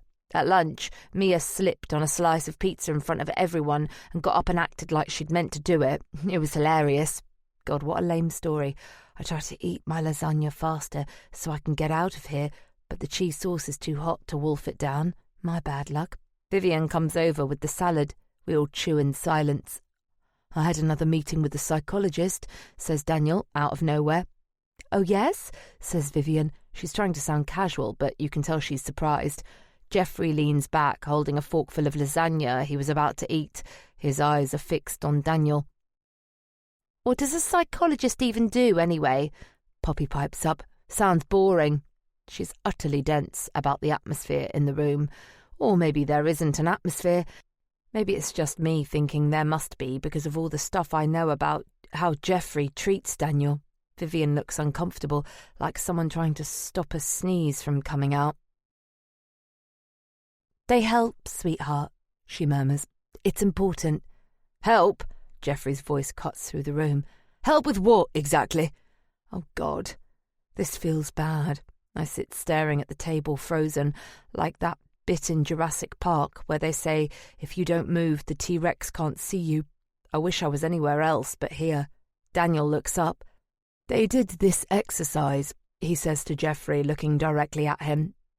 "She asked me to write down 3 things I was scared of." He sounds completely relaxed and calm. "Like monsters under the bed?"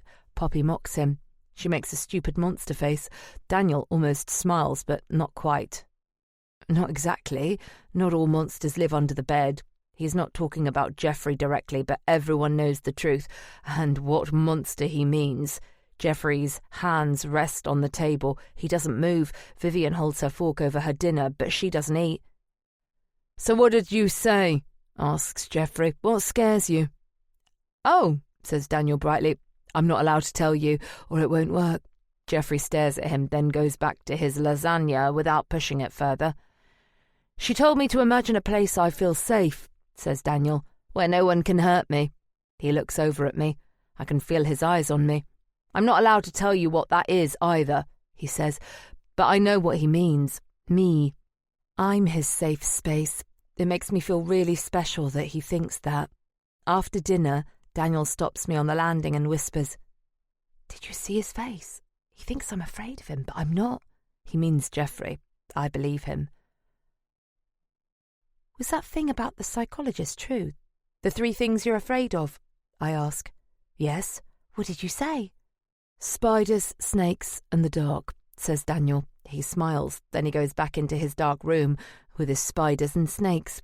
I go into my room and lie on the bed. It gets really bad between Daniel and Jeffrey. Daniel thinks he's got it under control, but it feels like something bad could happen. I think about telling Henry what's going on, but I don't know what he could do. Just then my phone buzzes. Someone's calling. I reach over to see who it is. It's Shaniqua's number. I never get calls, only texts. Of course I know it isn't Shaniqua. This is Liam. Just like it was when he used Shaniqua's phone to trick me to the park. What does he want? I let it ring until it goes to answer phone. But after a couple of seconds, it starts ringing again and again. It's obvious he's not going to leave me alone. On the 5th time, I decide to answer it. I tap the button but stay silent. I hear breathing and sniffing. Then a voice.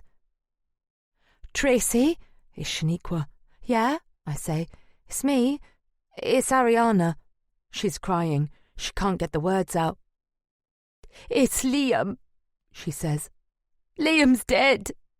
I don't know what to say. I just sit there, holding the phone. Chapter 29. Now. I don't know what to say. I just sit there, holding the phone. My desk is set up with a bottle of champagne and a bunch of congratulations helium balloons bobbing about on coloured ribbons. Cassandra stands behind me, reading the review from Freeze on my mobile. Clough's on Cork Street plays host to the resurrection of James Ballantyne, whose impact has erupted back into view with the raw and electrifying energy of a long-lost comet returning to orbit. His new exhibition, The Black Storm, is nothing short of a revelation, confirming that Ballantyne is not just a forgotten talent, but one of the most vital and arresting voices in contemporary art. Cassandra looks across the room at Daniel. Jesus Christ, she goes back to reading. There is something uniquely visceral in his work. Ballantyne is no longer the great, overlooked painter of his generation. He is its defining one. She squeezes my shoulder. It's amazing. You're amazing. Daniel comes over and stands so he can read the screen as well. He rests his hand lightly on my shoulder. We read it all again, over and over. We pop the champagne, we toast the success of the show, then the phone starts ringing. It's buyers, calling to ask which works are still available. A distinguished-looking man in a beautifully cut suit comes in to ask about a painting, and Daniel goes to talk to him. After 15 minutes, the man leaves and Daniel comes into the office and hands me a business card. He's asked to put a painting on hold. He'll call by the end of today. Oh my God, I say. That's fantastic. I told him it was 18,000. What? I assume you must have made a mistake. We're selling them for 8,000. I know, says Daniel, but that was before the review. It only came out this morning, and look how many calls we've had. We can't do that, I say. Just make it up on the hoof. Of course we can, says Daniel. Demand dictates price. 8,000's a figure we plucked out of the air, so 18,000 is no more absurd. It's all dictated by what people will pay. I told him 18. We'll do it for 16, and everyone's happy. It feels wrong. It feels like just playing fast and loose with everything. It's reckless. But weirdly, it seems like it's a turn-on for people. They assume because we're asking so much, what they're getting must be that good. For the rest of the afternoon, I watch Daniel in action around the gallery. He's better at it than I am, the schmoozing stuff. Cassandra nearly wets herself laughing when she hears what price Daniel's asking for the paintings, but once she calms down, she backs him on the audacity. By the end of the afternoon, we've sold 3 of the paintings and have another one on reserve. The gallery closes for the day. Cassandra heads off to meet some friends. It's dark outside and has started to drizzle. The large glass window at the front is a massive black rectangle streaked by white and red from passing cars. I think of Henry. I wonder why. I felt he was drifting away from me, too busy with other things. In contrast, Daniel seems to have all the time in the world for me. Even so, part of me feels not completely in control. Daniel's smashing part of the gallery down, ordering all that champagne, going onto my laptop to email that critic. Everything has worked out okay, but things are spinning too fast for me to hold on to. Thanks for today, I say to Daniel as he comes over and starts getting his cycling stuff ready, his helmet and lights. Will you be okay in this rain? You could leave your bike here. I could give you a lift. No, I'm good, he says. I've always liked cycling, nipping in and out of the traffic. I'll be fine. I can't believe you're here again, I say. We shouldn't have left it so long. 10 years ago, everything that happened back then, your dad and everything. Feels like a completely different universe. I'm so glad you're back. There's a theory about universes, he says. He reaches across my desk and takes 2 of the helium balloons by their strings. He leans in very close to me. The room is silent. People think our universe is like a balloon, expanding in all directions, containing everything that's ever existed and ever will exist. But maybe there isn't just one universe. Maybe outside our balloon, there are lots of other balloons, lots of other universes all doing the same thing. So there's this big space full of billions of different universes. He looks at me intently. There's an awestruck tone in his voice. He speaks very softly, almost in a whisper, and I have to lean forward to make sure I catch what he's saying. And sometimes, he whispers, the universes bump into each other. He moves the 2 balloons, and they bump gently together with the faintest of noise in the silent room. Maybe you and I were in different universes for the last 10 years, moving in different directions, but now those universes have touched, and we've come together again. Bump, the balloons lightly touch each other. We were always going to be together, and now we are. I'll never let you go. His face is so close to mine, I can feel his breath on my lips. I see the strange, stretched skin of his own damaged face, alien and otherworldly. He's dazzling and brilliant and charismatic, and what he says is the most romantic thing anyone has ever said to me. I'll never let you go. But the intensity of it scares me. I don't know why. Maybe there's something wrong with me. But something about it terrifies me to the core. Part 4. Chapter 30. 10 years ago. Something about it terrifies me to the core. Liam's dead. I should be happy. I know he's not coming after me, but something feels wrong. He was outside here this morning and now he's dead. Is that really just a coincidence? I knock on Daniel's door. When I go in, he's playing with Lego. Sometimes I forget he's just a kid, but that's exactly what he looks like now, a 12-year-old kid. He's dead, I say. Daniel looks up from his half-complete model. It looks like it's going to be a space shuttle or something. Who? Him, I say with real emphasis. Oh, says Daniel. Him. What happened? I got a call from his girlfriend.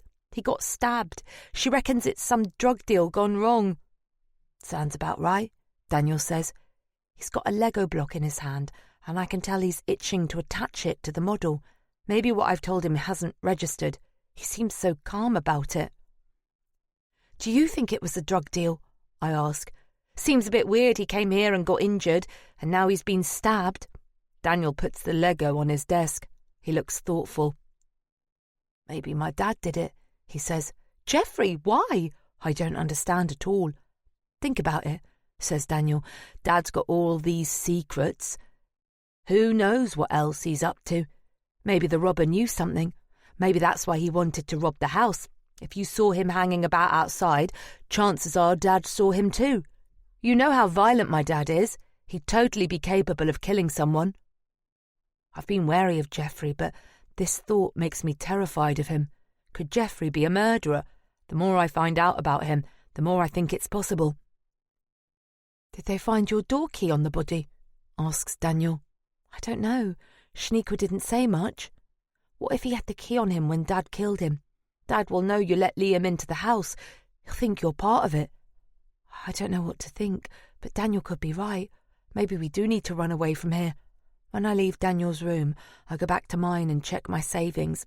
I haven't got enough to go anywhere else, and I can't leave Daniel here. I have to take him with me, but a 12-year-old can't live rough on the streets. I go down into the kitchen. Vivian is drinking wine at the kitchen table. She looks miserable.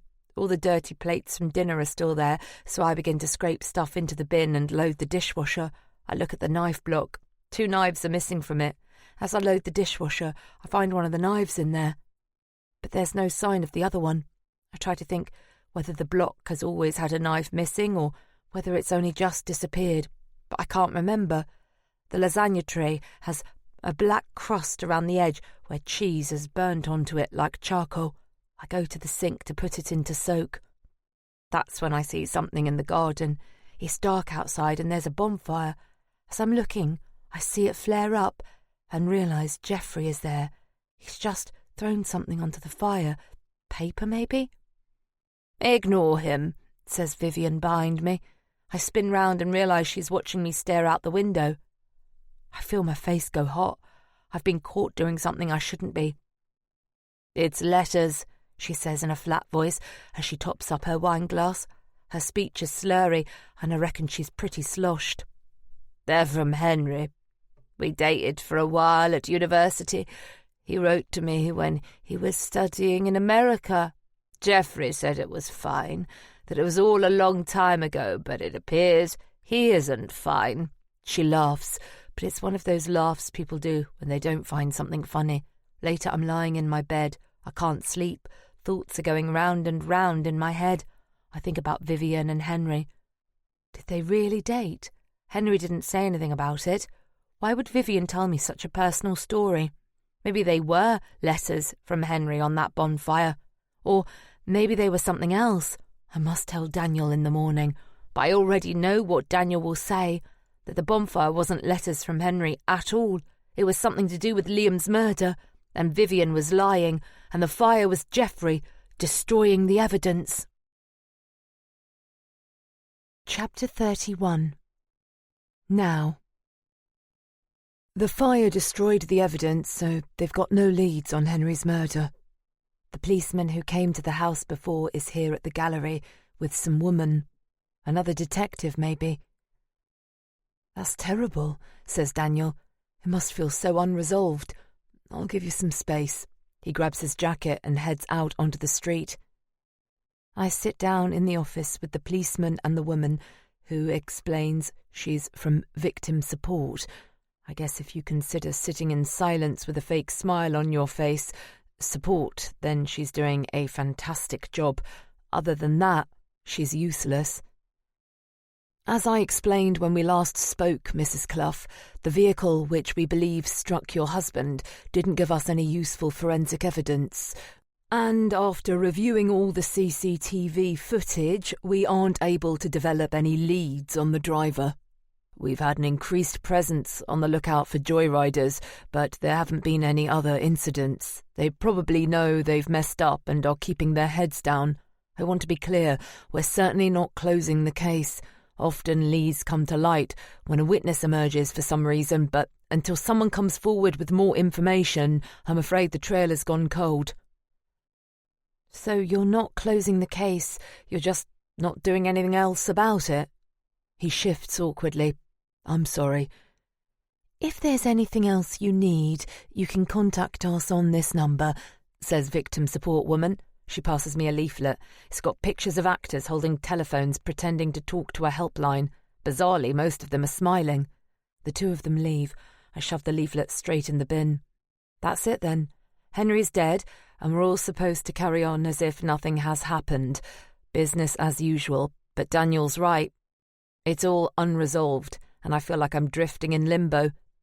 I know I have to get on with things and move forward, but I feel stuck. I throw myself into work. The gallery's been busy in the last couple of days, with inquiries from collectors in Germany and China.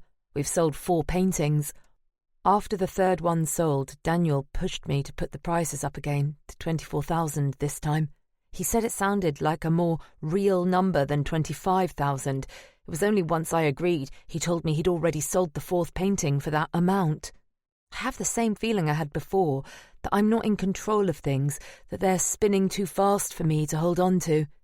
There's a post-it note on the corner of the desk with a message that Cassandra's taken. Philip Tench called at 3:30 p.m. and a phone number. It gives me great pleasure to throw the post-it in the bin with the victim support leaflet. With the money that's come in so far, I've been able to pay off a chunk of the mortgage arrears, and I won't need to sell the gallery to that smarmy little shit anytime soon. I go into the laptop to look at some of the other inquiry emails about JB's exhibition. I search Ballantyne. An email chain pops up between Cassandra and Henry.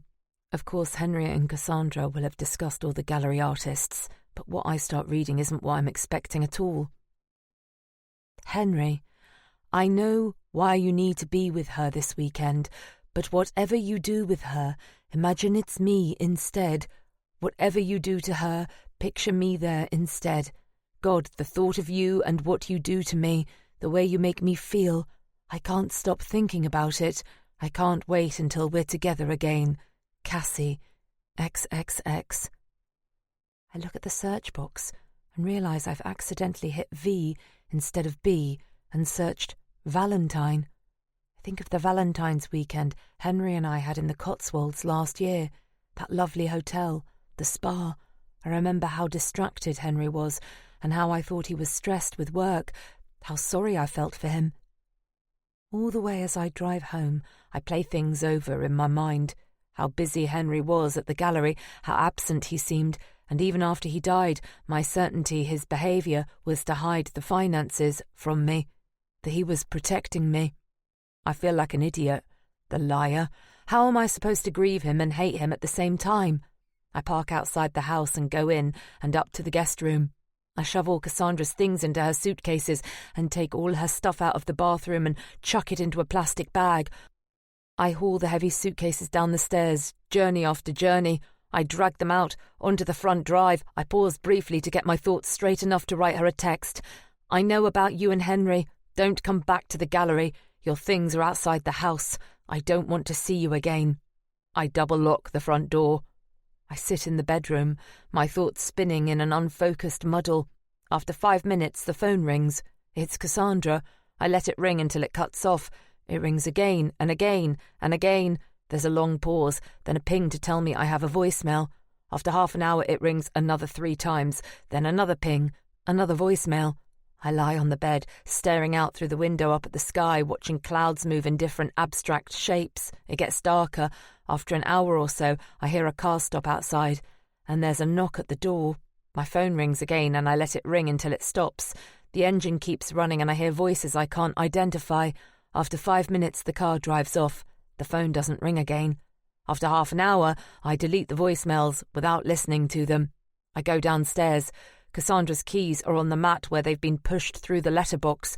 I open the front door. It's twilight. All the bags have gone. It seems like something's been dealt with, but it hasn't really. I've dealt with a symptom, but the root cause is still there. Henry. Henry's paintings in the hallway. Henry's furniture. Henry's taste in decorations. Henry's coffee maker on the kitchen counter. I have to get out of this house. Chapter 32. 10 years ago. I have to get out of this house. I'm scared. At least with Liam I knew he was after me. But Daniel's sure he is, and he should know. I close my eyes and picture that bruise on his face where Jeffrey hit him. And he's just a little kid. I don't know what to do. I can't relax. It's crazy I could be living in the same house as someone who wants to hurt me. I'm already a runaway, and now I might have to run away from the place I've run away to. I'd laugh if it wasn't so deadly serious. Henry's meeting me for lunch. It's a restaurant with a weird name called Andrew Edmonds. I wrote the name and address in my phone so I wouldn't forget. When I look up how to get there, it isn't too hard to find. I get the tube to Tottenham Court Road and come out by a theatre with a massive sign for We Will Rock You. I'm stupidly early, so I wander up Oxford Street and look in shop windows before I cut down a side street and follow the map on my phone. There's a pile of boxes in a shop doorway with an old sleeping bag shoved inside, but when I look closer, there's a person inside it. Will that be me? Am I going to have to run away and end up on the streets? Henry's waiting outside the restaurant when I arrive. He kisses me on the cheek. We go in. He's sweet and talkative, and I think he's a bit nervous.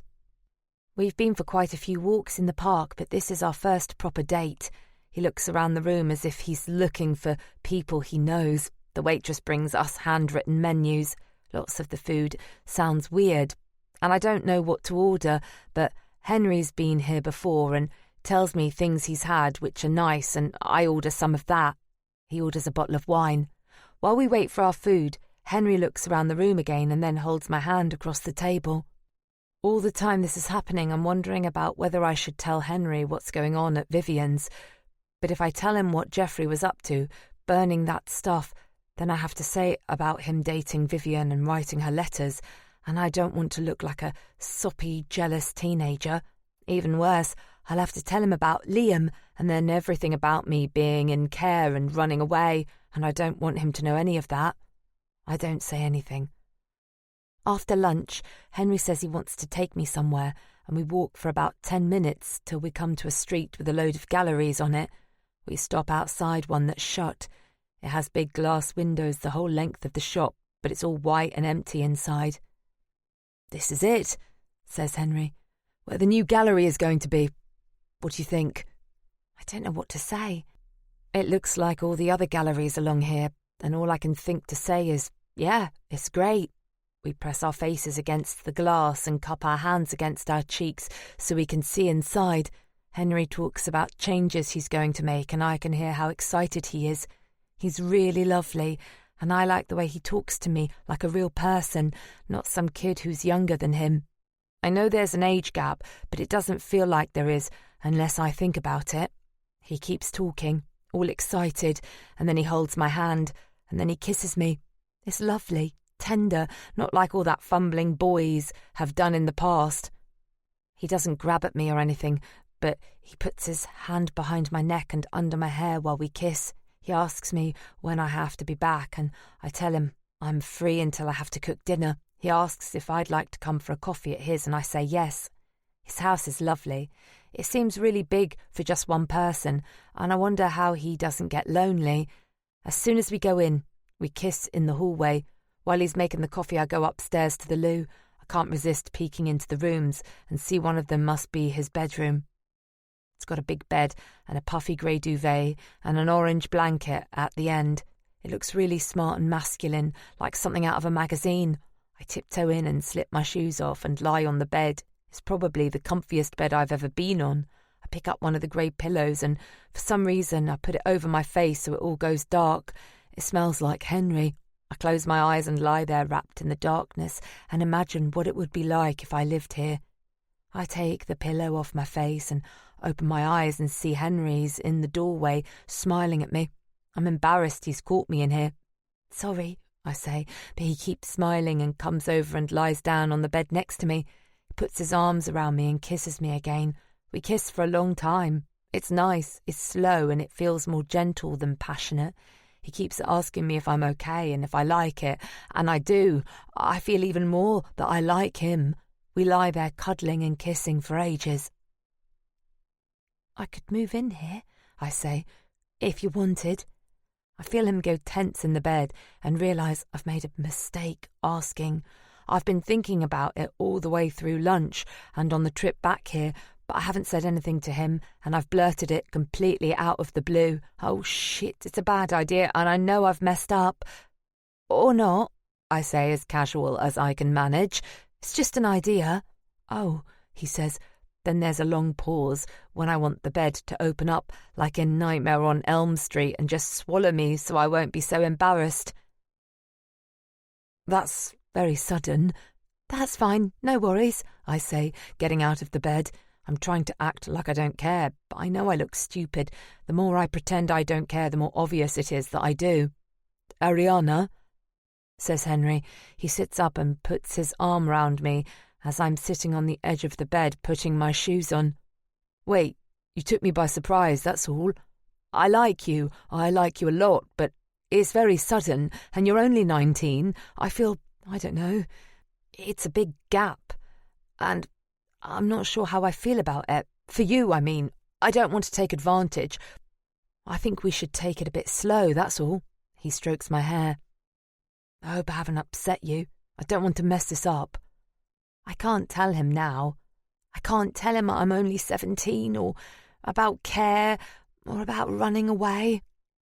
"It's okay," I say, "really. But I have to go." "Should we have that coffee?" "No, I really do have to go now," I say. He knows I'm hurt. He comes downstairs with me and sees me out. He kisses me goodbye, but he looks sad. As I walk back to the tube, I feel sad too. I like Henry, but I've got this big secret I can't tell him. It feels like a lump in my stomach. I'm going to spoil things, and I don't know what to do about it. When I get back to the house, Vivian's in the hallway as I come through the door. "Ariana, can I have a quick word?" She sounds serious. It's that sort of voice people use when you've done something you shouldn't have, and I try to think what it is I've done as I follow her into the kitchen. Geoffrey's sitting at the table. The way he looks at me makes the lump in my stomach knot up. I feel sick. Vivian sits down as well, but I just stand there. This is awkward, says Vivian. She sounds nervous. She's picking away at one of her fingernails, and there are tiny flakes of nail varnish on the table in front of her. Are you dating Henry Clough? What if I am? I've said it before, I think. I'm pissed off. I don't like being told what I can or can't do, but now I've basically admitted that I'm seeing Henry. Your private life is your lookout, says Geoffrey angrily. But if you're involved with that man, it doesn't work, you being here. He stands up. Pack your stuff. You need to go. He walks out of the room. I stand there not knowing what to do. Vivian looks at me side on. She can't even look at me in the eye properly. I'm sorry, she says. It just makes it too difficult. Anyway, the plan was always for you to be here for just a couple of months. I don't know who she's trying to convince, me or herself. We'll pay you until the end of the month, obviously. Thanks, I say quietly, though I don't mean it. I don't know what to say. I feel numb. I wanted to get away from here, but not like this. I've got nowhere and no one. And what about Daniel? I've got away, but what about him? I can't just abandon him here. Vivian gets up. As she passes me, she looks at me properly for the first time. It's good you're going, she says in a quiet voice. It really is. It's for the best. Then she looks off towards the hallway where Geoffrey's just left. She whispers, Get away while you can. You've had a lucky escape. He's dangerous. Chapter 33. Now. It's good she's going, says Daniel. It's for the best. You've had a lucky escape. It doesn't feel like that. I feel like I'm trying to get back on my feet in the middle of a bloody earthquake. You don't need someone toxic like that in your life. I know, I say, but in spite of everything, I'm really worried. Cassandra was so good on all the gallery stuff. I'm out of my depth on my own.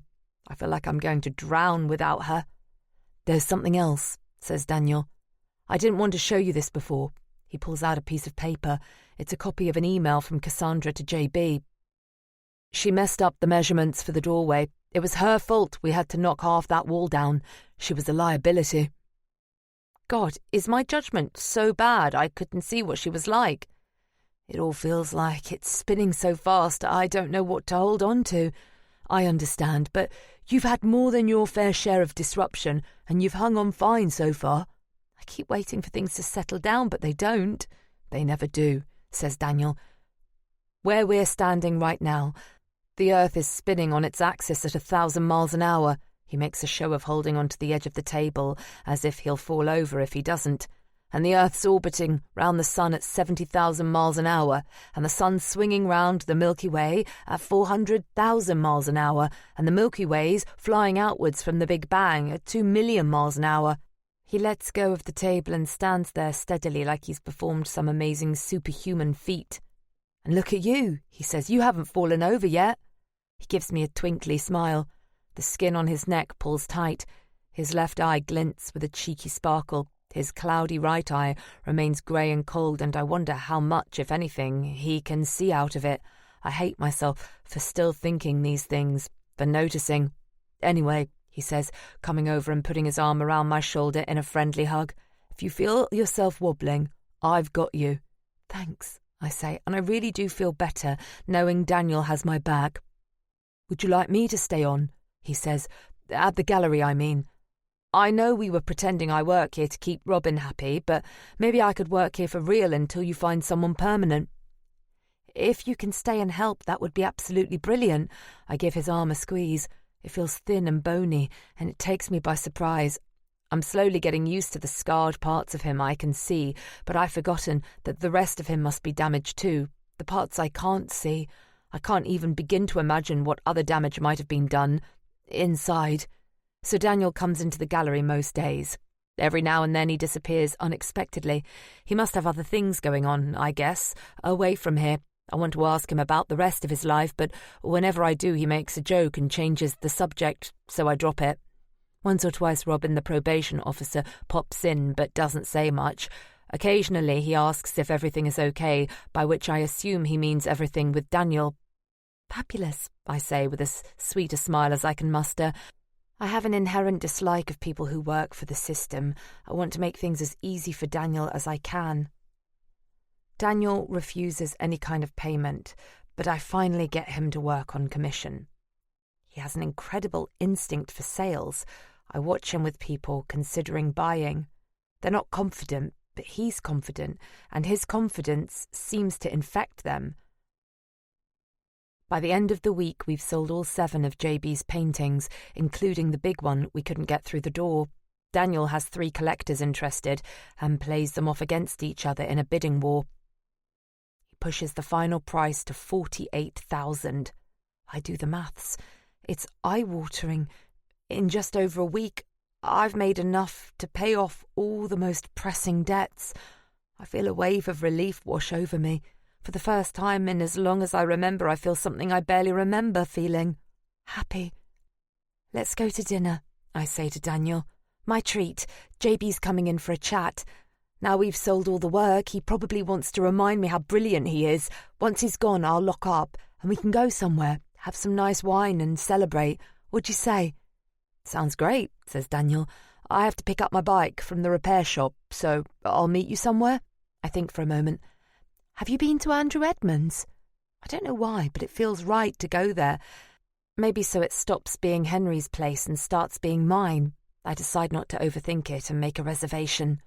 15 minutes after Daniel leaves, JB arrives. He strides through the gallery and looks around the show briefly, making the odd approving grunt, as if they aren't his own paintings he's admiring. The arrogant twat. He saunters into the office. Just you, is it? He asks. The burnt fellow not here? He's a good chap. Or the girl? I bite my tongue. Nope, just me. Well, he says, sitting down with his legs splayed in some kind of power stance. That's probably best. Congratulations, JB. We've only been open for a week and we've sold out the entire show. You must be pleased. I push a bottle of champagne towards him across the table. I've tied a ribbon round the neck and attached a couple of my congratulations balloons, and I've written him a card in an envelope. Now he's sitting here. It's obvious he's not a ribbons and balloons sort of person, and I feel like an idiot. He doesn't pick them up. I'll come to the point, he says. I'm grateful for the show, and for the shows Henry gave me before. Some things went well this time round, some not so well. That stupid mistake with the door size. He lets the thought hang there disapprovingly. But good we could sort it so quickly, I say. He's going to make me eat shit for this. Even with a sold-out show, he has to act like he's the genius, and the rest of us haven't got a clue what we're doing. Anyway, he says, having thought it through, it's time for a change. My new work will be on a larger scale, and it's not going to fit here. I've been talking to another gallery, and I'm going to give it a go with them for a while. I'm completely wrong-footed. My mouth opens to talk, but nothing comes out. So, that's that, he says. Finally, I manage to speak. If it's a question of scale, we shouldn't just think of gallery shows. We can place larger works in institutions. Nope, he interrupts. You're too small. My mind's made up. We're too small. He doesn't just mean the doorway. Anyway, thanks for everything, he says, getting up. He unknots the ribbon and takes the bottle of champagne, of course, the bastard. I'll be in touch about when you can get me back the paintings you have in storage. He passes me the balloons. Oh, I say as he gets to the doorway. Can I ask what gallery you're moving to? Certainly, he says. Philip Tench. And he leaves. That's that then. Once again, it's spinning out of control. I hold the edge of the desk. I pick up my bag and look out of the window. It's dark. I know I need to go, but I can't make myself move towards the door. I'm frozen to the spot. Chapter 34. 10 years ago. I pick up my bag and look out of the window. It's dark. I need to go, but I can't make myself move towards the door. I'm frozen to the spot. There's a noise on the landing, and I turn round and see Daniel standing in the gap of my open doorway. He's smiling, but then he sees me holding my stupid Hello Kitty rucksack and his face falls. His eyes dart around the room and it's obvious I've packed all my stuff. "What's going on?" he says in a shaky voice. "Where are you going?" "Nowhere." It's a stupid lie because he can obviously see I've packed up. "You can't leave," he says. "What will I do if you leave? What will happen to me?" "I'm not leaving," I say. I can't bear how upset he's getting. "Liar!" he spits at me. His eyes are shiny where I think tears might be coming, but maybe they're angry tears. He looks furious. His mouth goes tight and I can see his neck all strained where he's clenching his jaw. I go stiff and hold my breath and realise I'm tense because he looks like he might hit me or something. "It's Dad, isn't it? He's making you go." I try not to react. "I knew he would," Daniel says, almost in a whine. "I knew he'd make you go because he wants to hide what he's up to. He doesn't want you to know. When you're out of the way, he'll have no one to stop him getting me. I could hear your voices talking in the kitchen. I knew it was about me." I don't tell him about Henry. I know Daniel likes me, and I don't want to upset him or make him jealous or anything. I remember how he got when he saw me and Henry together in the kitchen that time. "He spoils everything," he says in a dark voice. I can't tell if he's talking to me or to himself. Suddenly he leaps forward. I jump back, thinking he's going to attack me, but he grabs hold of my hand and squeezes it so hard that it hurts. "Take me with you, please, please." I can feel my knuckles crunching together. "You can't leave me here on my own." I pull my hand away because of the pain, and I see he looks hurt. "Something really bad will happen if you go. Something terrible. I know it." He looks properly terrified. I feel awful. "Look, Daniel, I didn't want to say anything," I say, "but I'm just going to stay with my friend Shaniqua for a couple of days. Her boyfriend died suddenly and she needs some help. The boyfriend we said we wouldn't talk about. That's why I didn't tell you." I feel bad lying to him, but he's so upset I need to calm him down. He just stands there, staring at me. "A couple of days? Yeah," I say. "I don't want to stay any longer. You know why." I see him puzzling it through. His forehead wrinkles up like a little old man while he works it out. "Okay, that makes sense," he says. "Sorry if I hurt your hand." "It's okay," I say, giving him a smile. I lean over and put my arm round his shoulder. "It'll be okay. It will." We stand there like that, but it feels awkward, maybe because my body knows I don't really believe it. "I'll say goodbye before I go." I let go of him and he gives me a sort of puzzled look and goes out of the room. It was hard leaving before, but now it feels even harder. I promised myself I'd look after Daniel, and I really will. I just can't now. I want to help him, but I can barely help myself. I have to get myself sorted first, and then I'll come for him. I know I'm letting him down right now, but what can I do? I shouldn't lie to him, but I can still feel the ache in my hand, how he got hold of me and wouldn't let go. I should go and talk to him properly, but if he knows I'm leaving forever, he'll never let me go. It'll turn into a scene, and that's worse. I pick up my things and go downstairs and find a pad of paper and a pen in a kitchen drawer. I want to try to explain things to Daniel, but I don't know how to say what I'm thinking and feeling in a way he'll understand. "Daniel," I start writing. I think long and hard before I work out what to put next. When I'm finished, I fold the paper and put it in an envelope and lick it closed. I walk quietly up the stairs. I know I promised him I'd say goodbye before I leave, but I can't. I just can't. Instead, I put the envelope just outside his bedroom door where I know he'll see it. I sneak back down the stairs again. I go into the kitchen and pick up my stuff. I walk into the hallway and open the front door as quietly as I can. I step out onto the path into the night, pulling the door closed quietly behind me. I walk off, wondering what Daniel will think when he gets my note. I've written just one sentence. I'm sorry. Chapter 35. Now. I'm sorry. No, says Daniel. Don't worry. We can go there another time. We walk away from Andrew Edmonds without eating. All I can think about is the last time I was there and Philip Tench smarming away at one of my artists. Now he's stolen another one. We found ourselves in a quietish pub round the corner.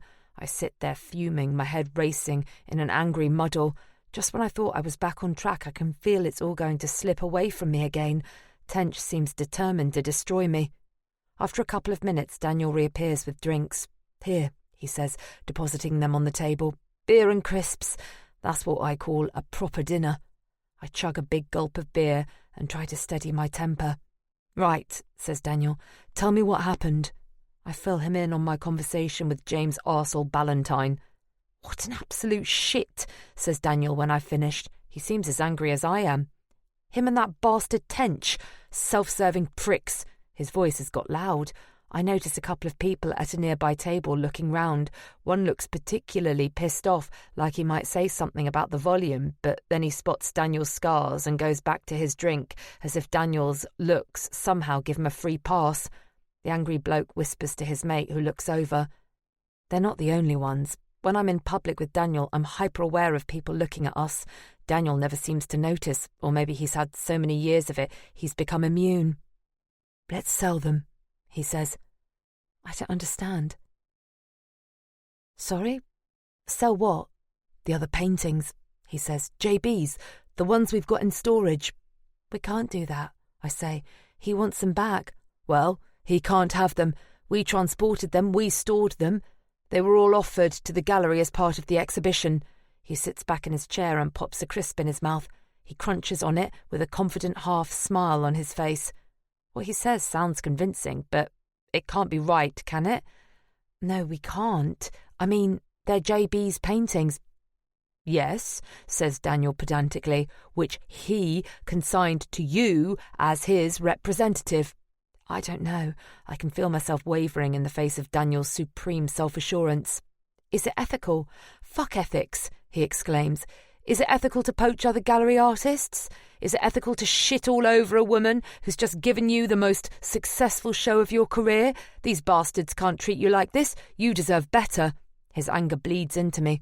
There was a time I'd have smashed Ballantyne's teeth out of his head with that bottle of champagne I gave him, but I'm a different person now. "Think about it," says Daniel. "You've got, 35 paintings in storage? We could sell all those at 20 grand a pop. That's 700 grand just sitting in a warehouse. Do you really want to hand that to JB and Tench without a fight? Christ, it's tempting. I'd love to get one over on those bastards, and the money wouldn't hurt either. But is it even legal?" "I dunno," says Daniel. "Let the lawyers argue it out. Meanwhile, sell as many paintings as you can. By the time they do anything about it, you'll have sold them. You can give JB his 50%. He won't give a shit whether it's you or Tench who'd sold them." Jesus, am I going to do this? "Yes," I say. "Yes, sod it. Let's go for it. Let's do it." I gulp my drink. I feel a huge adrenaline rush of excitement and also a wobble of fear. I look at my hand holding my drink. It's shaking. "It's okay," says Daniel, sensing my anxiety.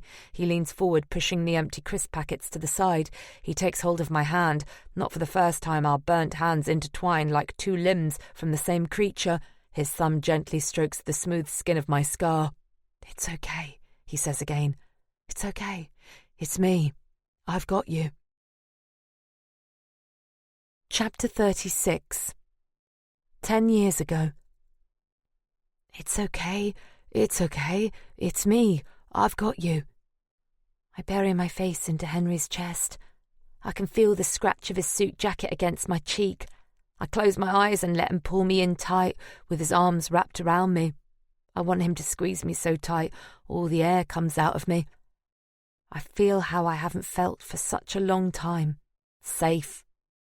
"Come on, come in," he says, letting go of me and leading me through the hallway. We go into the living room and sit down on a massive leather couch. The room's painted dark green, and you'd think it'd be all dull and depressing, but it's not dingy at all. It's really cosy and comforting. The walls are covered with paintings and drawings. I guess they must be by people from the gallery Henry owns. There's a little metal statue on the table next to the sofa of a man's head. I'm nervous and don't know what to do with my hands, so I pick it up and look at it and realise it's a statue of Henry. I guess one of his artist friends must have done it. I try to imagine being the sort of person someone would ever want to make a statue of. Henry sits on the sofa next to me. He puts the statue down and takes hold of my hand. I look down at our hands wrapped around each other like two hands from the same person. "I can see you're upset," he says. What's going on? I don't know what to say or where to start. I've thought of telling him stuff before, but if I blurt it all out now, I'll sound like a proper loser, but I don't want to keep all these secrets anymore. I have to tell you something, I say to him, but don't be angry. I think you'll be angry with me. He doesn't take his hand away, but there's a tiny shift in how he's sitting. He's gone all tense. Yes, he says. The word sounds longer than normal. What is it?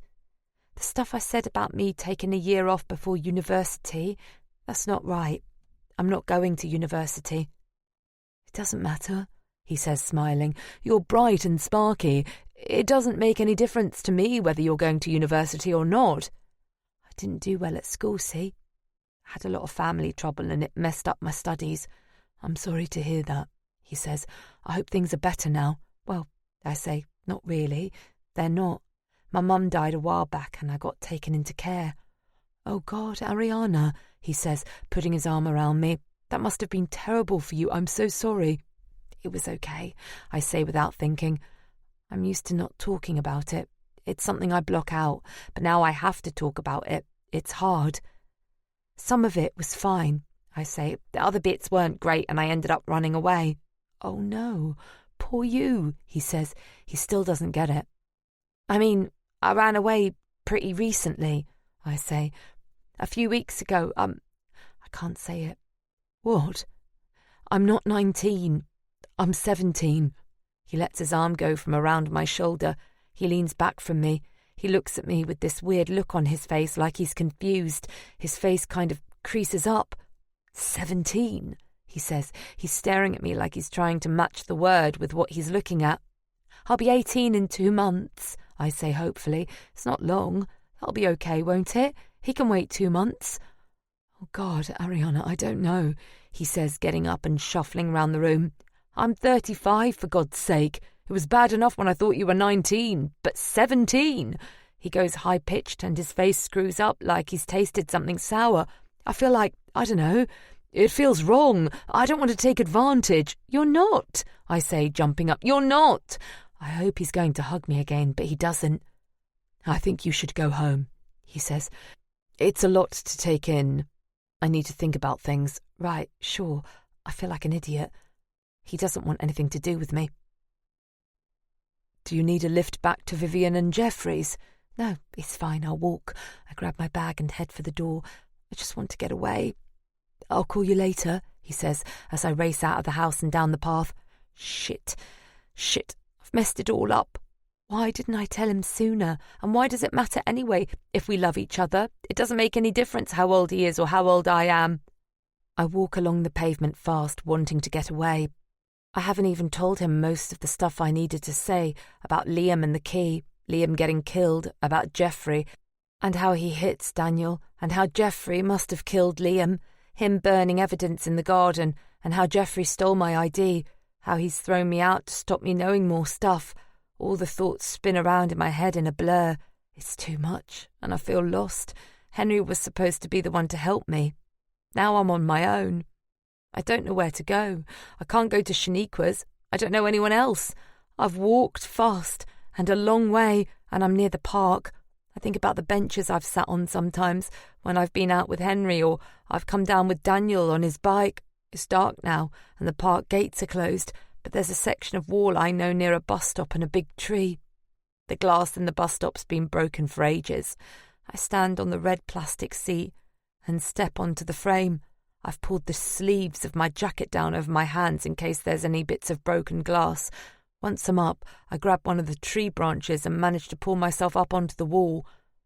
I throw my bag over, then jump down onto a patch of mossy stuff. It's weirdly quiet in here, and less windy than on the road. Away from the street lights, it's really dark, all dark green shadows like Henry's living room, but creepy rather than cosy. I walk round the path until I find the benches I was thinking of. They're off to one side under some trees. I sit down and try to work out how to get comfortable. I put my bag down on the bench and use it as a pillow. I take my jacket off and lay it over me. The one Poppy ripped, but it's too small and doesn't cover me properly, so I put it back on again and button it right up to the neck. Now I've stopped walking, it's cold. The leaves are rustling above me even though it's not that windy. I'm freezing. Somewhere far away I can hear voices. Sounds like two people arguing, a man and a woman. Can't work out whether they're on the road or inside the park. It starts me thinking about who else might be here. I can't be the only person round here who doesn't have a place to stay. What sort of people need to sleep in a park? They're probably desperate. I've got money in my bag.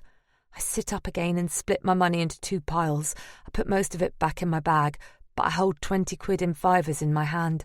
I figure if someone comes at me, I can get up and run and throw down the money I'm holding. While they pick up the notes, it'll give me a chance to get away. But what if someone isn't interested in money? What if they're interested in me? I'm freezing, and now I'm too scared to sleep. This was a stupid idea. I don't feel safe. I get up and shove the money I'm holding in my pocket. I grab my bag and start walking. But when I get back to the bit of wall I jumped over, I realise, like an idiot, that there isn't a tree this side. I can't reach up to get out. I'm trapped in here. I can hear the man's and woman's voices again. They're all echoey, like they're a long way away in an empty swimming pool or something. The woman makes a sort of screech, and I can't tell if she's laughing or screaming. I start moving faster, round the edges of the park, looking for somewhere I can climb out, but it's all too high. I come to some gates, but they have massive spikes on the top. They're impossible to get over. I keep walking, feeling more and more scared. Eventually I come to a bit where a tree is being cut up. There are thick logs and fresh sawdust on the grass where someone sliced it up with a chainsaw. Must have blown down in a storm or something. I manage to roll one of the slices of tree to the edge of the wall. Then I go back and get another one. It takes all my strength, but I manage to get one of the logs on top of the other one. When I stand on them, I'm just about able to reach the top of the wall. I have to throw my bag over the wall and hope there's no one on the other side who'll nick it. It takes me a few goes, but at last I'm able to scrabble up the wall and onto the top of it. I swing my legs over and catch my breath a bit, then jump down. I bend my knees, like they used to tell you in PE when you jumped off the ropes, and I get down onto the pavement without hurting myself. It's 1 a.m. when I arrive back outside Vivian and Jeffrey's. All the lights are off. Everyone must be asleep. I'm so cold now I can't sleep outside anywhere, even if it was safe. I go to the fake rock Daniel showed me that time and slide the plastic cover back. The spare key is still inside. I let myself in quietly through the front door. I feel scared being here, but it's better than anywhere else. It's better than nowhere at all. I don't know what they'll have done with my room, and anyway, it'll be too noisy if I go up the stairs. I don't want anyone to wake up and know I'm here. I creep up the hallway and through to the kitchen. I know where I can go without them hearing me. I head into the back of the house and come to Jeffrey's office. The door is closed. I turn the handle and open it without making a sound. I step in and close the door.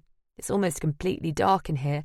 A bit of light peeps in past the blinds at the window. I walk slowly across the wooden floor, worried it might creak, but it doesn't. I find my way to the big grey sofa. I put my bag down on the floor and lie down. I take my phone out and make sure it's switched to vibrate. Then I set the alarm for 5 o'clock. I tuck the phone in the breast pocket of my jacket so I can be sure it will wake me. I need to be up and away before anyone knows I've been here. I close my eyes and think about trying to get some sleep. I don't know what's going to happen tomorrow, but for now at least, I'm safe. Chapter 37. Now. For now, at least, I'm safe. That's what I keep telling myself as I sit here in the conference room of Perry and Sanders solicitors. Safe for now. But a lot has happened in the last couple of days. The morning after my terrible meeting with James Ballantyne, Daniel and I started making sales. It was absurdly easy. Everyone knows the show is sold out, so that makes the paintings all the more desirable. People always want what they can't have. We told everyone we'd managed to get our hands on just one more JB painting, and they practically took our arms off for it. By the end of the first day, we'd sold 5, and by lunchtime of the day after, we'd sold 3 more. Never in my wildest dreams did I think the gallery would be as successful as this. It was exhilarating. But the good feeling didn't last. The afternoon the post came with a letter from JB's solicitor demanding the immediate return of all his work in storage. The tone wasn't JB's at all. It wasn't bluff Yorkshire bluster so much as nasty veiled threat. It had that slimy shit Philip Tench's fingerprints all over it. Daniel looked at it and just shrugged. "We can't return what we haven't got," he said, and got back on the phone. Within 20 minutes he'd sold another painting on condition he could get it to the buyer in 24 hours. Christ knows what the rush was. Daniel said he needed the van to take it to Cornwall. He'd be gone for a couple of days. He grabbed his bike and the van keys and left. I was more worried by the letter than Daniel. It felt like trouble. I figured it would be a good idea to have a solicitor as well and got straight on the phone to Nigel Perry. So here I am, sitting at the vast oak conference table set up in confrontational battle lines. Nigel Perry is on my side, sitting opposite Philip Tench. I knew the little shit was behind it all. The two of them are dressed in similar suits, and each has the same build and shiny bald head, like Tweedledum and Tweedledee. Tench has a dull-looking woman with him, his lawyer, who is introduced as Samantha something. She's wearing a horrible sage-coloured dress and has lank, mousy hair and oval plastic glasses, the wrong shape for her bony face. She looks like an emaciated owl. She hasn't made eye contact with me the entire time we've been here, which is 20 awkward minutes. We're all waiting for JB, of course. You'd think something like this would put a rocket up his arse, but apparently not. I think he's deliberately late, playing one of his bullshit macho power games. After half an hour, Tench phones him. I enjoy watching how twitchy he gets. He came in here all oily and smug, but with each passing minute he looks like he's losing his cool. We all hear the call go to voicemail. There's some awkward whispering between Tench and Owl Woman. Ahem, coughs Nigel Perry theatrically, interrupting them like a teacher getting the attention of naughty children. Given your client has chosen not to attend this meeting, I think we should assume this matter closed for the present. I'm sure we all have things we need to be getting on with. He shuts the notepad in front of him with a passive-aggressive finality. Tench and the owl get up. So delighted to have met you, says Nigel as he shakes Tench's hand. It's amazing to watch Tench get outsmarmed at his own game. They leave. I suspect that's not the end of that, says Nigel, once we have the room to ourselves. His cheery smile has gone.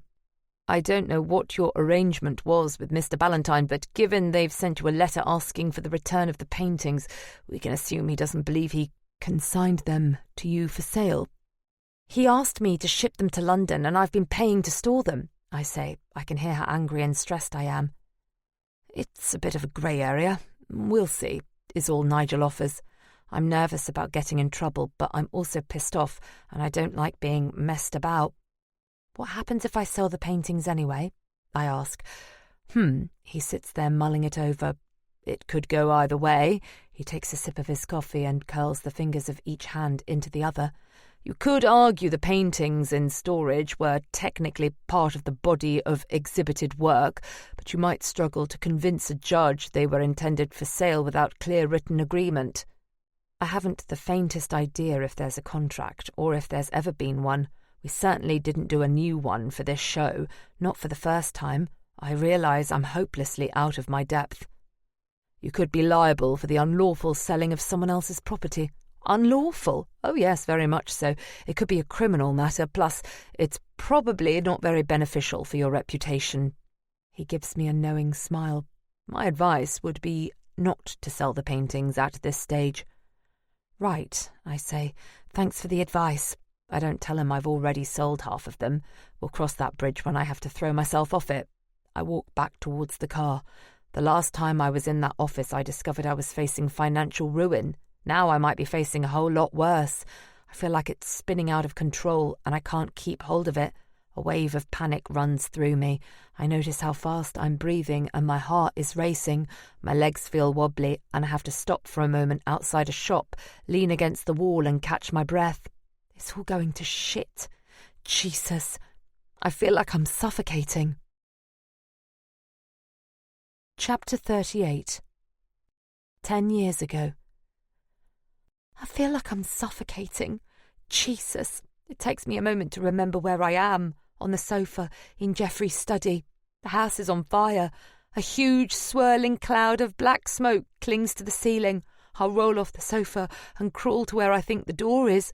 But it's just a wall. No door. I've lost myself. I'm trapped. Geoffrey, he's done this. Daniel was right. Geoffrey was burning evidence in the garden, and now he's burning everything. Everyone. Help! Somebody help me! I scream at the top of my voice over and over, but when I stop screaming, all I can hear is the roar of the fire. It's deafening. No one's going to hear me. No one knows I got back in the house. No one is coming to save me. I'm going to die. There's a huge crash and a massive bright light. I feel sharp stings on my body and realise I've been hit by pieces of flying glass. The room flashes orange with flames. Then something has hold of me. It's a hand. A blanket soaked in water is thrown over my head. I see orange light through the blanket as I'm dragged across the room. It gets brighter and the water starts to steam around my head. My hands feel like they're on fire. I'm screaming in pain. Then it gets darker and colder and I hear something else. Sirens. Fire engines. "Ariana!" someone says near me. I collapse, gasping and coughing, and pull the hot blanket off my head. I'm alive. My hair is burnt and it stinks. My hands are agony and horribly red. There's a fireman next to me covered in greasy black soot. "How do you know my name?" I say. He ignores me and puts a mask over my face and I start to breathe easier. I'm on the grass verge outside the house. There are flashing blue lights and the house is a ball of fire. I was inside that. People are standing about in pyjamas, crying. 2 people in uniform rush away, carrying someone draped in black. It's a person smaller than them, a kid. I know it's Daniel. Daniel said my name. He was the one in the house. Daniel saved me. He rescued me. I should be dead, but he saved me. They're lifting him onto a trolley by an ambulance. I want to see him. I have to know how he is. I try to stand, but as I put my hands on the ground to push myself up, I feel a terrible pain. My hands are more red and now they look swollen. A medic comes over from one of the other ambulances. "Hello?" He moves the mask off my face. "Can you tell me your name?" "Ariana." I'm not coughing now, I've had the oxygen. "Are you having trouble breathing?" "Not much," I say. "It's my hands." "Right, I'll give you something for them. Did you lose consciousness at any point?" "No." "Are you hurt anywhere apart from your hands?" He has a kind voice. "No, it's just my hands. They really hurt. Big blisters are starting to come up. They look awful." "How do you feel?" he says. "They're burning. They're agony, please." The nurse starts taking the top off a plastic bottle. "Okay," he says. "This might sting a bit." He begins to squirt water onto them. It's cold. It stings like fuck. When he stops pouring the water, it burns more. It hurts worse, and I can feel how hot my hands are. Another nurse comes over and they walk me to the ambulance and sit me inside. They put a needle in my arm and tell me it'll help with the pain. They hang a bag up next to me and I begin to feel woozy. One of the nurses holds my arm as the other one starts putting bandages on my hands. It's like he's rubbing me with sandpaper. A siren starts and I see Daniel's ambulance drive off. I want to know if he's okay. I try to ask, but they've put the mask on me again, and I can't take it off because of my hands. I feel trapped, and I have a sudden flash of being trapped in that burning room. I feel incredibly scared and completely alone. I wish Daniel was here. When we get to the hospital, it's a blur. The nurse from the ambulance tells the doctors what happened, and then the doctors do some tests on me, take my pulse and other stuff. They tell me what they're doing, but I still feel woozy, and the pain in my hands makes it hard to concentrate. They put another bag of liquid on the tube going into my arm. They uncover my hands and wash them again and put more bandages on. It's agony, and I don't understand why they are taking the bandages off. I beg them to stop, but they do it anyway. They give me an injection of something. I'm in a bed, in a room. Different people come and go, all wearing paper gowns and masks. They have gloves on and paper hats over their hair. I'm not sure what they're doing or why there are so many of them. They get the bed in place. Eventually they go out, and for the first time since I came out of the fire, I'm on my own. My hands are agony and I feel scared and incredibly sad. After a while, 2 nurses come in dressed in the same gear. They stand a long way away from me by the door. They whisper to each other, and then one of them speaks to me. "Ariana." It's not a nurse. It's Henry. I start to smile. "How are you feeling now?" he says. I realise it isn't Henry after all. His voice sounded a bit the same, kind of soft, but it's not him. It's just one of the doctors. I feel very flat and low. "Please try to get some rest," he says. "Good rest is what you need. I'll come back and see you in the morning." They start to go out. "What happened? How is everyone else? I ask. How's Daniel? Do you mean the boy from the house? I'm dreading the answer. He's alive, says the doctor. Oh, God, I was sure he was dead. He's alive, says the doctor again. We're looking after him now. He's here. Relief floods through me. Jeffrey tried to kill Daniel, but he hasn't done it. Daniel's alive. He's alive and he's here. Daniel is in this hospital. Chapter 39. Now. Daniel is in this hospital. He called me an hour ago and asked if I could pick him up. He was vague on the phone, and I don't know exactly what's happened, but it's not like him to ask for a favour, so it must be serious.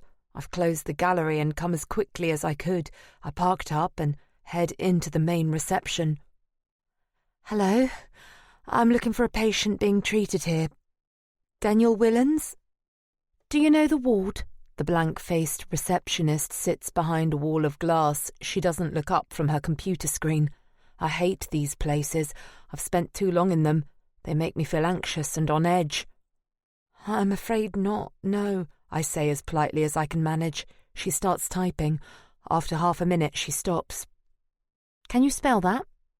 Willens. Daniel. More typing. He's not here. Are you sure? It's this hospital. I see why they have protective screens now. I'm just about to lose it when I hear a voice behind me. Ariana? It's Daniel. He has his left arm in a sling and a crutch under his right arm. He's got an ugly purple bruise around his eye, the cloudy one. Like that time I found him when his dad hit him. It's practically swollen shut. Christ, I say, hurrying over to him. What happened to you? Bloody accident while I was on my bike. Transit van 1, bike 0. God, you were lucky, I say. Well, not lucky, but you know what I mean. Yeah, he says, it could have been worse. Nothing broken, other than my bike and my dignity. Come on, I say, let's get you in the car. I take Daniel's arm and help him limp out to the car park. I'm glad you appeared when you did. The idiot on reception couldn't find you on the system.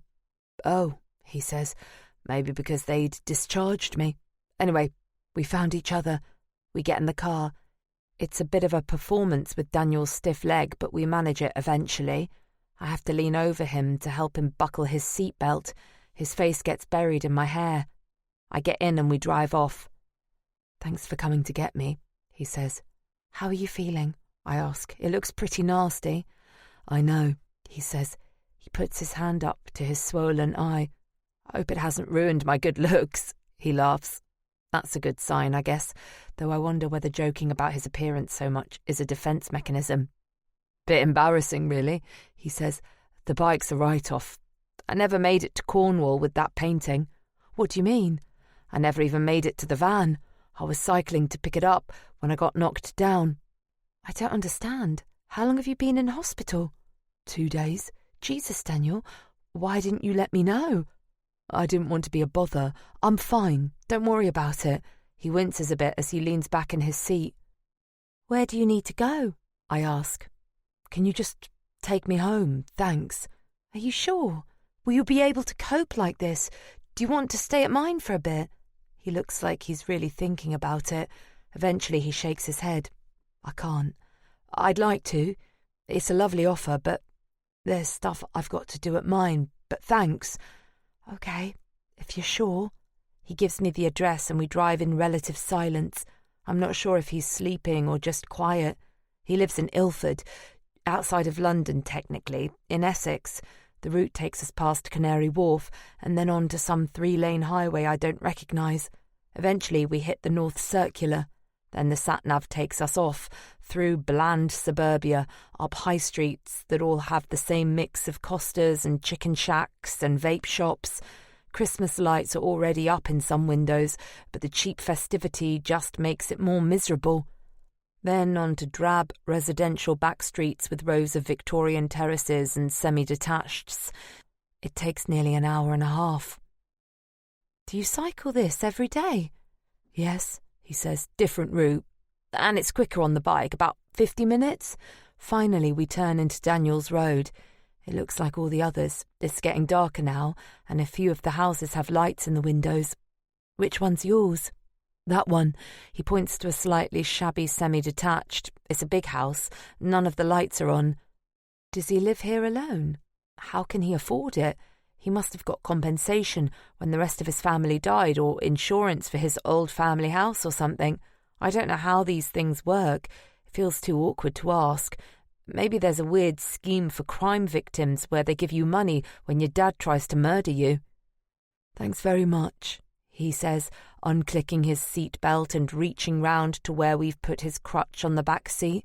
There's a finality in the way he says it that makes it clear he isn't inviting me in. I get out and help with his door. Okay then, he says. I think I probably need a couple of days off. I'll let you know. Take as long as you need, I say. He looks at me seriously. I'll be there. I want to help you. Okay, I say. I hope you feel better. Let me know if there's anything I can do. I lean into him and give him a hug. Then I realise I must be crushing his bad arm and let go. But if I've hurt him, he doesn't say anything. Bye. I watch him limp into the house. I wait until I see a light go on in the hallway, then I head off. Not for the first time. I'm struck by what a mystery he is to me. I've always thought of Daniel as this incredible person who can do anything, but right now he seems pathetic and sad. Fortunately, the drive back is quicker, heading into town while the rush hour traffic is heading out. I get home about 6:30. I grab the post from the mat and go through to the kitchen. The house feels empty. I'm still not used to Henry not being here and wonder if I ever will be. It felt lively for a few days when Cassandra was here. It's doubly quiet now she's gone. I wish I hadn't thought of Henry and Cassandra at the same time. It's too bright and cold in the kitchen. The whole house is cold. I go through to the living room and switch on the lamps and turn the dimmers down to a low, comforting glow. I make up a fire in the fireplace and tend it until I have a couple of logs burning nicely. I lean my hand on the weird, spiked metal fire surround. It reminds me of the gates in the park I used to go to years ago, pointed to stop people climbing over. Slowly, I feel the metal begin to warm. But still, I don't feel cosy. I imagine Daniel rattling around in his house in Ilford while I'm on my own here. I think about calling him to see if he's okay. But I know it's just because I feel lonely. I won't allow myself to do it. It's pathetic, so I don't call. I go to the fridge and grab a bottle of wine. I haven't done any proper shopping for days, and I'm not convinced there's anything to eat. I'll phone for a takeaway later. I sit at the counter and take a sip of wine. I've been dreading the bills for weeks, though I feel less anxious about them now that there's money coming in from the gallery. But the first envelope I look at isn't a bill. It's a solicitor's letter, addressed to me as director of the gallery. It must have come here as the registered business address. Even before I open it, I know what it's going to be. And I'm right. It's an official letter from the firm Owl Woman said she came from, but now she's representing Tench, not JB. It says Tench is JB's formal agent and demands the return of all the paintings in storage. It threatens legal action if I don't return them by the end of the week, but of course I can't return most of them because most of them are sold. Tench has got me. He'll never settle. He isn't just going to ruin me financially now. It's not just about money. He's going to have to put me in prison. I feel lost, and then I realise I feel lost without Daniel. He might have started all this, but every time I think things are going wrong, he comes up with an answer. Daniel will know what to do. He'll have a plan. I just have to wait for Daniel to come back. Chapter 40. 10 years ago. I feel lost without Daniel. I just have to wait for Daniel. They're keeping me in for a couple more days, but say I'll be fine. My hands are still in bandages, but when they change the dressings, I can see the blisters have gone. After days of asking, they've said I can visit Daniel. The nurse leads me down the corridor and to a room on the same floor as mine. Outside the door, they make me dress up in one of the stupid paper outfits all the nurses have been wearing, with the mask and the elasticated paper hat. His room's like something out of a science fiction film. It's all white and clean, and there are plastic curtains hung everywhere like a tent. The nurse tells me I have to stay outside the curtain, which is about 3 feet away from the bed. The plastic looks stiff and cloudy, but I can see Daniel behind it. I know he's been burnt worse than me, but I'm not prepared for this. He's lying on his bed almost head to foot in bandages. He has a tube coming out of his arm, hooked up to a bag of solution over his bed. The tube runs through a kind of machine. I know it's to hydrate him and give him something for the pain. Morphine, probably. I was on morphine for the first couple of days, but now I just take pain tablets. The fact Daniel's still on it means he must be bad. I look at the bandages on my hands and remember how painful they were. Then I look at Daniel and try to imagine how unbearable it must be to have burns all over his body. He looks so tiny. He's just a little boy. It's too much to get my head round. "Daniel," I say. I whisper it. I don't want to disturb him. "Daniel, it's me, Ariana." There's a long silence. Then his head moves slightly. He can't look towards me, but I think maybe he's heard. "Who's there?" His voice is raspy and very quiet. He sounds woozy, like he's just woken up. It'll be the drugs too. He has a bandage over his right eye and he can't see me. "It's Ariana," I say again. "Ariana." It's all he says. "Can you remember what happened?" I ask. I don't know how much the doctors will have said. "Fire," he whispers. "Mum and Dad and Poppy are dead." He gives a big sigh. I don't know whether he's sad or it's tiring to talk. "It's just us now." I've got closer to the plastic curtain to hear him whispering. Now I whisper myself. "How did it happen?" I don't want the nurses outside to hear me. "Did your dad start the fire?" "I went to his study," says Daniel. "He hit me. Then I found him setting fire to the house." He's talking slowly, taking a break between sentences to catch his breath. "I locked him in. I tried to get Mum and Poppy. Stairs were on fire. I got out. I can hardly hear him now. How did you know I was in the house?" "Heard you screaming. Had to get you." I still don't understand how he did it. "But the house was on fire, Daniel. You went back in." "Had to get you," is all he says.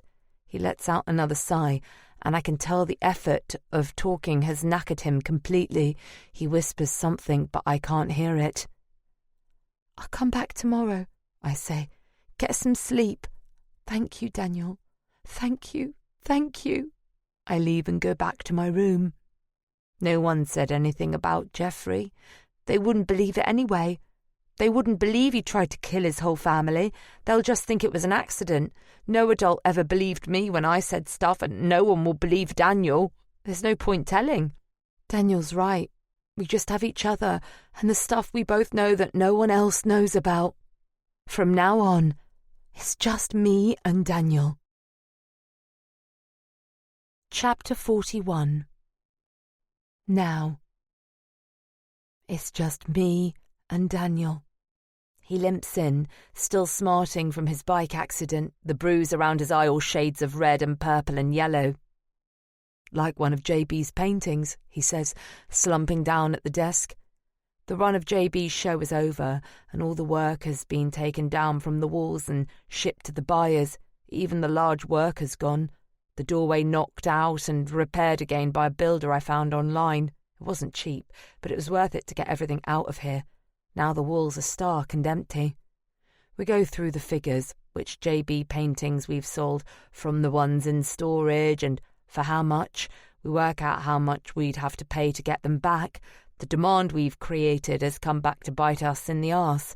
It'll cost significantly more to buy them back than we sold them for. Even if I can buy them all and keep Tench and the police off my back, I'm ruined. I should never have listened to Daniel about selling those extra paintings. But what's the point of tearing into him? Even if I got persuaded by his confidence and carried away on his charisma, I can't believe him. It's my gallery. I agree to it. Idiot. My phone goes. It's Nigel Perry again. I've been ducking his calls for the last couple of days, assuming he must have bad news, but I can only avoid him for so long. I answer. "Ariana? Nigel Perry here. Sorry I haven't returned your calls. I've been a bit busy, I lie. Any news about James Ballantyne? He asks. I don't know, I say. I assumed that's why you were calling. No, nothing, he says. I suppose they haven't found him yet. Found him? I'm confused. Found who? What do you mean? Daniel looks at me with a puzzled expression. I switch my phone to speaker and put it on the table so he can hear. James Ballantyne, says Nigel emphatically, as if he's talking to an idiot. His solicitor contacted me. Apparently he went for a walk 2 days ago, as he does every morning, and he hasn't been seen since. His wife informed the police and they notified the Mountain Rescue Service. They've been searching in grids with dogs and drones, but no sign of him so far. I remember the wild countryside we drove through on the way up, how bleak it was. 2 days out there can't be much fun. They're doing a televised appeal later today, but after 48 hours the prospects aren't too good, I imagine. Daniel makes a kind of wincing face. I know what it means. He thinks JB's a goner. Nigel, I say hesitantly, I don't want to be crass. Obviously finding JB is the most important thing. But what does this mean for me? I mean, are there any implications for what's going on with those paintings? That's what I'm calling you about, he says. Apparently Mr. Ballantyne hasn't signed any formal contract with Philip Tench or his gallery. Mr. Tench isn't empowered to act on Mr. Ballantyne's behalf. The paintings belong to Mr. Ballantyne himself, or if anything were to happen to him, to his estate, to his wife, presumably. The call ends. Daniel and I sit in silence for a moment. Finally, he speaks. 2 days out there, says Daniel. That's the last we'll be hearing from him. I'm sorry, but it's true. I know he's right. I have a strange mix of feelings. I never liked JB, and I liked him even less when he left the gallery for that nasty little shit Philip Tench. I'm relieved his disappearance has got Philip Tench off my back, at least for now. Deep down I'm hoping JB won't be found alive. I daren't say it aloud. It's too awful. I know it makes me a terrible person. Daniel just looks at me. I'm convinced he knows what I'm thinking. Later we search the internet and watch an appeal for people to get in touch if they have any info on JB's whereabouts. Mrs. JB is sitting behind the policeman who makes the appeal. She looks frail and tragic, and even more ghost-like than when I met her in Yorkshire. Immediately after, Daniel says he's going to get on the phone to sell the last of the JB paintings. It feels crass or tactless somehow, but Daniel is fired up by all the news about JB's disappearance. He thinks we should make hay while the sun shines. He limps around the gallery, rabbiting away on his phone, his face animated in his enthusiastic sales pitch. He seems manic. I can't hear what he's saying, but his bruises combined with his scars make his exaggerated expression look tortured, like a tortured animal. Sold another one, he says, striding over to me with a huge grin on his face. 35,000. Jesus! The money is amazing, but something about pushing things higher and higher feels dangerous. It's like Icarus getting too close to the sun. Then I catch myself having that thought and remember Daniel's already been through the fire. It feels tactless to even think it. They'll keep going up, he says. They know when the news comes out he's dead. The prices will really rocket. They're getting in fast before the price hike. He's right. If these are the last paintings JB ever made, if there is a finite supply of them, then their value goes up. That's just how the market works. And yet, the way he says it makes me shudder. I struggle to put my finger on exactly what Daniel's doing wrong, but it feels like he's dancing on JB's grave. It makes me uncomfortable. Maybe Daniel's lived so long with death in his life he's immune to the shock of it. Henry's death is so recent, it feels so raw in spite of what happened between him and Cassandra. I can't just shrug off this JB stuff like Daniel does. I guess if your entire family dies in a fire, the only way you can carry on is to protect yourself from the reality of it, insulate yourself from your feelings. For the first time since his reappearance, I feel myself pull away from Daniel. We're on different trajectories again, heading in different directions. He takes my hands in his. We're doing it, he says. We're making it work. I always knew we could. Right back then I knew. Liam couldn't get us, or my dad, or JB, or Tench, even the fire. Together we can do anything. He doesn't let go of my hands. How many of the paintings in storage have we sold? I ask. Nearly all of them, he says in triumph. He thinks I'll be delighted with the achievement. He doesn't know the reason I ask, because when the paintings are sold, this will end. It will have finished, and I can move on. Move away. This feels too close, too intense. I don't know what Daniel thinks is happening, but this is too much. I need space. I need to create some distance. I feel like I'm on the edge of something terrible, some vast black hole that I could fall into. I need to step away. I need to protect myself. Chapter 42. 10 years ago. I need to protect myself. I could die if I don't. Hospitals are full of sick people. People here must have all sorts, but all I've done is catch a cold. It's mad to think, but a week ago they were so worried about infections, even this stupid cold could have killed me. My hands are much better now, and they're close to letting me go home. Not that I know where home is. They know me as Tracy Jones here, not Ariana Simpson. They've told Craig I'm here, and there's talk about me going back to Rob and Julie's. But sod that, there's no way I'm going back there. I'm so close to my 18th birthday now, I reckon I'll get out of it. I know they have places for care kids to move into, and I'm going to make Craig's life hell until he gets me in one of them. Anyway, because of this cold I need to protect myself, put on a gown and make 2 masks to be safe and a paper hat and shit. Daniel's still in special isolation, and if he got my cold, it'd be really dangerous. You're not going anywhere, says Precious when she comes in. She's the nurse who's been looking after me. She's bossy, but she's all right. Why not? I say. I'm fine. Even as I say it, I can hear how bunged up I sound and how raspy my voice is. Back in bed, lady, says Precious. We got patients on this ward you could kill with that snotty nose of yours. So I'm trapped in this room. It's shit. It's so boring. There's a telly, but if I have to watch one more episode of Homes Under the Hammer, I think I'll kill myself. And anyway, I promised Daniel I'd see him every day.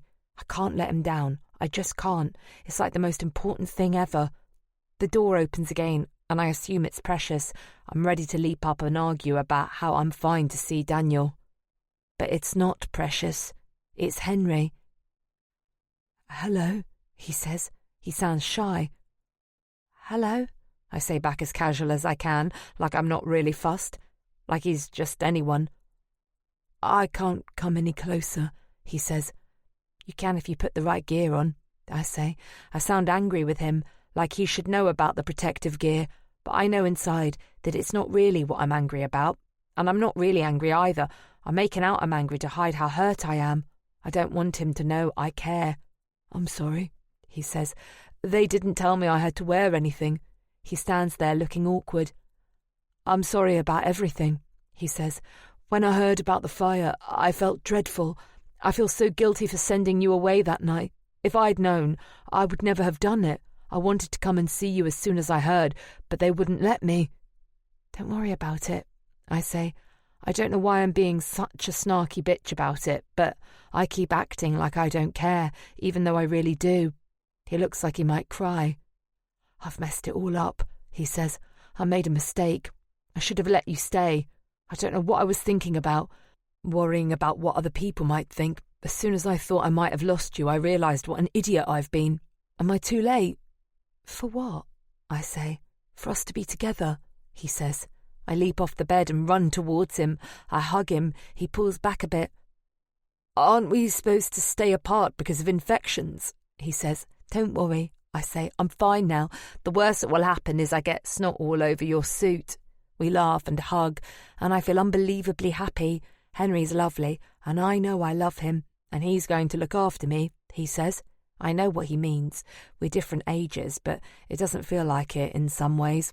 We found each other, and we're right for each other, and the age thing doesn't matter. We sit and talk for a while. He asks me how the care stuff works, and I tell him I'll be able to work it out, how I can live with him. I have no idea yet myself, but I'll make it work somehow.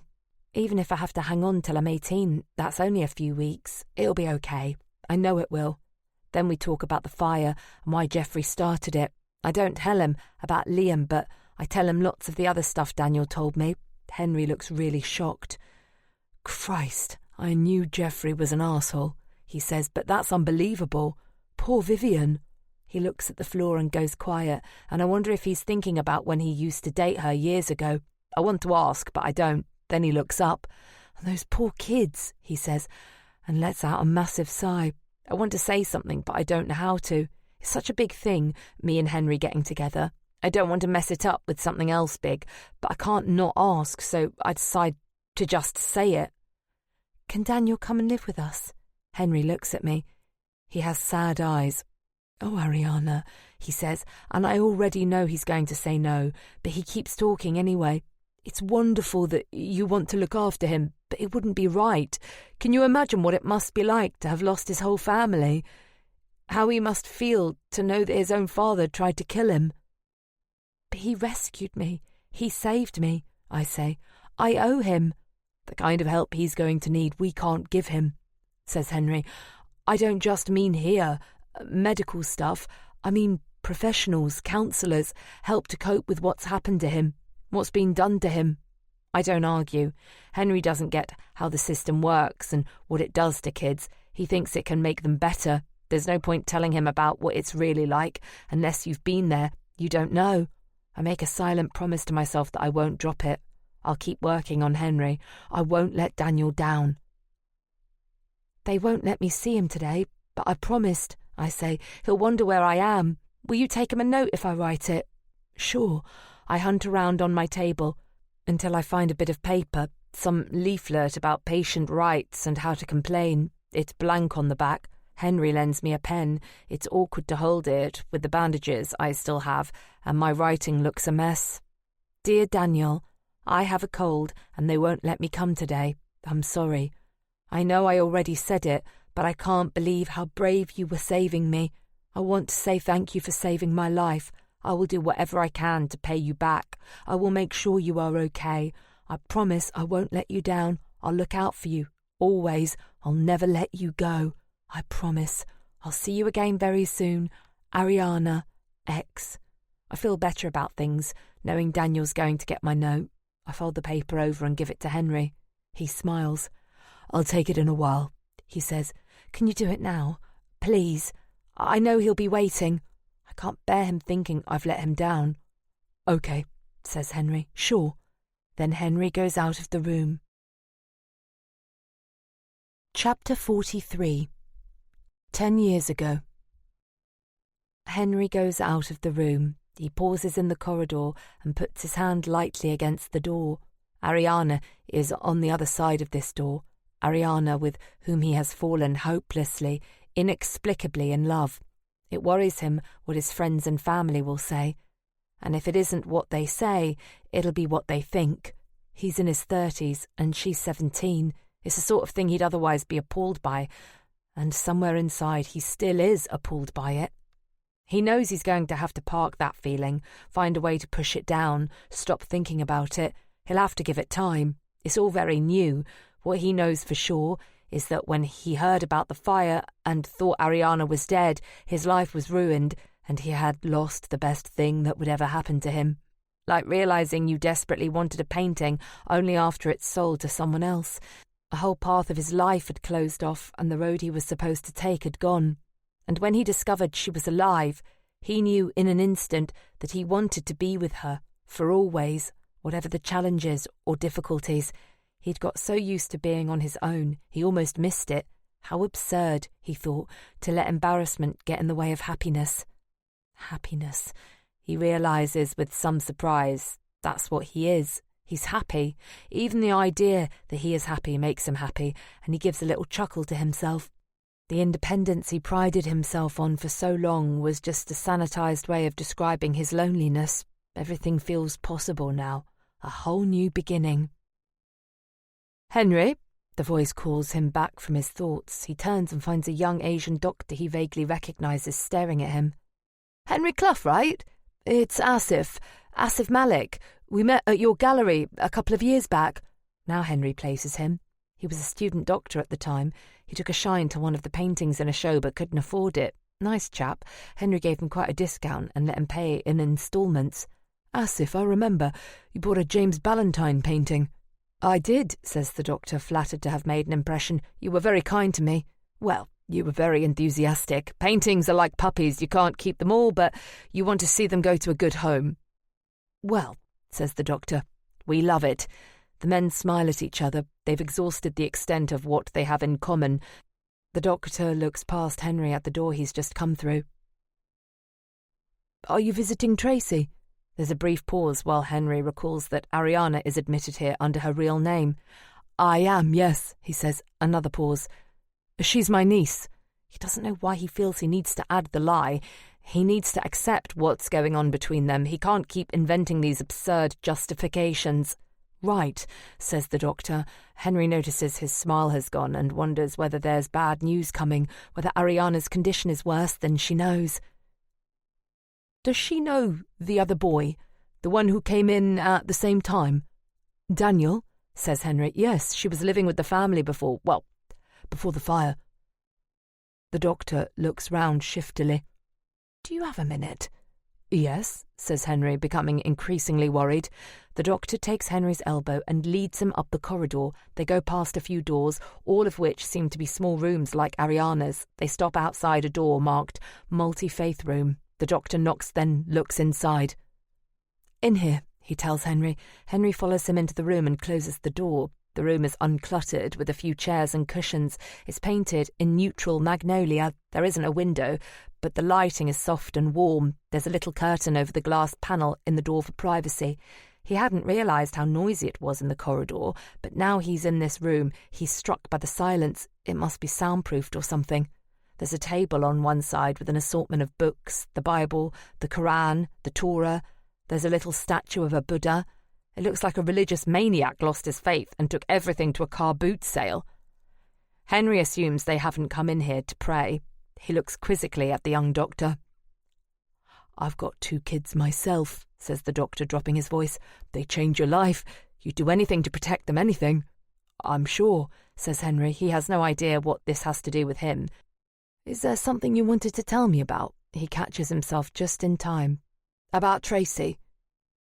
You didn't hear this from me, says the doctor, but keep your niece away from that boy. From Daniel? From Daniel, yes. The doctor sounds urgent and nervous. He keeps one eye on the door. I shouldn't be telling you this. He's traumatized. He has a history of issues in the past. It should have been picked up much sooner. He's been seen by a school psychologist. Ah, says Henry with some relief. He knows all this from Ariana. I know a bit about the family history. The dad was abusive. It's no wonder the boy has issues with a parent like that, and I guess it's only going to get worse now his father has attempted to kill him in that fire. It feels good to discuss this with someone. Henry felt guilty saying no to Ariana about Daniel living with them, but it's good to get it confirmed by a professional. No, says the doctor.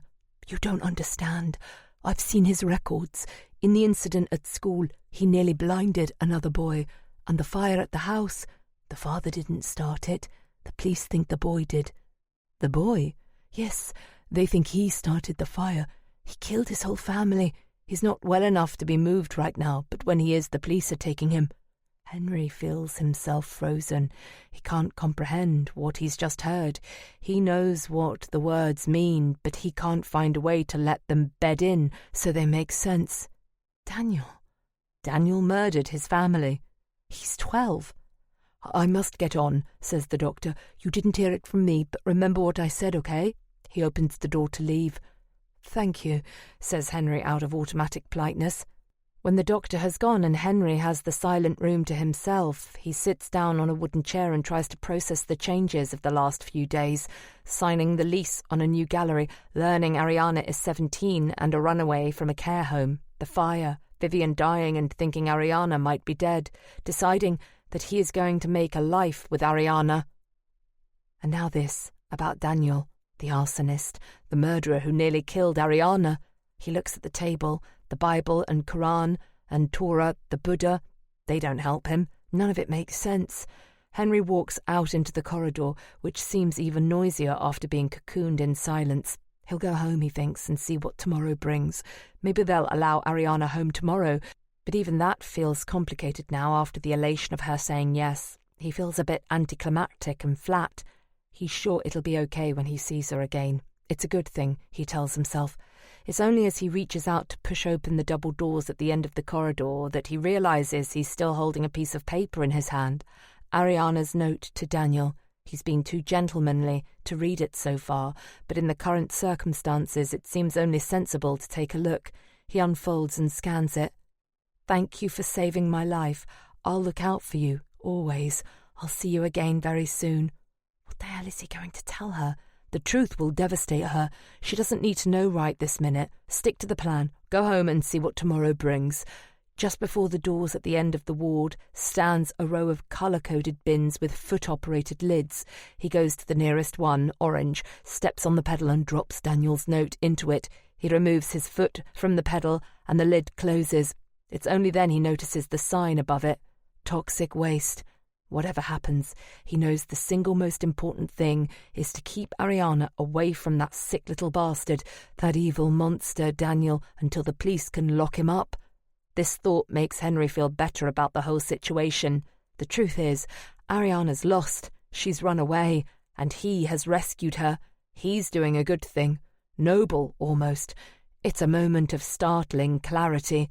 The most important thing he can ever do is make sure Ariana never, ever sees Daniel again.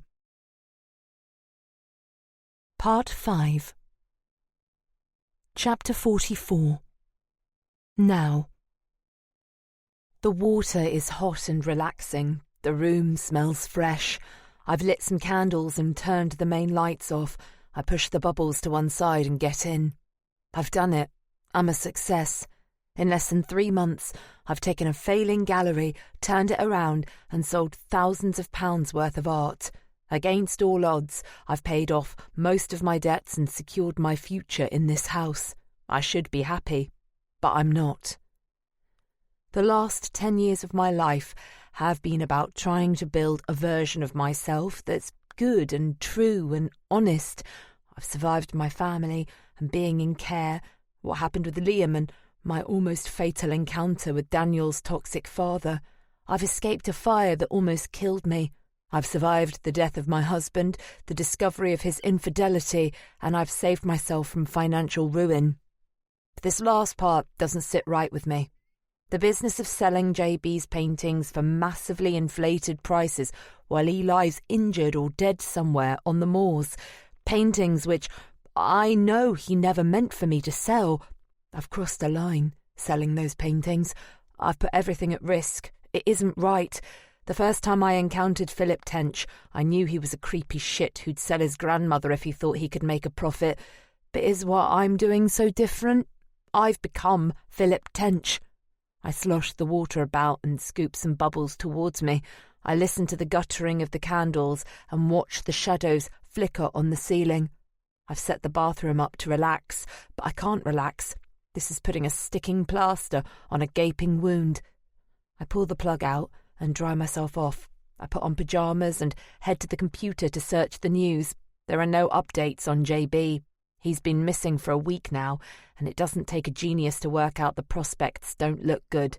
It's terrible to even think it, but JB going missing has saved me from scandal and financial ruin. JB's bad fortune has been my good luck, but I can't enjoy it. Daniel hasn't been at the gallery for a couple of days. I was intrigued by his mysterious disappearances at first. Then they annoyed me. Now it feels like a relief. I'm sure he thinks he's been helping me, and in many ways he has helped, but his relentless drive has pulled me in a direction I don't want to go. All this JB business, I have to put the brakes on. I have to pull back.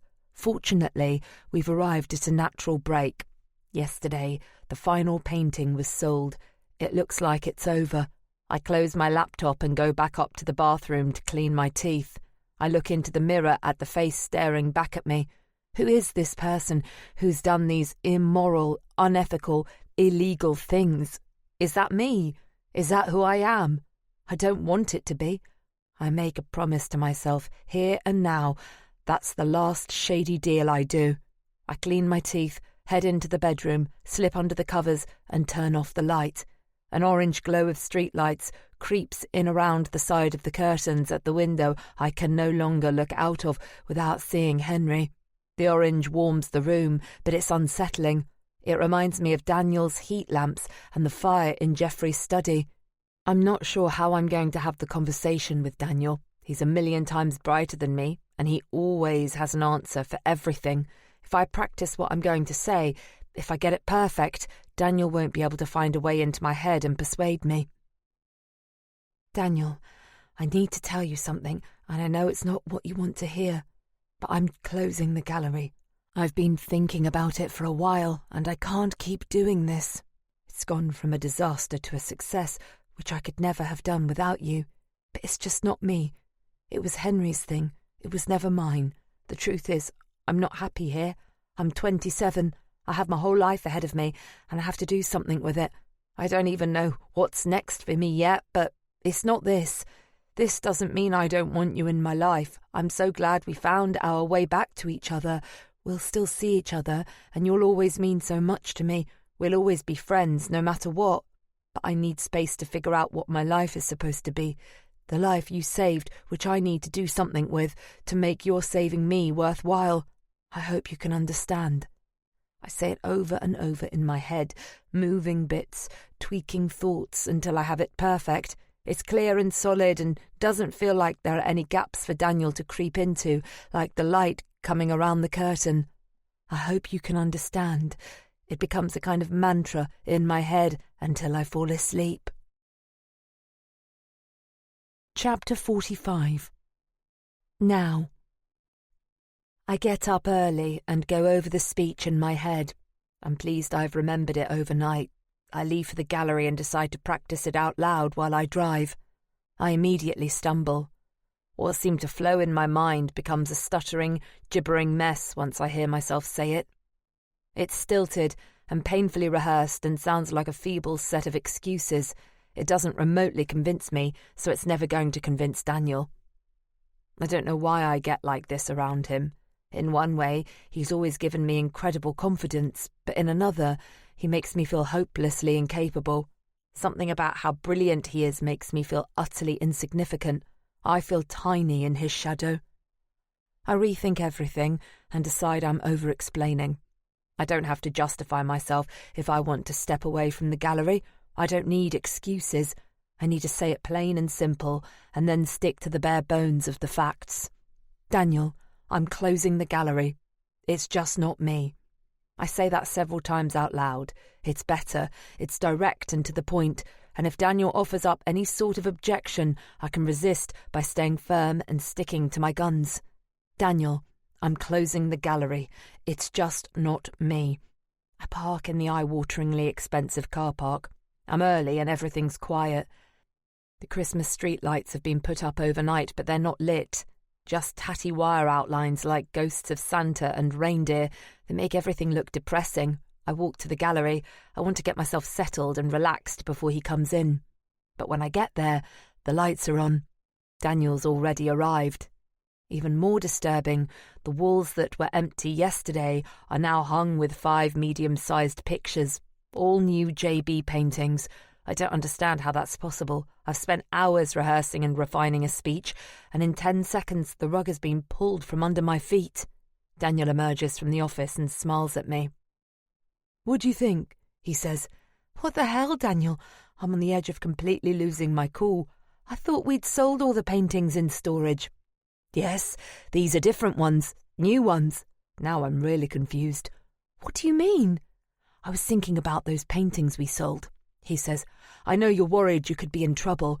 I went home and felt bad about it. I pretty much pushed you into it." He did push me, but there's something about how he frames it that winds me up. It's my gallery. It was my decision. I'm furious with myself for not trusting my instincts and putting my foot down. It's not as if I'm incapable of asserting myself. How did he manage to do that?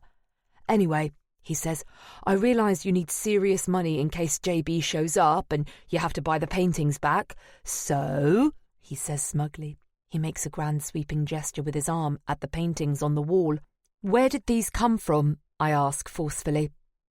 Mrs. JB, says Daniel. I called her to check if there was any update on JB, but really I was fishing to see if she had any more paintings around. She's convinced JB's gone for good and she's going to end up penniless. I told her how much money we could get for her with any new paintings. I went up to see her yesterday. I didn't want to tell you in case it didn't work out. You emotionally blackmailed her into giving you these. I picture that timid shadow of a woman terrified. She's a widow and scared into giving up any hope her husband's coming back, desperate to make some money while she can. I remember how she looked at Daniel when we first went up there, how she physically recoiled from his scars. He's effectively frightened her into handing these paintings over. It's all legit, he says. She was practically falling over herself to give them to me. Once we cleared his studio, she went through the house taking all his old paintings down. She even helped me load the van. I don't like how he's laughing. I'm not exactly JB's #1 fan, but I know how it felt when Henry was killed. I think of that poor woman, beside herself with worry, and Daniel gloating as he piles all those paintings into a van. It's the first time in my life I've questioned what Daniel is doing. It's clever, but it's cruel and it's cold. I suddenly feel a distance between us, and it makes me all the more certain I need to step back from the gallery and from Daniel himself. Daniel, I say, I'm closing the gallery. It's just not me. I wait for him to argue back. He thinks for a few seconds. Maybe you're right, he says. That might be a good idea. I anticipated him arguing with me. What I didn't expect was to be thrown by him not arguing. This was Henry's thing, really, not yours, he says. Henry's gone. You have to move on. If you leave this behind, it'll be easier to find what you want to do next. Yes, I say, relieved. Yes, that's it exactly. I should have known Daniel would get it. It's almost as if he's seen straight into my head. I feel myself relax. I've been unfair to him. Thanks. What we should do, he says, is hit the phones hard and sell these new paintings as quickly as possible. Get it finished. Oh, I hadn't anticipated any more selling. Can't you just take them back? No way, says Daniel. Think about it. Let's say JB shows up alive. You'll have to buy all those other paintings back. You need the money. These are your insurance. Plus, his wife is relying on us to get as much money for her as possible. She gave them to us because she wants us to help her. Yes, you're helping yourself, but you're helping her too. I'm conflicted. Rehearsing in the car on my drive in, I was utterly convinced I'd find a healthy distance from the gallery and from Daniel. Now here I am with more paintings, getting into a whole round of selling again. On the other hand, what Daniel says makes sense. I would be helping JB's wife out, and God knows I might need the money. Okay, I say, we'll do it. I leave Daniel to make phone calls to buyers who missed out on the last paintings we had. I tell him I need to plan a strategy with the other artists for winding up the gallery and wander out to a coffee shop. But the truth is, my need to put space between myself and Daniel has got even stronger. Once again, I feel tied to him in a way I don't wholly understand, but don't seem able to escape. I find a corner in a weird little place on Savile Row that seems to be a coffee shop and clothes shop combined. Anyway, it's quiet, and I grab a flat white and a croissant and sit at an empty table tucked away behind a rail of tweed suits that remind me of ones JB used to wear. Used to wear. I'm already thinking of him as if he's dead. I know they're still searching, but it's been days now and still no sign. I look on a Facebook page someone has set up about him. There are a million theories. Maybe he's lost his bearings and wandered miles in the wrong direction. Maybe he's fallen down a ravine or into a peat bog. I imagine his wife, sitting in that miserable kitchen, reading what I'm reading. I recall my own sense of desolation, waiting for news from the police about the joyriders who killed Henry, the lack of certainty not allowing for any kind of closure. I feel bad for her. I remember the wife called me on JB's mobile the first time we spoke. On a hunch, I dial his number. Hello? It's her. The voice sounds more frail than I remember, older. Hello? Is that... I search to recall her name. Elizabeth? Elspeth? Yes. Hello, Elspeth. It's Ariana Clough here. Silence. From JB's gallery in London. Yes. I've no idea if she knows who I am or not. I wonder whether I've caught her having a sleep. I just wanted to call and see how you're doing. I've been thinking about you a lot, and JB, of course." "Oh, I'm all right, dear," she says. "It's a bit of a worry that they haven't found JB yet, but they're bound to soon. He'll be holed up somewhere safe for sure." "Oh, well, that's good," I say. From what Daniel told me, I thought she'd given up hope. Her jolly optimism isn't what I was anticipating. "He knows those moors like the back of his hand. He was born around here, you know. He always has a flask of whiskey for emergencies and a slab of Kendal mint cake in his jacket pocket. Jimmy's as strong as an ox. I'm not worried." The human brain does strange things under pressure. It's a kind of shock, I suppose. She's delusional. No one can be on those moors for this long and not be dead or in terrible trouble, but it's not my place to correct her. "I'm so glad you're well, Elspeth," I say. "It's important to stay positive. I'm sure you're right about JB being home soon, and meanwhile, we'll do our best to sell those paintings for you." "Paintings?" "Yes, the ones Daniel collected from you." "Oh, yes," she says. "That poor burnt boy. I thought you'd sold all those ages ago." She's confused. "No," I say, "not the ones in the show. The ones Daniel collected this week." "This week? I think you're mistaken, dear. No one's collected any paintings this week. That charming Mr. Tench came here a few weeks back, but, as JB told him at the time, there were no new paintings since you and the boy with the horrible scars took them all down to London a month back." I hang up and wonder what's going on. Maybe Elspeth is confused. She's crazy to think JB's just going to wander in and demand to put the kettle on, so maybe she's crazy about everything else. Maybe she's got it wrong and Daniel collected the new paintings this week. But I don't think so. She seems incredibly clear on the timeline and when she last saw Daniel. In which case, where have those paintings come from? And why is Daniel lying to me? Chapter 46. Now. Daniel murdered JB. It's the only thing that makes sense. He murdered JB and hid his body somewhere or buried him on the moors. We sold all those paintings in storage, then Philip Tench threatened to sue me, and the only way to save us was if JB never asked for them back. So Daniel killed him. And then what? He broke into their house and stole the new paintings. These are smaller than the ones we had in the show. JB said he was going to work on a larger scale from now on. So these ones must be older paintings, ones JB had up at home maybe. Daniel killed JB, then broke into their house. If you murder someone, you might as well rob them too. "Hello?" I practically leap off my seat in shock, but it's just the waiter. "Another coffee?" No," I stutter. "Thanks." He retreats behind the counter. I must have been sitting over my cold coffee for an hour, but now I've been jolted out of my spiralling thoughts. What I've just been imagining strikes me as absurd. Daniel, a murderer. And yet I can't quite shake it. I need to find out what's really going on. I hurry out of the shop and gallop back to the gallery. "Did you kill JB?" "What?" Daniel looks utterly stunned at what I've just blurted out. As he spins round, I see he's holding a mobile phone to his ear. "Andre," he says calmly, "I'm so sorry. Someone's just come in. Can I call you back?" He hangs up. "Did you kill JB? Is that why he's disappeared? Did you steal those paintings from his house?" "Whoa, slow down." He holds his hands up in surrender, as if I'm about to shoot him. If I had a gun, I probably would. "Sit down a minute, let's talk about this." He sits at the table. He looks small and frail. He looks like Daniel. I can't imagine him murdering anybody. His strained expression pulls his scarred face tighter. He sighs and looks away for a moment. I can only see his cloudy eye, which remains expressionless. "How could I have murdered JB?" he asks. He sounds sad. "I was in hospital in London when he disappeared.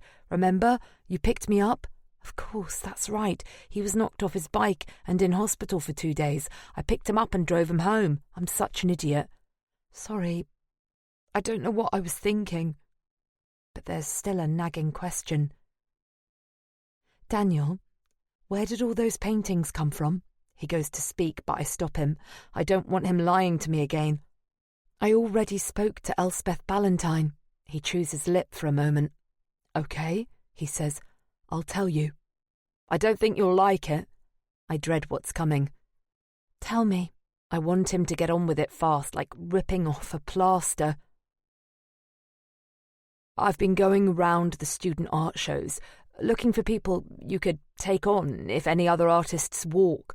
I met this guy I thought was a promising painter. We went to the pub, we started talking about JB. I was pretty drunk by this point. I asked him if he'd be able to copy a JB painting. You got him to forge one." Daniel gives a laugh. I can't tell if he's embarrassed or amused. "This was weeks ago. It was more of an academic exercise." "What do you mean?" "Look, I don't want to come over as rude, but JB's a fraud. They're just mindless daubs of paint slapped about. They're shit. I wanted to see if this guy could do the same. We went back to his digs and had a couple more cans of beer, and he knocked out a painting in about an hour." I look round the gallery. "He did all these, did he?" If Daniel hadn't told me, I'd never know they weren't originals. "When I knew you might need more money, this seemed like an easy way to make some." "Jesus, Daniel. At least he's not a murderer, but this is serious." My head's spinning. "Look, I know you were trying to help me, but this is more than selling a few paintings we have in storage. This is forgery. It's fraud. This would mean prison for sure." He looks down at the table. I'm so used to feeling like he's the grown-up, I'm taken aback by how young he looks. Like I'm his mum, telling him off. "We can't do this," I say. "Too late. We already have." He looks directly at me. It's hard to tell if his mouth is pulled tight by the burn scars or if there's a hint of a smirk on his thin lips. "I thought it would be an interesting experiment to mix a couple of the fakes in with the paintings in storage. No one noticed. You didn't notice either. We sold them for the same price as the others." I hold the edge of the table. I feel like I might fall over if I don't grip something solid. "So I really think it would be best to keep going," says Daniel. "I mean, what are you going to do? Ask for your forgeries back? No, let's keep going as we are. Keep running the gallery together and sell these for as much money as we can." He's smiling. "I always knew you'd make it work. You're amazing." He rests his hand on mine where it holds the table. I recall what he told me about everything spinning at millions of miles an hour. I feel sick. Nothing is sold. The table, my hand, his hand. I look at his hand on mine and think about the atoms of him merging into the atoms of me. "Oh," he says, "and I found this." He reaches into his pocket and takes out a piece of paper. I read. It's an email from JB to me confirming he'd given us permission to sell all of his paintings we held in storage. "Any works you have in storage after the show, I consign to you for sale purposes." But I never got that email. It's a fake. It's as fake as the paintings on the gallery walls. "So that's a relief, isn't it?" says Daniel. "That's Philip Tench off our backs anyway." He must have faked the email himself. But the way he looks at me without a conviction makes me wonder for a moment whether he truly believes what he's saying, like that time he pretended he'd been on a school trip to see the Vikings. He's such an utterly convincing liar, maybe he even convinces himself. "We make a great team," says Daniel. "I always knew we would. I can see us making a real go of this gallery together, the perfect partnership." He looks at me with a beaming smile on his strange, distorted face. He looks so happy. "It all feels like it's coming together, don't you think?" But I just stare into his cloudy, expressionless eye, a milky dead nothing. Chapter 47. Now. "Thanks for meeting me." "No worries," says Cassandra coldly. She's nothing like the bubbly girl from the gallery. She's distant and aloof, holding herself in reserve. I'm not surprised. I'm amazed she's here at all, in this hip little East London cafe she's picked, near where she lives now, I presume. "I know you must have found it odd, the way I asked you to leave the gallery and leave my house." She doesn't say anything, just raises an eyebrow and toys with the spoon on her saucer. Her hair is scraped into a ponytail. She's wearing one of her mini-skirt suits. Her back is straight and rigid. She must do Pilates or something because her posture is perfect. Only the occasional chink of her spoon against her cup gives away any sort of nervousness. I'll try to explain as best I can, I say. I slide a piece of paper across the table. It's the printout of the email Cassandra sent JB, including the size of the doorway his painting wouldn't fit through. "Did you send this?" I ask. Cassandra picks the paper up and glances at it. "Probably. I always send artists the gallery measurements." She drops it casually on the table. "The measurements are wrong," I say. "Well, I don't understand how. I just copied and pasted the email we always sent. Maybe Henry measured them wrong." She stares at me confrontationally. Chink, chink goes the coffee spoon. She's nervous or she's furious.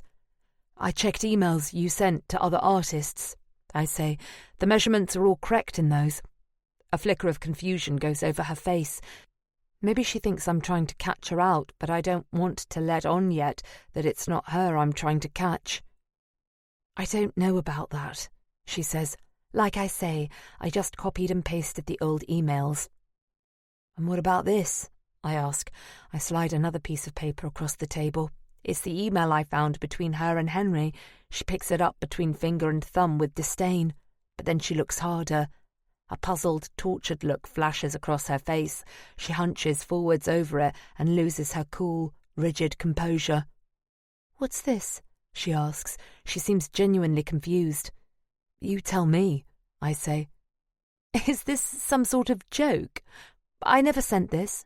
She almost shudders at the idea. "Never?" I believe her. If Daniel could fake the email from JB, then he could fake these messages between Cassandra and Henry too. He was on that laptop all the time. He's smart. He'd find a way. Though why he wanted to ruin Cassandra in my eyes or destroy my memories of Henry, I don't understand. I take the printout back and put it in my bag. "I'm sorry, Cassandra. I thought that email was real. But I don't now.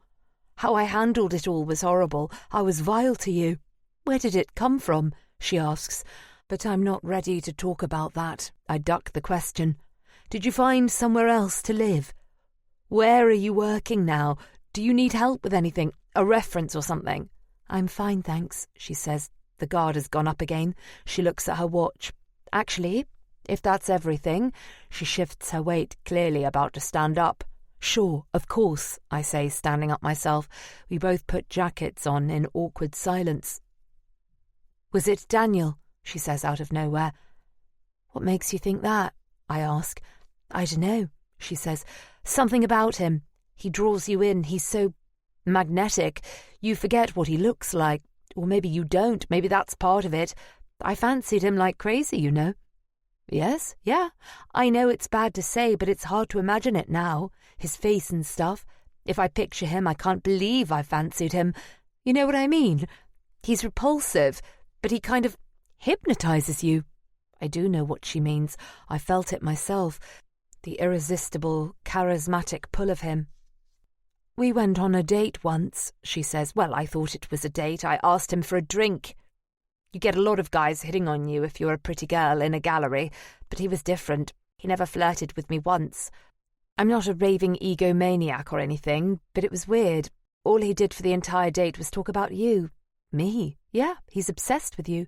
He was always charming and polite, but I got the feeling he didn't like me moving in with you." She stops gathering her stuff and looks straight at me. For the first time in our meeting, she's not angry or guarded. She looks worried, but I suddenly get the sense she's not nervous for herself. She's nervous for me. "It's like he wanted you all for himself." Chapter 48. Now. Once we leave the cafe, I go and sit in my car, trying to make sense of it all the awful, untrue things I've been feeling about Henry. And what else? Daniel's been lying for months. I trace back through everything since he showed up at the gallery, trying to unpick the lies from the truth, but it's impossible to tell what's real and what isn't. My phone buzzes, and when I look, it's a message from Daniel. "Are you free? Any chance you could come to my place? DX. I'm in East London and not that far from Daniel's. Does he know that? It seems like a weird coincidence he's messaging me right now when I'm only 20 minutes from where he lives. Is he watching me? I look out of my car window and scan the road I'm parked on. Ordinary houses. There are a couple of people walking up the street. Some of the gardens have walls and shrubbery where a person could hide. At the end of the road is a shop, and there's a figure standing outside in a dark jacket with a hood up. I can't see at this distance whether it's Daniel or not. But as I'm watching, a woman comes out of the shop holding a child by the hand, and the man outside joins them and the group walks this way. It's not Daniel. This is ridiculous. I can't cower here, in my car, scared of passers-by. Why the hell would he be watching me? What does Daniel want? He seems to be doing everything possible to make money for the gallery. Perhaps if he hacked into those email accounts, he can hack into my bank account as well. What if he's got a whole string of crimes in his past? I have no idea what he's been up to for the last 10 years. I'm beginning to doubt our entire friendship and everything I've ever thought about him. But even if that's true, would he rob from me? From me? I have a sudden horrible thought. Maybe he doesn't need to hack my bank account. He's already got access to my laptop. Jesus. I open the banking app on my phone and look up the balance. I'm relieved to see all the money is still there. I go into my settings and change the password just in case. My security questions have answers he couldn't possibly know about my mum's maiden name and my school. He doesn't even know my real name or anything about my past. But by now I'm doubting everything, and I change those too, just in case. I can't unpick Daniel's lies from the truth, but I know he's lying. The saving grace is that Daniel doesn't know I'm wise to him. If I can keep that a secret, try to act normal, and carry on like I trust him, maybe I can figure out what the hell he's up to. I text, "Sure, on my way now, Ariana, X." I find his address in Waze and start the car. When I get to the house, I park a few doors up the street and prepare myself. I can't let him realise I know he's lying. I think about Daniel and how convincing he is when he tells a story. I try to get myself into that state of mind. We're friends, I say to myself in my head. We're friends. We're friends. I look at myself in the rear-view mirror and say it. I smile and look at myself and pretend to be somebody else. We're friends. We're friends. "Ariana, great, come in." Daniel holds the front door open for me. The light is on in the room at the end of the passageway behind him, but there's no light in the hallway itself, and it's gloomy. I walk in and he closes the door behind me with a solid click. "Sorry," he says, "the bulb's gone." From what I can make out, the walls are painted a reddy brown colour, and the wooden staircase has been stripped back to dark hardwood. There's a door set into wooden panelling, a cellar presumably, with Daniel's new bike leaning against it. Another door at the end opens onto the kitchen. "How long have you lived here?" I ask casually, trying to resist the tension I can feel inside me. "A couple of months," he says. "I rented it furnished. They've tried to do all the period colours. It's like living in a Farrow and Ball catalogue." I follow him past his bike into the bright kitchen. "Ariana," says Daniel, "this is Zane." A man is standing at the table. He's about 19, painfully thin, with long, greasy hair and round tortoise-shell glasses. He raises his hand awkwardly and wiggles his fingers in a small wave. "Hello," he says, in a nervous nasal whine. I notice he has paint stains on his tatty black t-shirt and small hard flecks of dried paint cling to the hairs on his forearm. "Zane's leaving," says Daniel. "You've just caught him. He was bringing some more paintings round." Daniel points over near the fridge, where some wrapped canvases lean against the wall. So Zane is Daniel's forger. "You're a student?" I ask. Yes," says Dane. "First year fine art at Goldsmiths." "Thanks," says Daniel, cutting across him. He takes some money from his pocket and peels off a few notes, then hands them to Zane. As he takes the money, I can see his hand is shaking slightly and his fingernails are bitten down to the quick. Daniel puts his hand lightly on Zane's shoulder, ushering him from the room. Then Zane turns back towards me. "Maybe I could bring some of my own work to—" "Perhaps," says Daniel, interrupting. He smiles in a way that's intended to be charming, but now I know what I do about Daniel. I see him in a different light. The mouth pulled tight in a grimace, the horrible scarring, the dead staring eye. I see what I was pretending all this time wasn't there. He scares me. Maybe he scares Zane too, because he stiffens under Daniel's touch and cowers away as he retreats up the dark alley. I hear the front door close, and Daniel comes back into the kitchen. "Do you want to see the place?" he asks. I don't, but in an effort to seem normal, we head off and he gives me a guided tour of the house. "It's Victorian, 1895, he says. "The couple who own it are working abroad for a year. It's still got all their stuff. It's perfect for me. I pay next to nothing." We go into the room next door. It's a formal dining room. It has a large wooden table with 2 place settings, cutlery and wine glasses. "No one wants dining rooms anymore," he says. "They're all knocked through. You can stay for dinner if you'd like." "Perhaps," I say, but I mean it like Daniel meant it, about Zane bringing his own artwork to the gallery. Perhaps, as in no way. There's no way on God's earth I'm staying for dinner. We head into the lounge. The room has all the period features, coving, and an ornate ceiling rose. There's a real fireplace. The room is dominated by a vast modern sofa. "Cosy, isn't it?" says Daniel. "I'll show you upstairs." We go back into the gloomy hallway and up the darkened staircase. As we head deeper into the house, I'm all the more aware I really want to get out of here. "Where were you before you moved here?" I ask. "Oh," says Daniel casually, "here and there." He doesn't add any more. We arrive on the landing, and he opens a series of doors. Bathroom, bedroom, office. He swings one final door open. "Master bedroom," he says. There's a silence as we look in at a large bed, but we don't go in. "Then there's this," he says, leading the way up a narrower flight of stairs. "Proper little Aladdin's cave, isn't it?" We come to another door and into another bedroom. "Guest bedroom with an ensuite," he says. "It's a plain room with a high ceiling that follows the slope of the roof on both sides and 4 large skylight windows." "Nice, right?" he says. "Yes," I say. I don't know what to add. "Anyway, that's the house," he says, and leads the way out of the room. I'm relieved we're heading downstairs again. "I was thinking," he says, "it must be weird for you in your house with all Henry's things, his paintings and drawings and his little bronze statues. Hard for you to properly draw a line and move forward." "You haven't been to the house, have you?" I ask, trying to reassure myself I'm not misremembering. "Only outside to drop you off in the van," he says. "No, I'm just imagining. But what I was going to say was, you could come and stay here for a bit if you wanted. See if that helps." We're back in the hallway now. It's dark and the light from the kitchen is behind him, so he's in silhouette almost.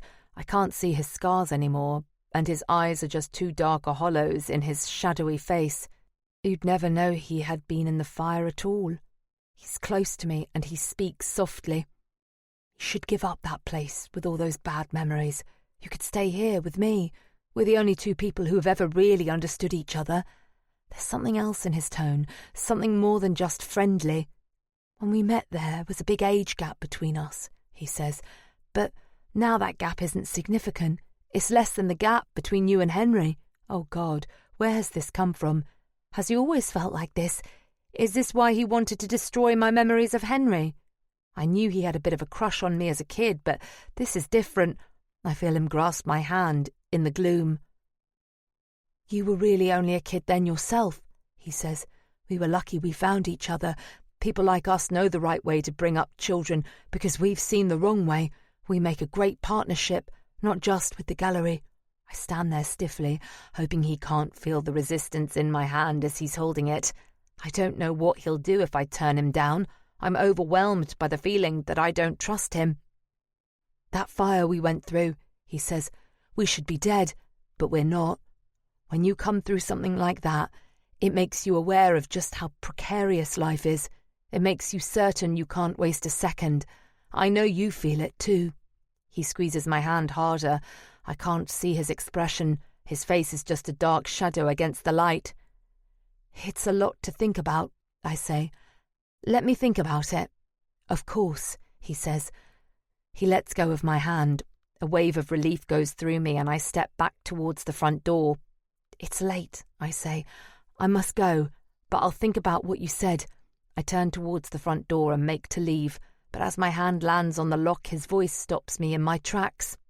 Ariana, I turn back towards his shadowy form in the kitchen doorway. Aren't you forgetting something? Am I? I say. I can hear the nervousness in my voice. What? The paintings, he says lightly. I'll get them for you. I wait in the hallway with my heart thumping out of my chest while he disappears into the kitchen. I can hear him moving something in the other room. It seems to be taking him longer than I'd expect. It's probably only been 30 seconds, but in my desperation to be out of here, it seems like an eternity. Ariana, he calls from the other room.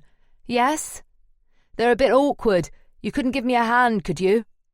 I can only see his shadow on the floor, moving slightly and then standing perfectly still.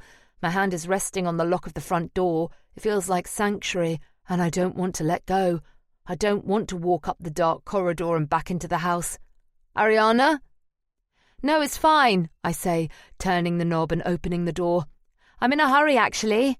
Bring them into the gallery. It'll just take a minute, he calls. No, it's fine. I'll see you tomorrow. I hurry down the steps and away from the house. I'm halfway across the road when I hear him at the door. Okay, see you tomorrow, he sing-songs casually. I scurry to my car, fumbling the keys. I get into the driver's seat and close the door, then lock it. Only then do I look back at the house. Daniel stands in the doorway. The streetlight illuminates his scarred face. He smiles at me with his twisted grin, then steps back into the darkness and closes the door. My hand is quivering. I'm too shaken to drive. Is he watching me? I crane my neck to look, but the lights aren't on in the rooms at the front of the house, and all I can see is the dark expanse of glass at the window. It's impossible to tell. Chapter 49. Now. I replay the conversation in my head. Did what I think just happened really happen? That stuff about me going to live with him, a partnership, children. He's delusional. I've often wondered what happened to him in the past 10 years, but now I think I know. He's gone mad. It's not the right term, I'm sure, but that's what it feels like, totally mad, and it makes complete sense. The fire, his family, everything he's been through, it's more than anyone could cope with. Who wouldn't be damaged by having a father who tries to kill you? Not just damaged on the outside, but on the inside too. Better to be like me and have no father at all, or one who ignores you entirely and doesn't care whether you live or die. Better than having one who actively wants to destroy you. Daniel scares me. I try to imagine what being in that fire must have been like for him, that poor 12-year-old kid who suffered so much. For weeks I've looked at him and admired the way he's risen above it, the way he grabs life with incredible self-assurance. I thought it was brilliance or confidence or bravery, but now I see there's an arrogance to it, a frightening aura of entitlement. The fire twisted him. It twisted and broke the house, and it twisted the flesh on his face and body, and it twisted his mind as well. I need to get away from the gallery, and as soon as possible. Once I'm driving, I make a call. Nigel Perry, please. Holding music kicks in, something classical I know but can't name. I'm too wound up to find it relaxing. After a couple of minutes, Nigel comes on. Nigel, it's Ariana Clough. I've decided to sell the gallery. I know you oversaw the lease. Could you find out how much it'd cost to get out early? Of course. I'll ask Erica to hunt out the paperwork and we'll give you a call in the next couple of days. Thanks. Oh, he continues, did you hear the news about James Ballantyne? No, I say, dreading what might be coming next. Have they found him? No, says Nigel. They're scaling down the search. In truth, I have a sense of relief. With JB gone, I won't be in trouble for selling those paintings in storage. I want to ask Nigel if I'm right to think this, but it seems too selfish, so I don't say anything. I just give a quick goodbye and ring off. I'm just turning the corner when I spot someone at a bus shelter on the other side of the road, peering at the list of routes. His back is to me, but I can tell from his build and hair it's Zane. I make a split-second decision and swing the car around. I pull up and wind the passenger window down. Zane? He turns and peers into the car. Then there's a flash of recognition on his face and he looks horrified. Get in, I say. What do you want? I need to speak to you, I say in a firm voice. Get in. He just stands there, lights flash in my rearview mirror, and I see there's a bus wanting to drive into the stop. Come on! Zane lurches forward and gets into the passenger seat. I pull off. Where are you going? I ask. I'll drive you back. But he doesn't tell me the address. All he says again is, What do you want? The paintings. I say, I know what Daniel made you do. I drive in whatever random direction we're going, wondering if I should just pull over. Out of the corner of my eye, I see Zane chewing on the raw skin at the side of his tattered fingernails. It's okay, I say. We have to talk to the police. I'm not going to the police, he says in horror. It's all right, I say, doing my best to sound calm. We can tell them you didn't want to do it, that I had nothing to do with it, that it was all Daniel. It was Daniel, says Zane. He's a fucking nutter. Jesus, what a freak. I don't just mean to look at, he's deranged. It's okay, I say, we can go together.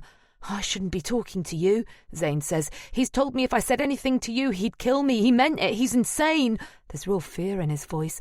I feel myself driving too fast. It's all too heightened in the car. I lose concentration and cut someone up at a junction, and they honk at me. I need to slow down before we have an accident. Listen, Zane, I say. We'll go together to the police. You can tell them you did the paintings against your will, that... I'm not telling them I did the paintings, he says, outraged. No way am I telling them that. I know you're worried you'll get in trouble, I say, but we can work it out, I promise. I'm in too deep, mutters Zane, more to himself than me. I need money, but I'm in over my head. I'm in too deep. I need to disappear. I can tell he's properly scared of Daniel. God knows what Daniel has done to intimidate him into this state. I get the impression Zane's going to stick to his story about not doing the forgeries, whatever. Maybe he's more scared of Daniel than he is of the police, but I must persuade him. Zane's the only one who knows it was Daniel who wanted the forgeries and not me. If I'm going to save myself, I need Zane. We come to another junction on a busy high road lined with shops. Listen, I say calmly, but before I can say anything else, Zane swings the door open and throws himself out of the car. I'm slowing for the lights, but I'm still doing about 20 miles an hour. I hear him cry out in pain through the open door as he hits the road. The car behind hoots and there's a screech of brakes. I lean over instinctively to grab for the open door, but as I do, I swerve badly to the left and my wheel hits the curb with incredible force. There's a bang as the tyre bursts or the axle breaks or something. I slam on the brakes and come to a halt. The passenger door flies fully open before bouncing against its hinges and slamming shut. Fuck! I could have killed myself. I undo my seatbelt and get out. The car behind is still honking. A couple of pedestrians come over to where I am. Are you all right, love? Asks the woman who's got off her bike just behind me. But I don't answer. I'm staring over her shoulder back 100 yards up the road where someone is helping Zane to his feet. He waves them away and limps onto the pavement, then hobbles off and into the crowd. He's gone. Chapter 50. Now. I wake up with the light streaming onto my face where I haven't closed the curtains. I reach for my phone and feel a terrible spasm of pain run up my neck. It's so violent that it stops me in shock and I daren't move again, even to breathe. Eventually, I take a gasp of air and feel every single muscle in my back contract in agony. I knew I jolted my neck last night, and I felt achy as I waited for the RAC to take the car away. I was stiff and awkward as I got in the Uber, and by the time I got home, I felt extremely uncomfortable. But I thought I'd sleep it off. Not in my wildest imagination did I expect to feel like this. Inch by inch, I managed to lift the phone where I can see it. 6 a.m. I sink back into bed, as gingerly as I can, with my hand wrapped around the phone, the hard edges of the case pressing into my fingers. I should lift it up again. I should lift it up and call the police and tell them about Zane and the pictures. I should tell them about Daniel. But I don't. I lie there until the need to pee makes it impossible to stay in bed. I shuffle myself to the side and swing my legs around until I can get my feet on the floor. I take a deep breath and slowly raise myself to a sitting position, then pant like someone in a medical drama having a baby. I don't remember searing pain like this since I was in hospital for my burns. I get one hand on the bedside table and the other on the bed and force myself to standing. In the bathroom, the idea of lowering myself down onto the toilet is daunting, but I somehow manage it. When I'm done, it's only by sheer force of will I get up and back into the bedroom. I go to the wardrobe and remove the first thing I can reach without straining. It takes me half an hour of painful manoeuvring to get dressed. I'm exhausted by the effort. The stairs terrify me. I grab the rail so hard my knuckles go white. After every 2 or 3 steps, I need to take a rest. Eventually, I make it to the bottom. I lean against the wall by the front door and call an Uber. It's half an hour before I get to accident and emergency. I check in, fill out a form, and then sit in a busy waiting room. It feels weird being at this hospital. This is where I picked Daniel up when he had his bike accident, and now I've had an accident of my own. I don't believe in fate, but there's something about the chance overlap that bothers me. Just as I'm thinking this, my phone rings. It's Daniel. "Hey, Ariana, I'm at the gallery, but it's closed. Are you okay?" No, actually, I'm at the hospital. For the first time I feel okay about my injury, as it's an excuse not to see him. Christ, what happened? Car accident. I'm fine. I had a bit of a prang on the way home last night. God, are you okay? Yeah, I say. I'm in A&E, but only as a precaution. Nothing broken other than my car and my dignity. Jesus, Ariana, why didn't you let me know? Honestly, I'm fine. Don't worry about it. I wince a bit as I shift in my seat, and a sharp pain shoots up my neck. It's all I can do to stop myself shouting in agony, but I don't want to let Daniel know how bad I am. "Do you need me to come and pick you up?" he asks. "No, seriously, I'm literally leaving now," I lie. "I'm just waiting for my prescription to be filled." "I'll come. It's no trouble." "No," I say a little too firmly. "I've already called a cab. It's 2 minutes away." "Okay," he says doubtfully. "If you're sure." "I am, thanks. They've told me I need to rest is all. I'm going to take a couple of days, then I'll give you a ring." "Well, okay, if you're sure." He's reluctant to let it go. "I hope you feel better soon. Let me know if there's anything I can do." "I will. Bye." It's a relief to ring off. It's 3 hours before they call my name. For the entire time I wait, I watch the entrance to A&E, convinced Daniel is going to appear. But he doesn't. The doctor asks a lot of questions. He gives me a thorough examination and sends me for an X-ray. I'm relieved to learn nothing is broken. It's whiplash. He sends me home with pain medication and a neck collar, like a dog that's had an operation. It'll help immobilize my neck for 24 hours. I'm to rest for a day or so, but he tells me I need to get moving if I can. Basically, I'll seize up like a rusty engine if I don't ditch the collar and move about a bit. I should be fine in a couple of days. Though I'm in pain, I'm grateful for the time to think things through and get my head together, free of Daniel's oppressive influence. I lock the doors, order a shopping delivery, and bunker down in the house for 3 days while I recover and try to make a plan. But as my body heals, my mind becomes increasingly cluttered. I find I'm going over and over things, sinking further into a kind of desperate hopelessness. My desire to fix my life after Henry died has drawn me into this fraud with the forgeries, this criminal act. I went along with things I shouldn't have. I let myself go down this path. I'm as much to blame as anyone. Daniel. I always thought he was such a good influence in my life, but he's not. He's a terrible influence. He's like one of those kids they separate you from at school because they lead you astray, but infinitely worse. Is it his fault? Is he so charismatic that he's irresistible, or is it me, that I follow along because I have a weak character? Whichever it is, it stops now. I have to get him out of my life. I have to go to the police, whatever the consequences. Maybe there's a way I can explain that it wasn't me who made the forgeries happen, that it was Daniel putting pressure on Zane, that I only found out about it when it was too late. But who's going to believe me? I need Zane. I was right in the car. I need Zane to come to the police with me. He's as much a victim of this as I am. I'm sure of that. I remember how terrified he was. I need to get Zane. By 8, I'm up and dressed. I try eating something, but there's so much at stake I'm too nervous and have no appetite. The car's still being repaired, so I walk up and get the tube. I travel east, thinking about the last time I was on this side of London, 3 nights ago, in Daniel's house. There are 10 million people in London, but I still feel nervous, like he'll single me out and know I'm here.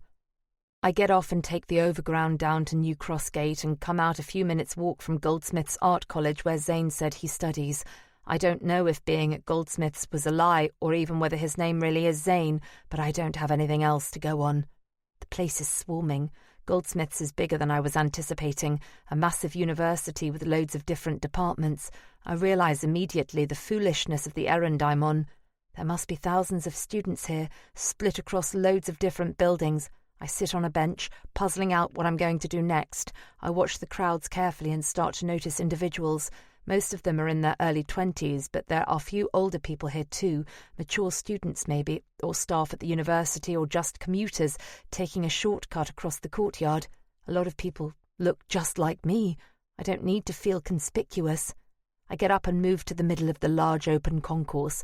There's a signpost with arrows pointing towards various buildings. I search on my phone and find the name of the building where the School of Art is based and head that way. I hover in the foyer, pretending to look at a display of life drawings while I keep an eye on the people coming and going. There are fewer students here, but it's still busy. If Zane passes through here, I'll see him, but it's all a bit haphazard. I could be here all day and not encounter him. Maybe he hasn't come in today at all. After 15 minutes, I bite the bullet and approach a couple of girls as they leave the building. "Excuse me, do you by any chance know a chap called Zane who's in the first year?" The girls look at each other with blank expressions. "Which course?" asks one. "Fine art, I think." "Sorry," says the girl. "We're film and moving image." They smile apologetically and head out. I try the same thing with a couple of other people and get the same blank responses. Maybe Zane was a false name. I could ask in the college office, but they'll want to know who I am and it'll all get complicated. A girl wanders this way, holding a large art folder under her arm. "Hi there. I wonder if you can help me. You don't know a lad called Zane, do you? First year fine art?" "Zane? Sure, his studio's up these stairs. Turn left and it's at the end of the corridor." "Okay, thanks." The girl heads off in the other direction. No one's about and there appears to be no security at all. I head up the stairs and to the end of the corridor. As I approached, I hear tinny dance music coming from an open door. There's a little card on the wall by the side of the door. Matthew Jones, Zane Hendricks.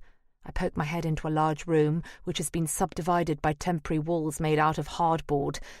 A young man is in the first room, sitting in a tatty armchair reading a book. Matthew Jones, presumably. He looks up briefly, but when he doesn't recognise me, he goes back to his novel. I skirt the edge of his studio and peer through a gap in the stud wall to the studio behind. There's an easel supporting a half-finished garish painting of a naked woman. A few other equally unattractive paintings are dotted around the room. Other than that, it's empty. No Zane. "He's not in today," calls a voice over the partition wall. I wander back round to the lad in the armchair. "He hasn't been in all day." "Oh. Okay, thanks. Do you think he might be in later?" I ask. "I'm his aunt." Matthew shrugs. "His aunt?" says a voice behind me. I turn and see a scruffy-looking man in his 40s. He has a thick jumper with an ugly pattern and longish ratty hair. I'd assume he was a student if he wasn't so old. Something about his look reminds me of JB, and I guess he's an art teacher. "Zane? You're his aunt?" "That's right," I say. I've got to brazen it out now and hope the lie sticks. "Can I have a word in private?" asks the tutor. He sounds cross or disbelieving. Shit. Have I messed up coming here? "Of course," I say as lightly as possible. I follow him out of the studio and along the corridor. I walk behind as he goes down the stairs past the door where I came in and along another corridor. Then he turns a corner and goes down another narrow staircase to the basement. The stairs are dark and there's no rail, so I trace my hand along the wall to feel my way. He stomps ahead of me and flicks a switch. Fluorescent lights stutter into life, illuminating one end of a large room filled with strange sculptures, odd, abstracted human forms made from twisted metal and plastic. The oversized figures disappear into the shadows at the darkened end of the room. It feels like we've interrupted some strange secret meeting here in the dark. It's eerie and unsettling. "Sculpture are off on Wednesdays," he says. "Right. Do you know how to get in touch with Zane?" "Well," I say, "I was in this part of town and I just thought I'd drop in to see him if he was here in his studio. We hadn't arranged anything." I can hear myself talking too much, the over-elaboration of the bad liar. I make myself shut up. "Well," says the tutor, "if you see him, can you tell him he's missed supervision 3 times in a row, and if he does it again, he'll need a formal discussion about his future on the course." 3 times? Yes. He's a good attendee normally, but he's missed meetings the last 3 days in a row. I'm prepared to cut him some slack, but he's pushing things too far." "Oh, right. I'll be sure to tell him when I see him." "Good, thanks." The tutor moves and I follow up the stairs and back to reception. "Look," he says, his tone softer than before, "he's a nice kid. This isn't like him at all. If he's got some reason for not being here, any issue he'd like to discuss, it's better if he comes to us about it, rather than just vanishing. Thanks." He wanders off. I head back out into the courtyard. Zane said he might disappear, and he has. He's in the wind. I won't find him now. I can't get him to come to the police with me, and there isn't anyone else to back up my side of the story. I'm on my own. Chapter 51. Now. "Christ," says Daniel. "Why didn't you call me? You look awful." We're in the gallery office. There's a glass of water and a packet of ibuprofen on the table. I'm wearing the neck brace again, and I've deliberately not put on any makeup so I'll look more pale and tired than usual. "Are you sure you should be in today?" "I don't know," I say. I'm putting on a feeble voice, but I mustn't overdo it. I don't want to sound like a kid phoning the school secretary, faking a sickie. "Maybe you're right. I should go home. Sorry to have dragged you in." "It's fine," he says. "I had to bring these in anyway." He indicates 3 fake JB paintings leaning against the wall. "You head off," I say. "I'll take 5 minutes to clear my head, and then I'll lock up and head home. I'll get a cab and go back to bed." "Sure you don't want me to help you get back?" "No, honestly," I say. I ditch a bit of the voice in case I seem too feeble to leave. "I'll be fine." "If you're sure," he says, standing and picking up his jacket. "But I'll call you later to see how you're doing." "Thanks," I force a smile. "Maybe I can pop round, bring you a takeaway or something," he adds speculatively. "Let's see how I feel," I say. "No way, no thank you." I give it 10 minutes after he's left. I get up and move across the gallery slowly, like someone in pain. I pick up the 3 paintings, shuffle through the door and lock up. I stand in the street by the doorway as if I'm catching my breath. Then I walk about 50 yards, put the paintings down and lean against the shop window for a moment. I figure if Daniel's watching, he'll fly to my aid, make up some story about having forgotten something at the gallery or whatever, but he's not going to miss an opportunity to look like my knight in shining armour. I lean there for a minute before I figure I'm safe. Then I pick up the paintings and walk to the expensive car park. The garage dropped my car at home yesterday. I put the paintings in the boot, get in the driver's seat and remove the neck brace. Tossing it in the back, I put the address into the sat-nav and head off. The art restorer has called me several times about the JB painting I left, but I haven't wanted to think about JB, so I ignored the messages until yesterday. It's half an hour before I pull into the courtyard at the back of the Muse house where Matilda works. It's getting close to dusk, and it has turned decidedly chilly, so I get my jacket out of the boot. It's lying by the JB forgeries Daniel just gave me. I grab the paintings and lock up. Matilda swings the stable door open and invites me in. The space is half artist's studio, half science lab. There's a reception area with a sofa and a coffee table and a vase of flowers. She must have rich clients who come through here, and presentation is all part of her business.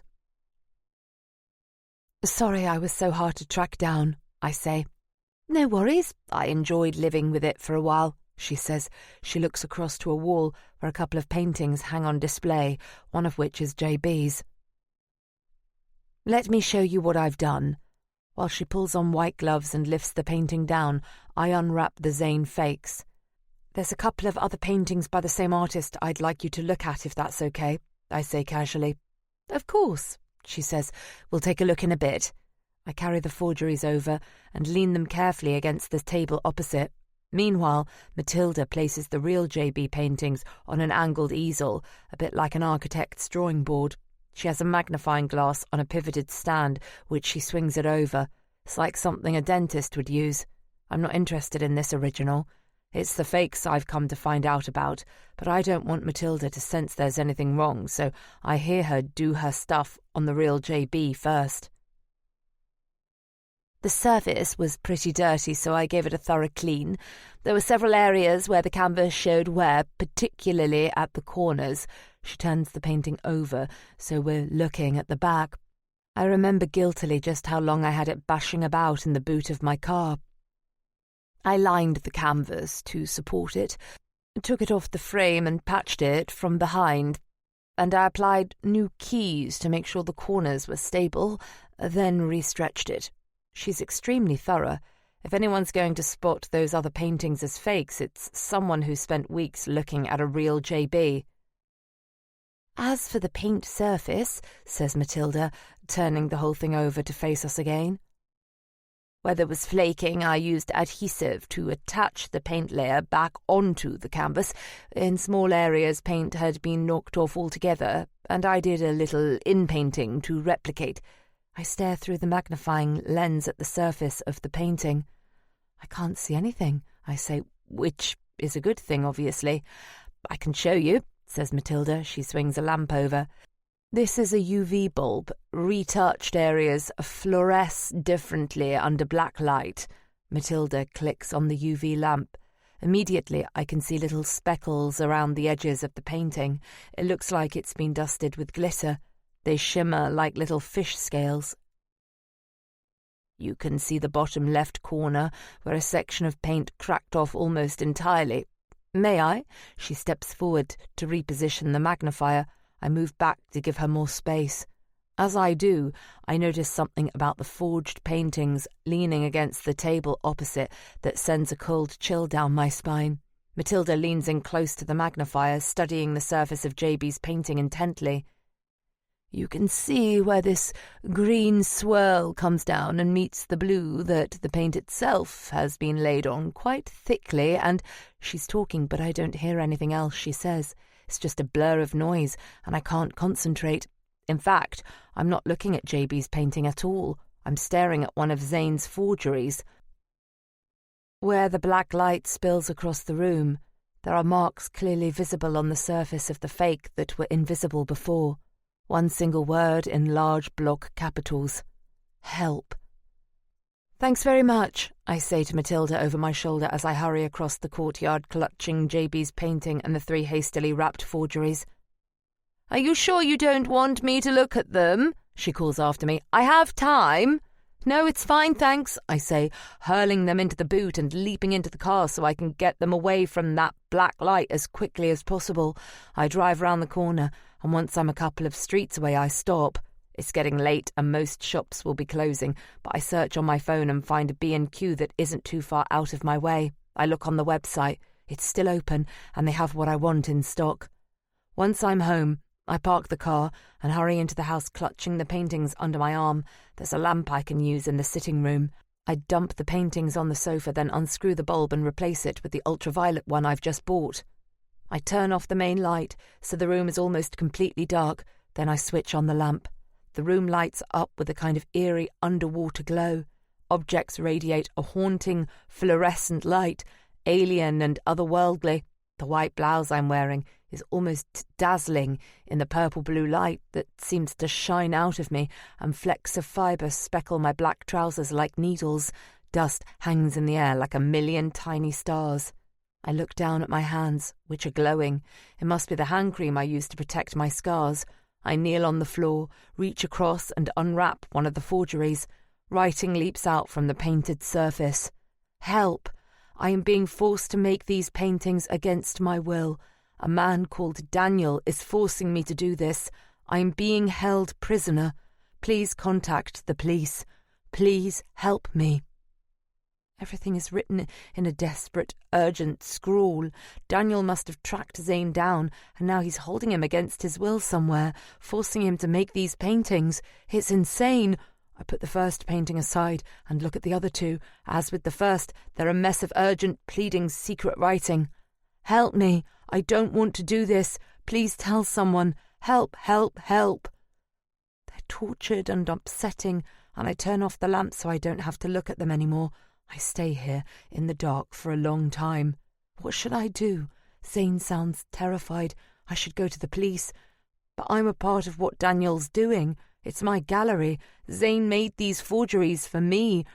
Some have already been sold in my name, and now I'm implicated in something far worse. Kidnapping? False imprisonment? Torture? How can I possibly explain I'm not involved? It's completely dark now. I go up to bed. I close my eyes, but in the darkness, all I can see in my mind's eye is that glowing writing. Help! Help me! Chapter 52. Now. I'm woken by a knock at the front door. I'm immediately anxious. It's Daniel. Now I know what he's done to Zane. I keep wondering what he's capable of doing to me. I could get up and creep to the window, try to see if it's him down there, but I don't want to be seen. And anyway, it's the window I don't look out of. There's another knock. I wait, holding my breath in the silence. After a moment, I hear an engine drive off. Perhaps it was someone who's delivered something and left. I'm so on edge. Even a simple delivery is making me terrified. I put on a dressing gown and tiptoe downstairs, looking to see if there's a shadow of anyone against the glass in the door. But no one's there. Slowly, I unlock the front door and open it. There's a large cardboard box. I peer down at the label and see it has Daniel's name and address as the sender. It's square, about 2 feet wide, and my first thought is that it's going to have Zane's head in it. My mind races with what I should do. I can feel my heart beating faster and my anxiety growing. I lean down and lift it tentatively. It's a massive relief when the box is light, too light to contain a human head, but I'm no wiser what's in it. It's so light I wonder if it holds anything at all. Maybe he sent me an empty box as some sort of sick prank, just to mess with my head. I carry it inside cautiously, as if I might be handling an unexploded bomb. I go into the living room and put it down carefully on the sideboard. The top is held down with brown parcel tape, and I scratch my fingernail under one end, then start to rip it back. Slowly, I begin to lift one of the cardboard flaps, then I fly backwards in terror as something emerges from the box. A balloon. It's just a balloon. And then another. 2 round, silver helium balloons on twine, attached to a fancy decorative weight in the box. The balloons read, "Get well soon." This can't go on. I dress, grab what I need and get in the car. I have to look up where I'm going. I could have phoned, but this feels like the sort of thing someone's going to need to discuss in person. "Hello," I say when I get to the reception desk. "I'd like to report a kidnapping." Maybe it's because I'm weirdly calm that the whole thing is handled in a very quiet, polite way. Or maybe they just don't believe me. Anyway, the desk sergeant takes my name and asks me to explain why I'm there again. I sit on an orange plastic chair in reception while he contacts someone. There's another man waiting, a guy in his 40s in a poorly cut suit and drab tie. His legs are crossed and his trousers have ridden up, revealing a bit of pasty shin above the top of a frayed sock. He's holding a file of papers and scribbling notes with a sour look on his face. I guess he's a solicitor. I'm almost certainly going to need one, and I half wonder whether I should ask him for a card, but then the desk sergeant calls him through, and so I don't. I should be feeling nervous. This is what I've been fretting about for days now. The police discovering my involvement in something criminal. But I don't feel nervous. I feel relief to be free of this crippling anxiety that's overwhelmed me. There are worse things than being in trouble with the law. After a few minutes, another man in a suit takes me through to an interview room. I follow him, holding the fake paintings I've brought. I explain my story. Daniel working at the gallery, JB's disappearance, Zane and the forged paintings, Zane's disappearance, and finally, the messages on the front of the fakes. He sits and listens without reacting, but when I get to the bit about the secret messages in invisible ink, I see a look cross his face. It could be surprise or skepticism. I'm aware, hearing myself say it out loud, how outlandish it all sounds. When I've finished, he asks if I'll excuse him for a moment. He's gone for some considerable time. I just sit here and wait. I get a weird flashback to the room I sat in that day I got caught shoplifting. The day I ran away and everything started. I wonder what's going to happen next. Is he going to come back and send me home? Is he going to arrest me? He's closed the door on his way out, and I wonder whether he has locked it, trapping me in here. I have no intention of leaving, but I have an urge to get up and check the door. It occurs to me how suspicious that would look, me fiddling with the door handle just as he comes back, and it makes me laugh. Nerves, probably. I stay in my seat. Eventually, the detective comes back in with another detective, holding a torch. It has dark blue glass on the end, and I recognise it as a torch the police use to inspect stolen bikes for postcodes, like the one Daniel used years ago to show me what he'd written on Jeffrey's study walls. They unwrap the forged paintings and scan them with the UV torch, revealing Zane's protestations and cries for help. They mutter to each other, but my brain is suddenly whirring on something else. The torch that Daniel had years ago, the pen he once showed me where he security marked his bike now, leaning in his hallway against the cellar door. Zane's in his basement, I say. The basement in Daniel's house. There's a brief discussion, and then the detectives leave, more animated this time. I'm asked if I'll wait. I agree, and I'm taken to another room. I'm happy to wait because I need to know what happens. I know they're going to rescue Zane and get Daniel, and I need to know what comes next. It's hours before someone comes back and explains it to me. The station goes on high alert. The messages on the paintings are taken extremely seriously. Zane has been reported missing by one of his housemates, and his family hasn't heard from him for 3 days. Inquiries are made into Daniel. An armed response unit is gathered. 3 transit vans, loaded with officers, zigzag through London traffic, sirens blaring and blue lights flashing, making their way to Ilford. The tension in the van is palpable. When they're a mile from the house, they turn off the sirens and approach in convoy at a normal pace. The operation is a delicate one, and they don't want to warn Daniel of their arrival. It's vital they don't spook him and give him a chance to run. He's a kidnapper, he's dangerous, and they want to make sure they catch him. 2 streets away they stop and make a detailed plan. They have photographs of Daniel and Zane, which they study. They want to be sure they know the hostage from the kidnapper. Officers are sent to the front and the rear of the house. A unit goes to the front door while another secures the back. They burst through the front door, guns at the ready, and call for Daniel to make himself known with his hands up, but there's no response. They do a detailed sweep of the ground floor, which is empty. They edge their way upstairs, and that's empty too. Just the top floor now. They inch their way up the narrow staircase and push open the door to the guest bedroom. It's empty.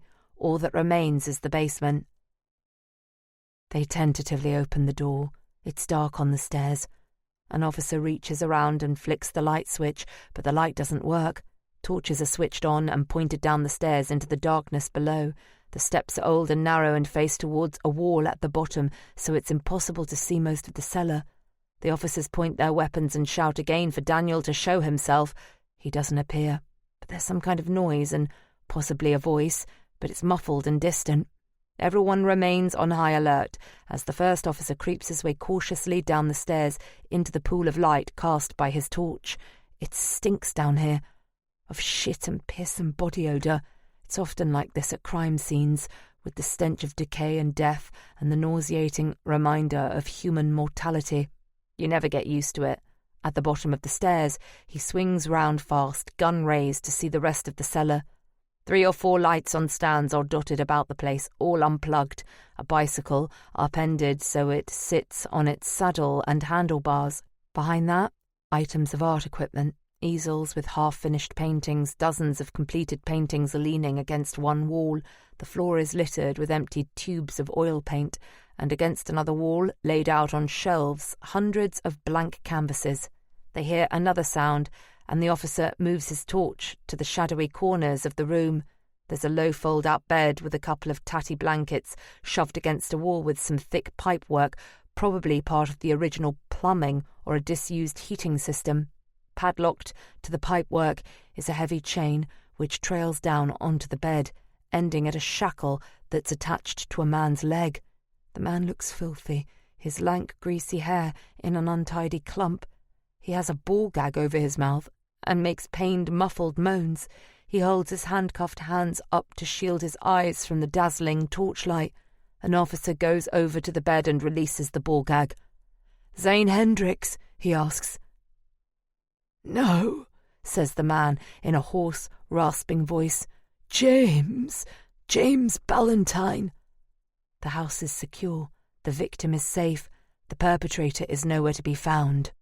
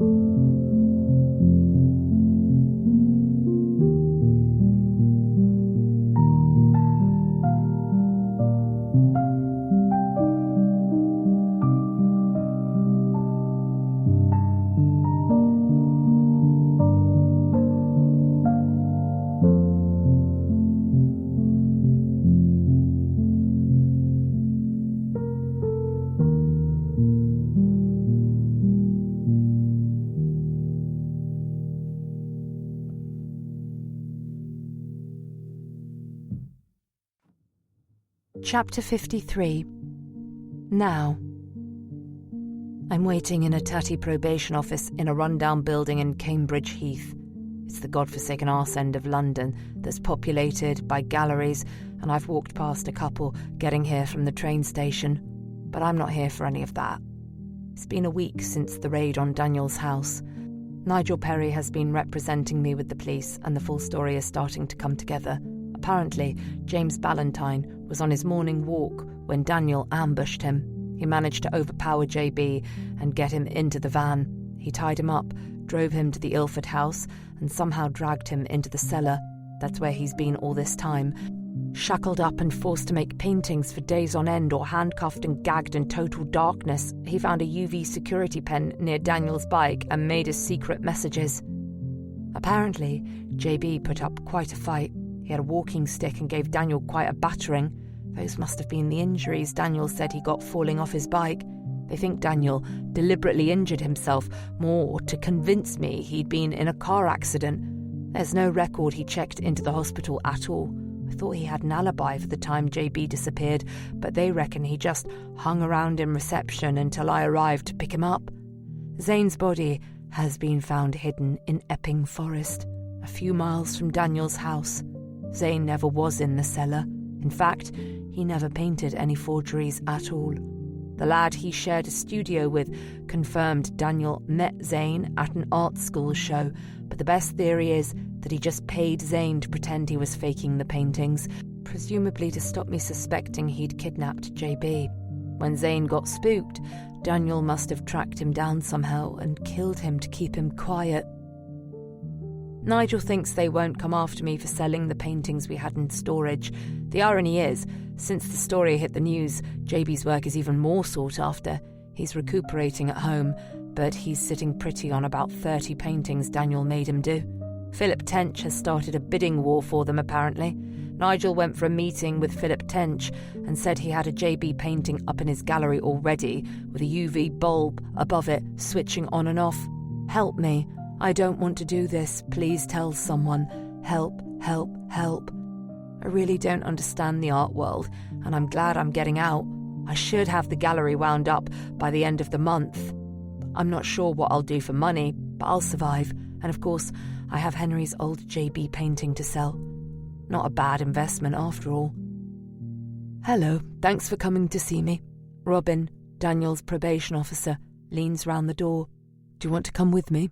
I follow him up a corridor and into a small meeting room. There's a table and 2 chairs and a framed photo of some mountains on the wall. It's basic.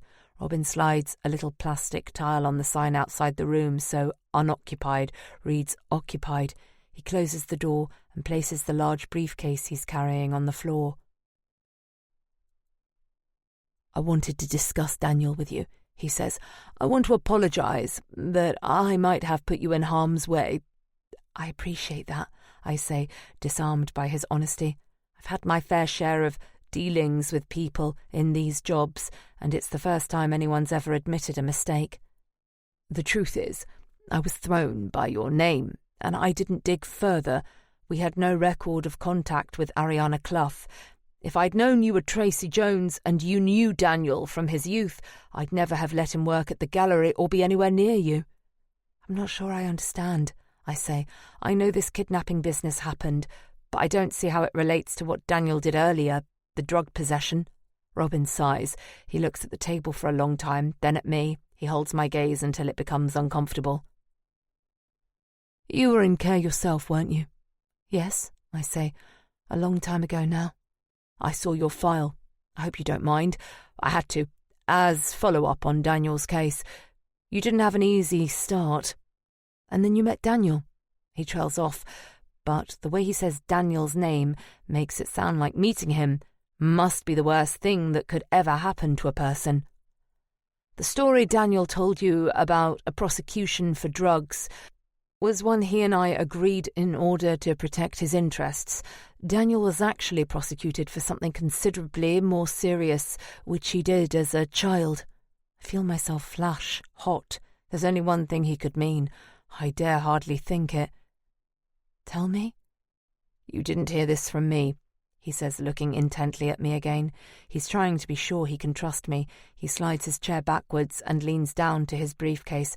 He takes out a file. I know it's Daniel's, and that I absolutely shouldn't be seeing it. This will all come out, he says. It's bound to. You should know that Daniel set the fire at his family home. He was responsible for the deaths of his family. He murdered them. The moment he says it, I know it's true.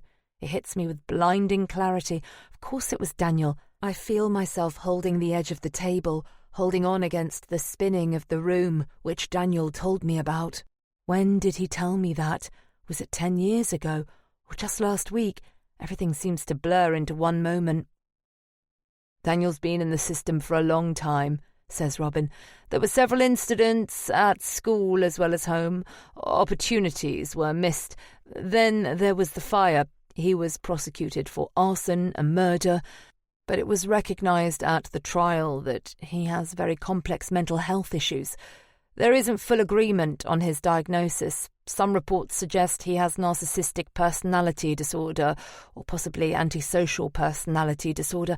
A decision was made to detain him at a specialist secure mental health unit for young people.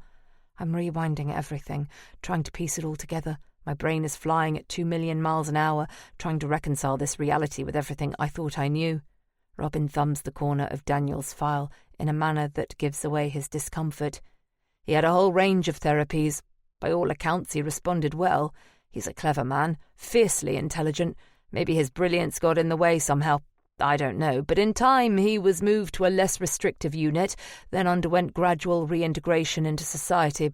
I was part of the team facilitating his release. And the first thing he did was come to me, I say. Robin shifts awkwardly in his chair. As I say, perhaps his intelligence got in the way. He's clever. He wasn't assessed a high-risk client at this stage. Oh, wasn't he? I say, unable to stifle a laugh of astonishment. Well, it seems that assessment wasn't entirely accurate. Chapter 54. Now. He's disappeared, and they don't know where to find him. He doesn't have bank cards they can trace, just a little cash from work he did for me. His only phone was pay-as-you-go with no contract, which they found at the house. He's vanished. A chill runs through me. I tell myself it's the cold weather drawing in and go into the living room to make up a fire. After a while, the logs catch and it starts to crackle, glowing red and kicking out heat, but the chill doesn't leave me. The bit of me that shivers at the thought of Daniel still out there somewhere. There have been bulletins on the news and reports in the papers, as there often are, when they want the public to stay away from a dangerous criminal or help if someone spots the suspect somewhere. The photo fits and drawings are usually pretty nondescript, but of course that's all different with Daniel. Most people don't look remotely like him. It's easy to build up the story of an evil perpetrator on the loose when he's as frightening to look at as Daniel is, a monster. Even knowing what he's done, the stories demonizing him don't tally with the person I know.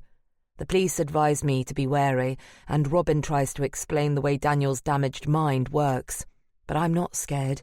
Everything I know Daniel has done, however destructive to others, has always been to protect me.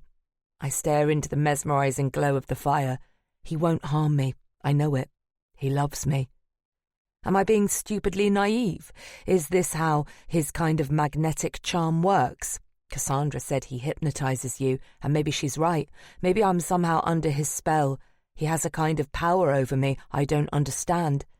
I have a vague, half-remembered thought about something Daniel once said, something about having power over people. It starts to come back to me, but it's too outlandish to contemplate. It can't be true, surely. With a rising feeling of dread, I switch on the lamp. Nothing. I take the lamp from the living room to the kitchen and plug it in. Nothing. Then I climb the stairs slowly and head to my bedroom. I turn my face away from the window as I close the curtains. The room is in semi-darkness as I plug in the lamp. I know what's coming. My hand is shaking as I switch it on. The bedroom explodes into life. Beloved, prime mover, chosen one, creation's fire, goddess, keeper of my soul, sacred flame, angel, true light, muse, salvation, my everything, saviour, forged in the flames.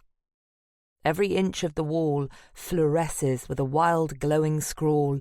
The ceiling, too, it's mad. I have no idea when or how he got in here. I imagine myself, night after night, sleeping in this room, and all the while this was staring down at me, his secret, invisible hold over me.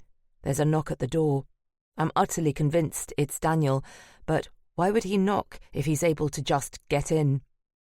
Who knows how his warped mind works? I have to know, and so I do what I haven't done for weeks. I cross the room to the window, pull the curtains and peek out. To my relief, it's just a motorcycle courier. I can see down onto his helmet where he stands on the path, and I notice he's holding another box, a smaller one this time. I know immediately Daniel sent me something else and wonder what it could be. I'm not surprised he's trying to make contact. I expected it. I head downstairs, wondering what bizarre object awaits me in that box. I open the door, and the courier hands me the package, then thrusts a clipboard and pen my way with a delivery note. I have to sign. I put the box on the hall table, dreading to think what the hell I'm signing for. I turn to take the clipboard and pen. The courier has stepped into the hallway. He pushes the front door closed and lifts up his smoked visor. It's Daniel.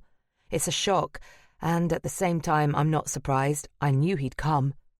"What do you want?" I ask. "You know what I want," he says, and I do. He wants me. "I think we should talk, don't you?" he says calmly. "Why don't we go through and make ourselves more comfortable? We should discuss the future." I lead us through into the living room. I can't imagine what he means by the future. Surely he doesn't have a future worth talking about, given what he's done. But the things he's done in the past make it hard to understand how he's standing here now. Yet, here he is. The past and future both seem to be focused on this moment right now, like the sun's rays focused through a magnifying glass, intense and dangerous. Daniel removes his crash helmet and puts it on the sideboard next to the balloons he sent. "How are you feeling?" he asks. "Better," I say. It's bizarre to be making small talk. It's as if he senses my mood. "You can talk to me," he says. "I know there are things I haven't been entirely honest about. This seems a good time to clear the air." A wry smile plays across his thin, crooked lips. "Okay," I say. "Let's do that." The list of things I want to ask is enormous. I don't know where to start. I wonder whether he'll be honest with me anyway, or how I'll know, as he's so expert at making lies sound like the truth. I notice he's holding the box he brought today. "I assume that's empty, just a clever way of disguising yourself." "I suppose I am quite easy to recognise from a photo fit," he laughs, "but no, there's something in it. It's for you." He passes me the box. I open it. Inside is a small locket, the one I've noticed him wearing on a couple of occasions. "Did this belong to your mother?" I ask. "It did, but I don't keep it for sentimental reasons. Well, not with her anyway. I took it well before she died. It was just something I needed at the time. Open it." I press the clasp on the side of the silver case and it clicks open. On one side is a photograph of me from 10 years ago. In the other half is a clump of hair. "Where did you get the photograph?" I ask. "It was from that ID card of yours," he says. "I took it to a print shop and they made a copy. So your dad never took my ID. You did. For this. And when I noticed it gone, you put it in his office so it'd look like he'd taken it, not you." "Yes," he sounds proud.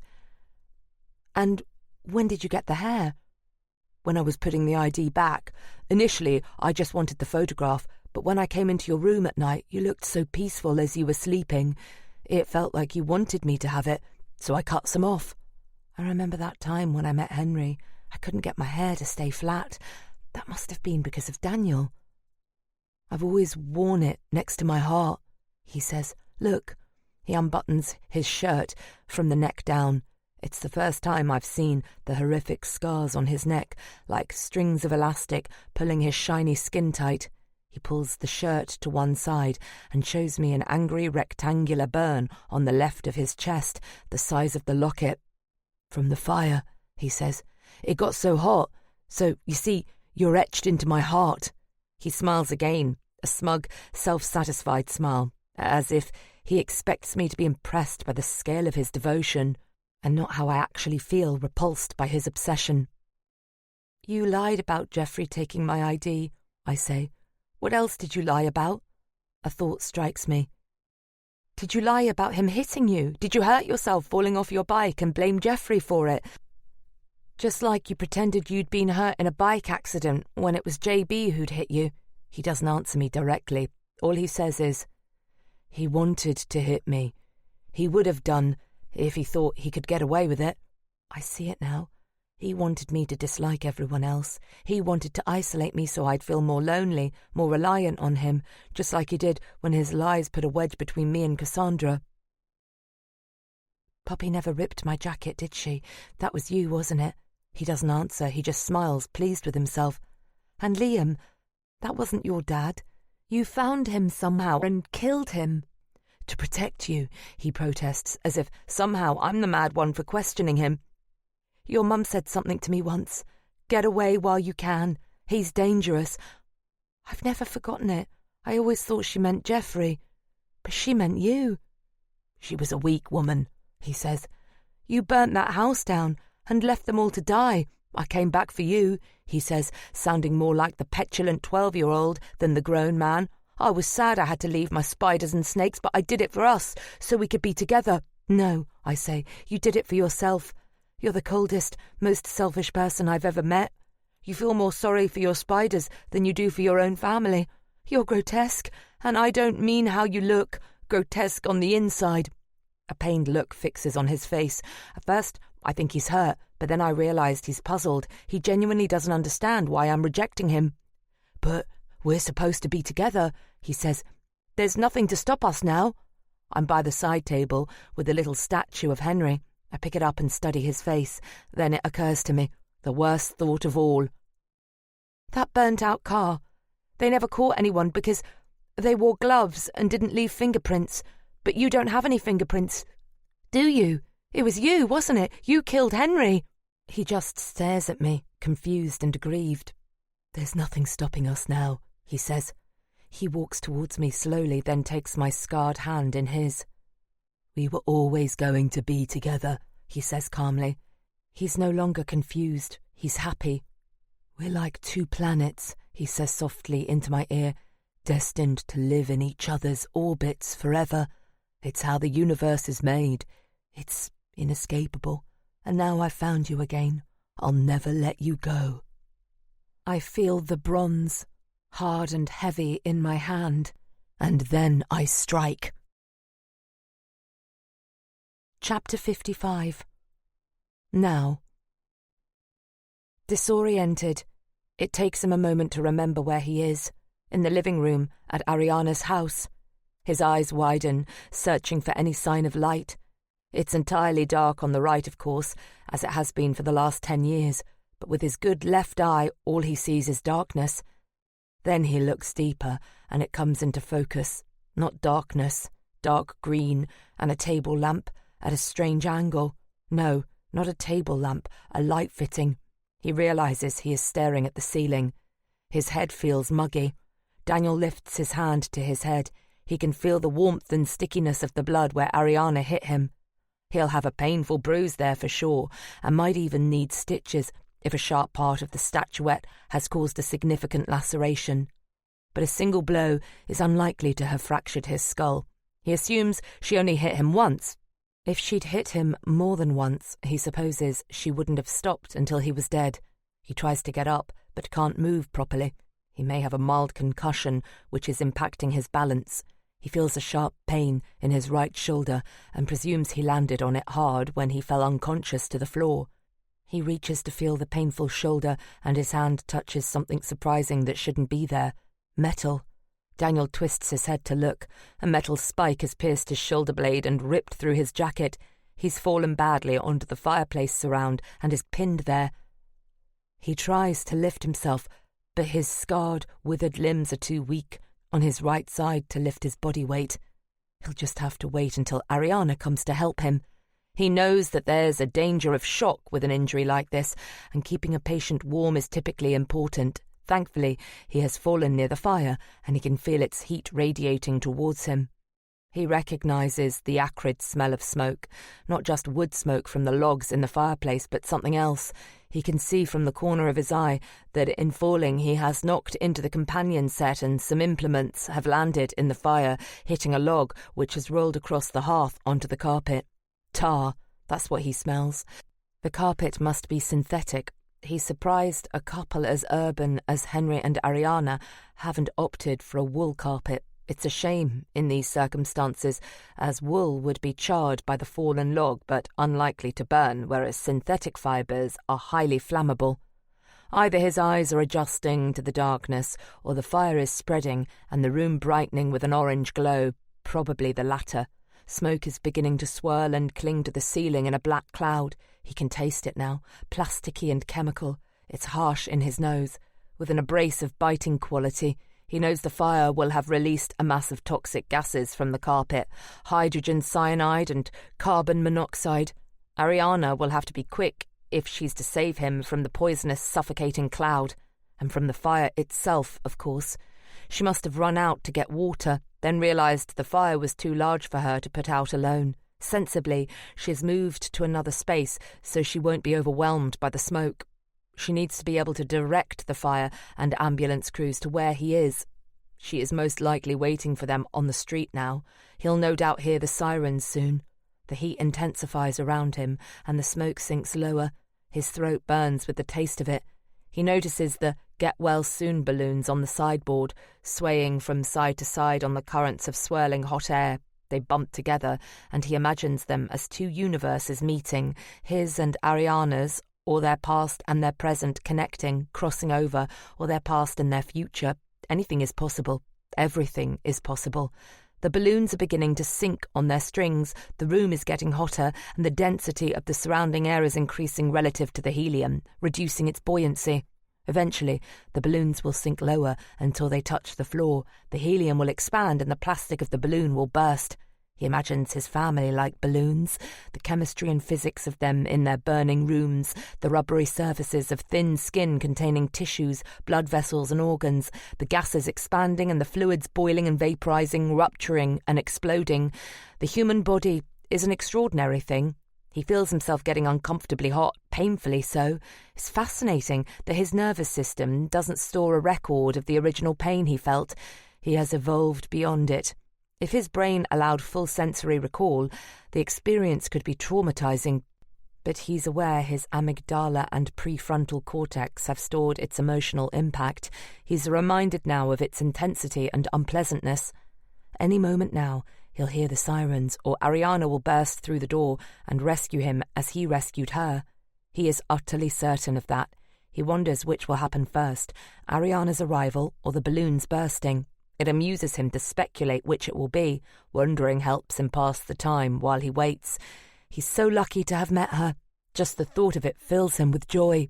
He waits and watches the balloons sink lower and lower. Epilogue. 10 years later. There's a distinct smell of burning meat. I rush to the oven and open the door. A wall of heat hits me, and condensation forms on my glasses. I can smell the acrid smoke. I slide my glasses up onto my head and pull the tray out with an oven glove. The sausages are ruined, each split down its centre, skin curled back and peeling away like burnt paper, revealing layers of scorched flesh. Fat clings to the metal tray in charred, blackened pools. This is my one job, and I've ruined it. Every year is the same. Tobias takes charge of the bonfire and fireworks. I take charge of the food. I go to the freezer and take out another couple of packets. They'll cook from frozen if I turn the oven down. It's a ritual. Phoebe will demand it. You can't have bonfire night without sausages. Tobias wasn't familiar with bonfire night until he came to England. When Phoebe was born 7 years ago on November 5th, he couldn't believe it when the sky lit up with fireworks, as if they were just for her. Her own personal 4th of July, he called it. Every year since, he's insisted we hold this weird hybrid of birthday and bonfire party. He loves being the master of ceremonies, decking the garden out with balloons and streamers no matter the weather, planning the party games, designing an elaborate firework display, building a huge bonfire, birthday cake and baked potatoes, candles and sparklers, over and over in a loop. Delighted screams draw my attention to the kitchen window. An excited gaggle of 7-year-olds gather in a noisy group with their parents. Tobias is about to start the display. I stay inside to keep an eye on the sausages. I turn the lights off so I can see better into the darkened garden. The bonfire has really taken hold now. The group stand near it, but at quite a distance. It must be throwing out some heat. Even from inside I hear a loud crack as some piece of wood splinters. The fire shifts and throws a cloud of burning embers out, spiralling up on the hot air currents and blending with the stars in the clear sky above. I can hardly see Phoebe at all, and Tobias is completely lost in the inky depths of the garden. On the fence at the side, I can just see a bunch of birthday balloons picked out by the light from the bonfire. They seem to move as the flames dance and the shadows shift. They sway slightly in the breeze, they bump against each other, and I think of Daniel and the alternative universes meeting each other. There's one universe we're in, where my house caught fire, and Daniel didn't escape and was killed, and I met Tobias and had Phoebe and was happy. The display begins, teasingly small, with Catherine wheels spinning in all directions faster than it's possible to imagine. I grip the edge of the work surface until my knuckles turn white. The balloons bump and there's another universe where the house caught fire and I phoned the fire brigade and Daniel was rescued and returned to prison where they won't make the mistake again of releasing him. Rockets now, shooting impossibly high, exploding over us in galaxies like a speeded-up birth of the universe, bursting, expanding, decaying, and returning to darkness, all reflected in the kitchen window so I feel somehow like I'm inside the heart of it. Bump, bump. I feel like all I can hear now is the balloons bumping together. Another universe where the house was destroyed, but Daniel escaped, and I met Tobias and had Phoebe and was always waiting for Daniel to appear again. I hear them in the garden now, shrieking, yells and screams as the fireworks fly and the fire rages. There's the sound of a distant siren hurrying to a fire somewhere, some bonfire-related domestic tragedy, or possibly an ambulance rushing across London with a patient inside terribly burnt in the fire, or maybe a police car racing against time to some unfolding crime, not bonfire-related at all, but happening unnoticed in plain sight, the terrible screams masked by the screams of joy as the fireworks ascend. I listen again, but I can't tell whether the siren is moving farther away or coming closer. Bump, bump. The balloons feel almost deafening now. So much time has passed, so many strange things have happened that it's hard to remember what's real and what's imagined, where the nightmares are so vivid that they make the past seem like the present, where Daniel explains how the universe works and it all merges together and you can't be sure exactly what has happened and what will happen. Anything is possible. Everything is possible. And maybe it's all happening all at once, right now, right this very second.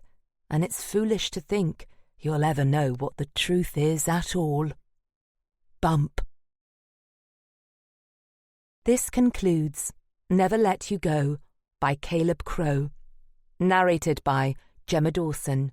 Copyright 2025 by Caleb Crowe. This unabridged audiobook is published by arrangement with Incubator Books and was produced in the year 2026 by Tantor Media Incorporated, a division of Recorded Books which holds the copyright thereto. Please visit tantor.com for more information on our growing library of unabridged audiobooks.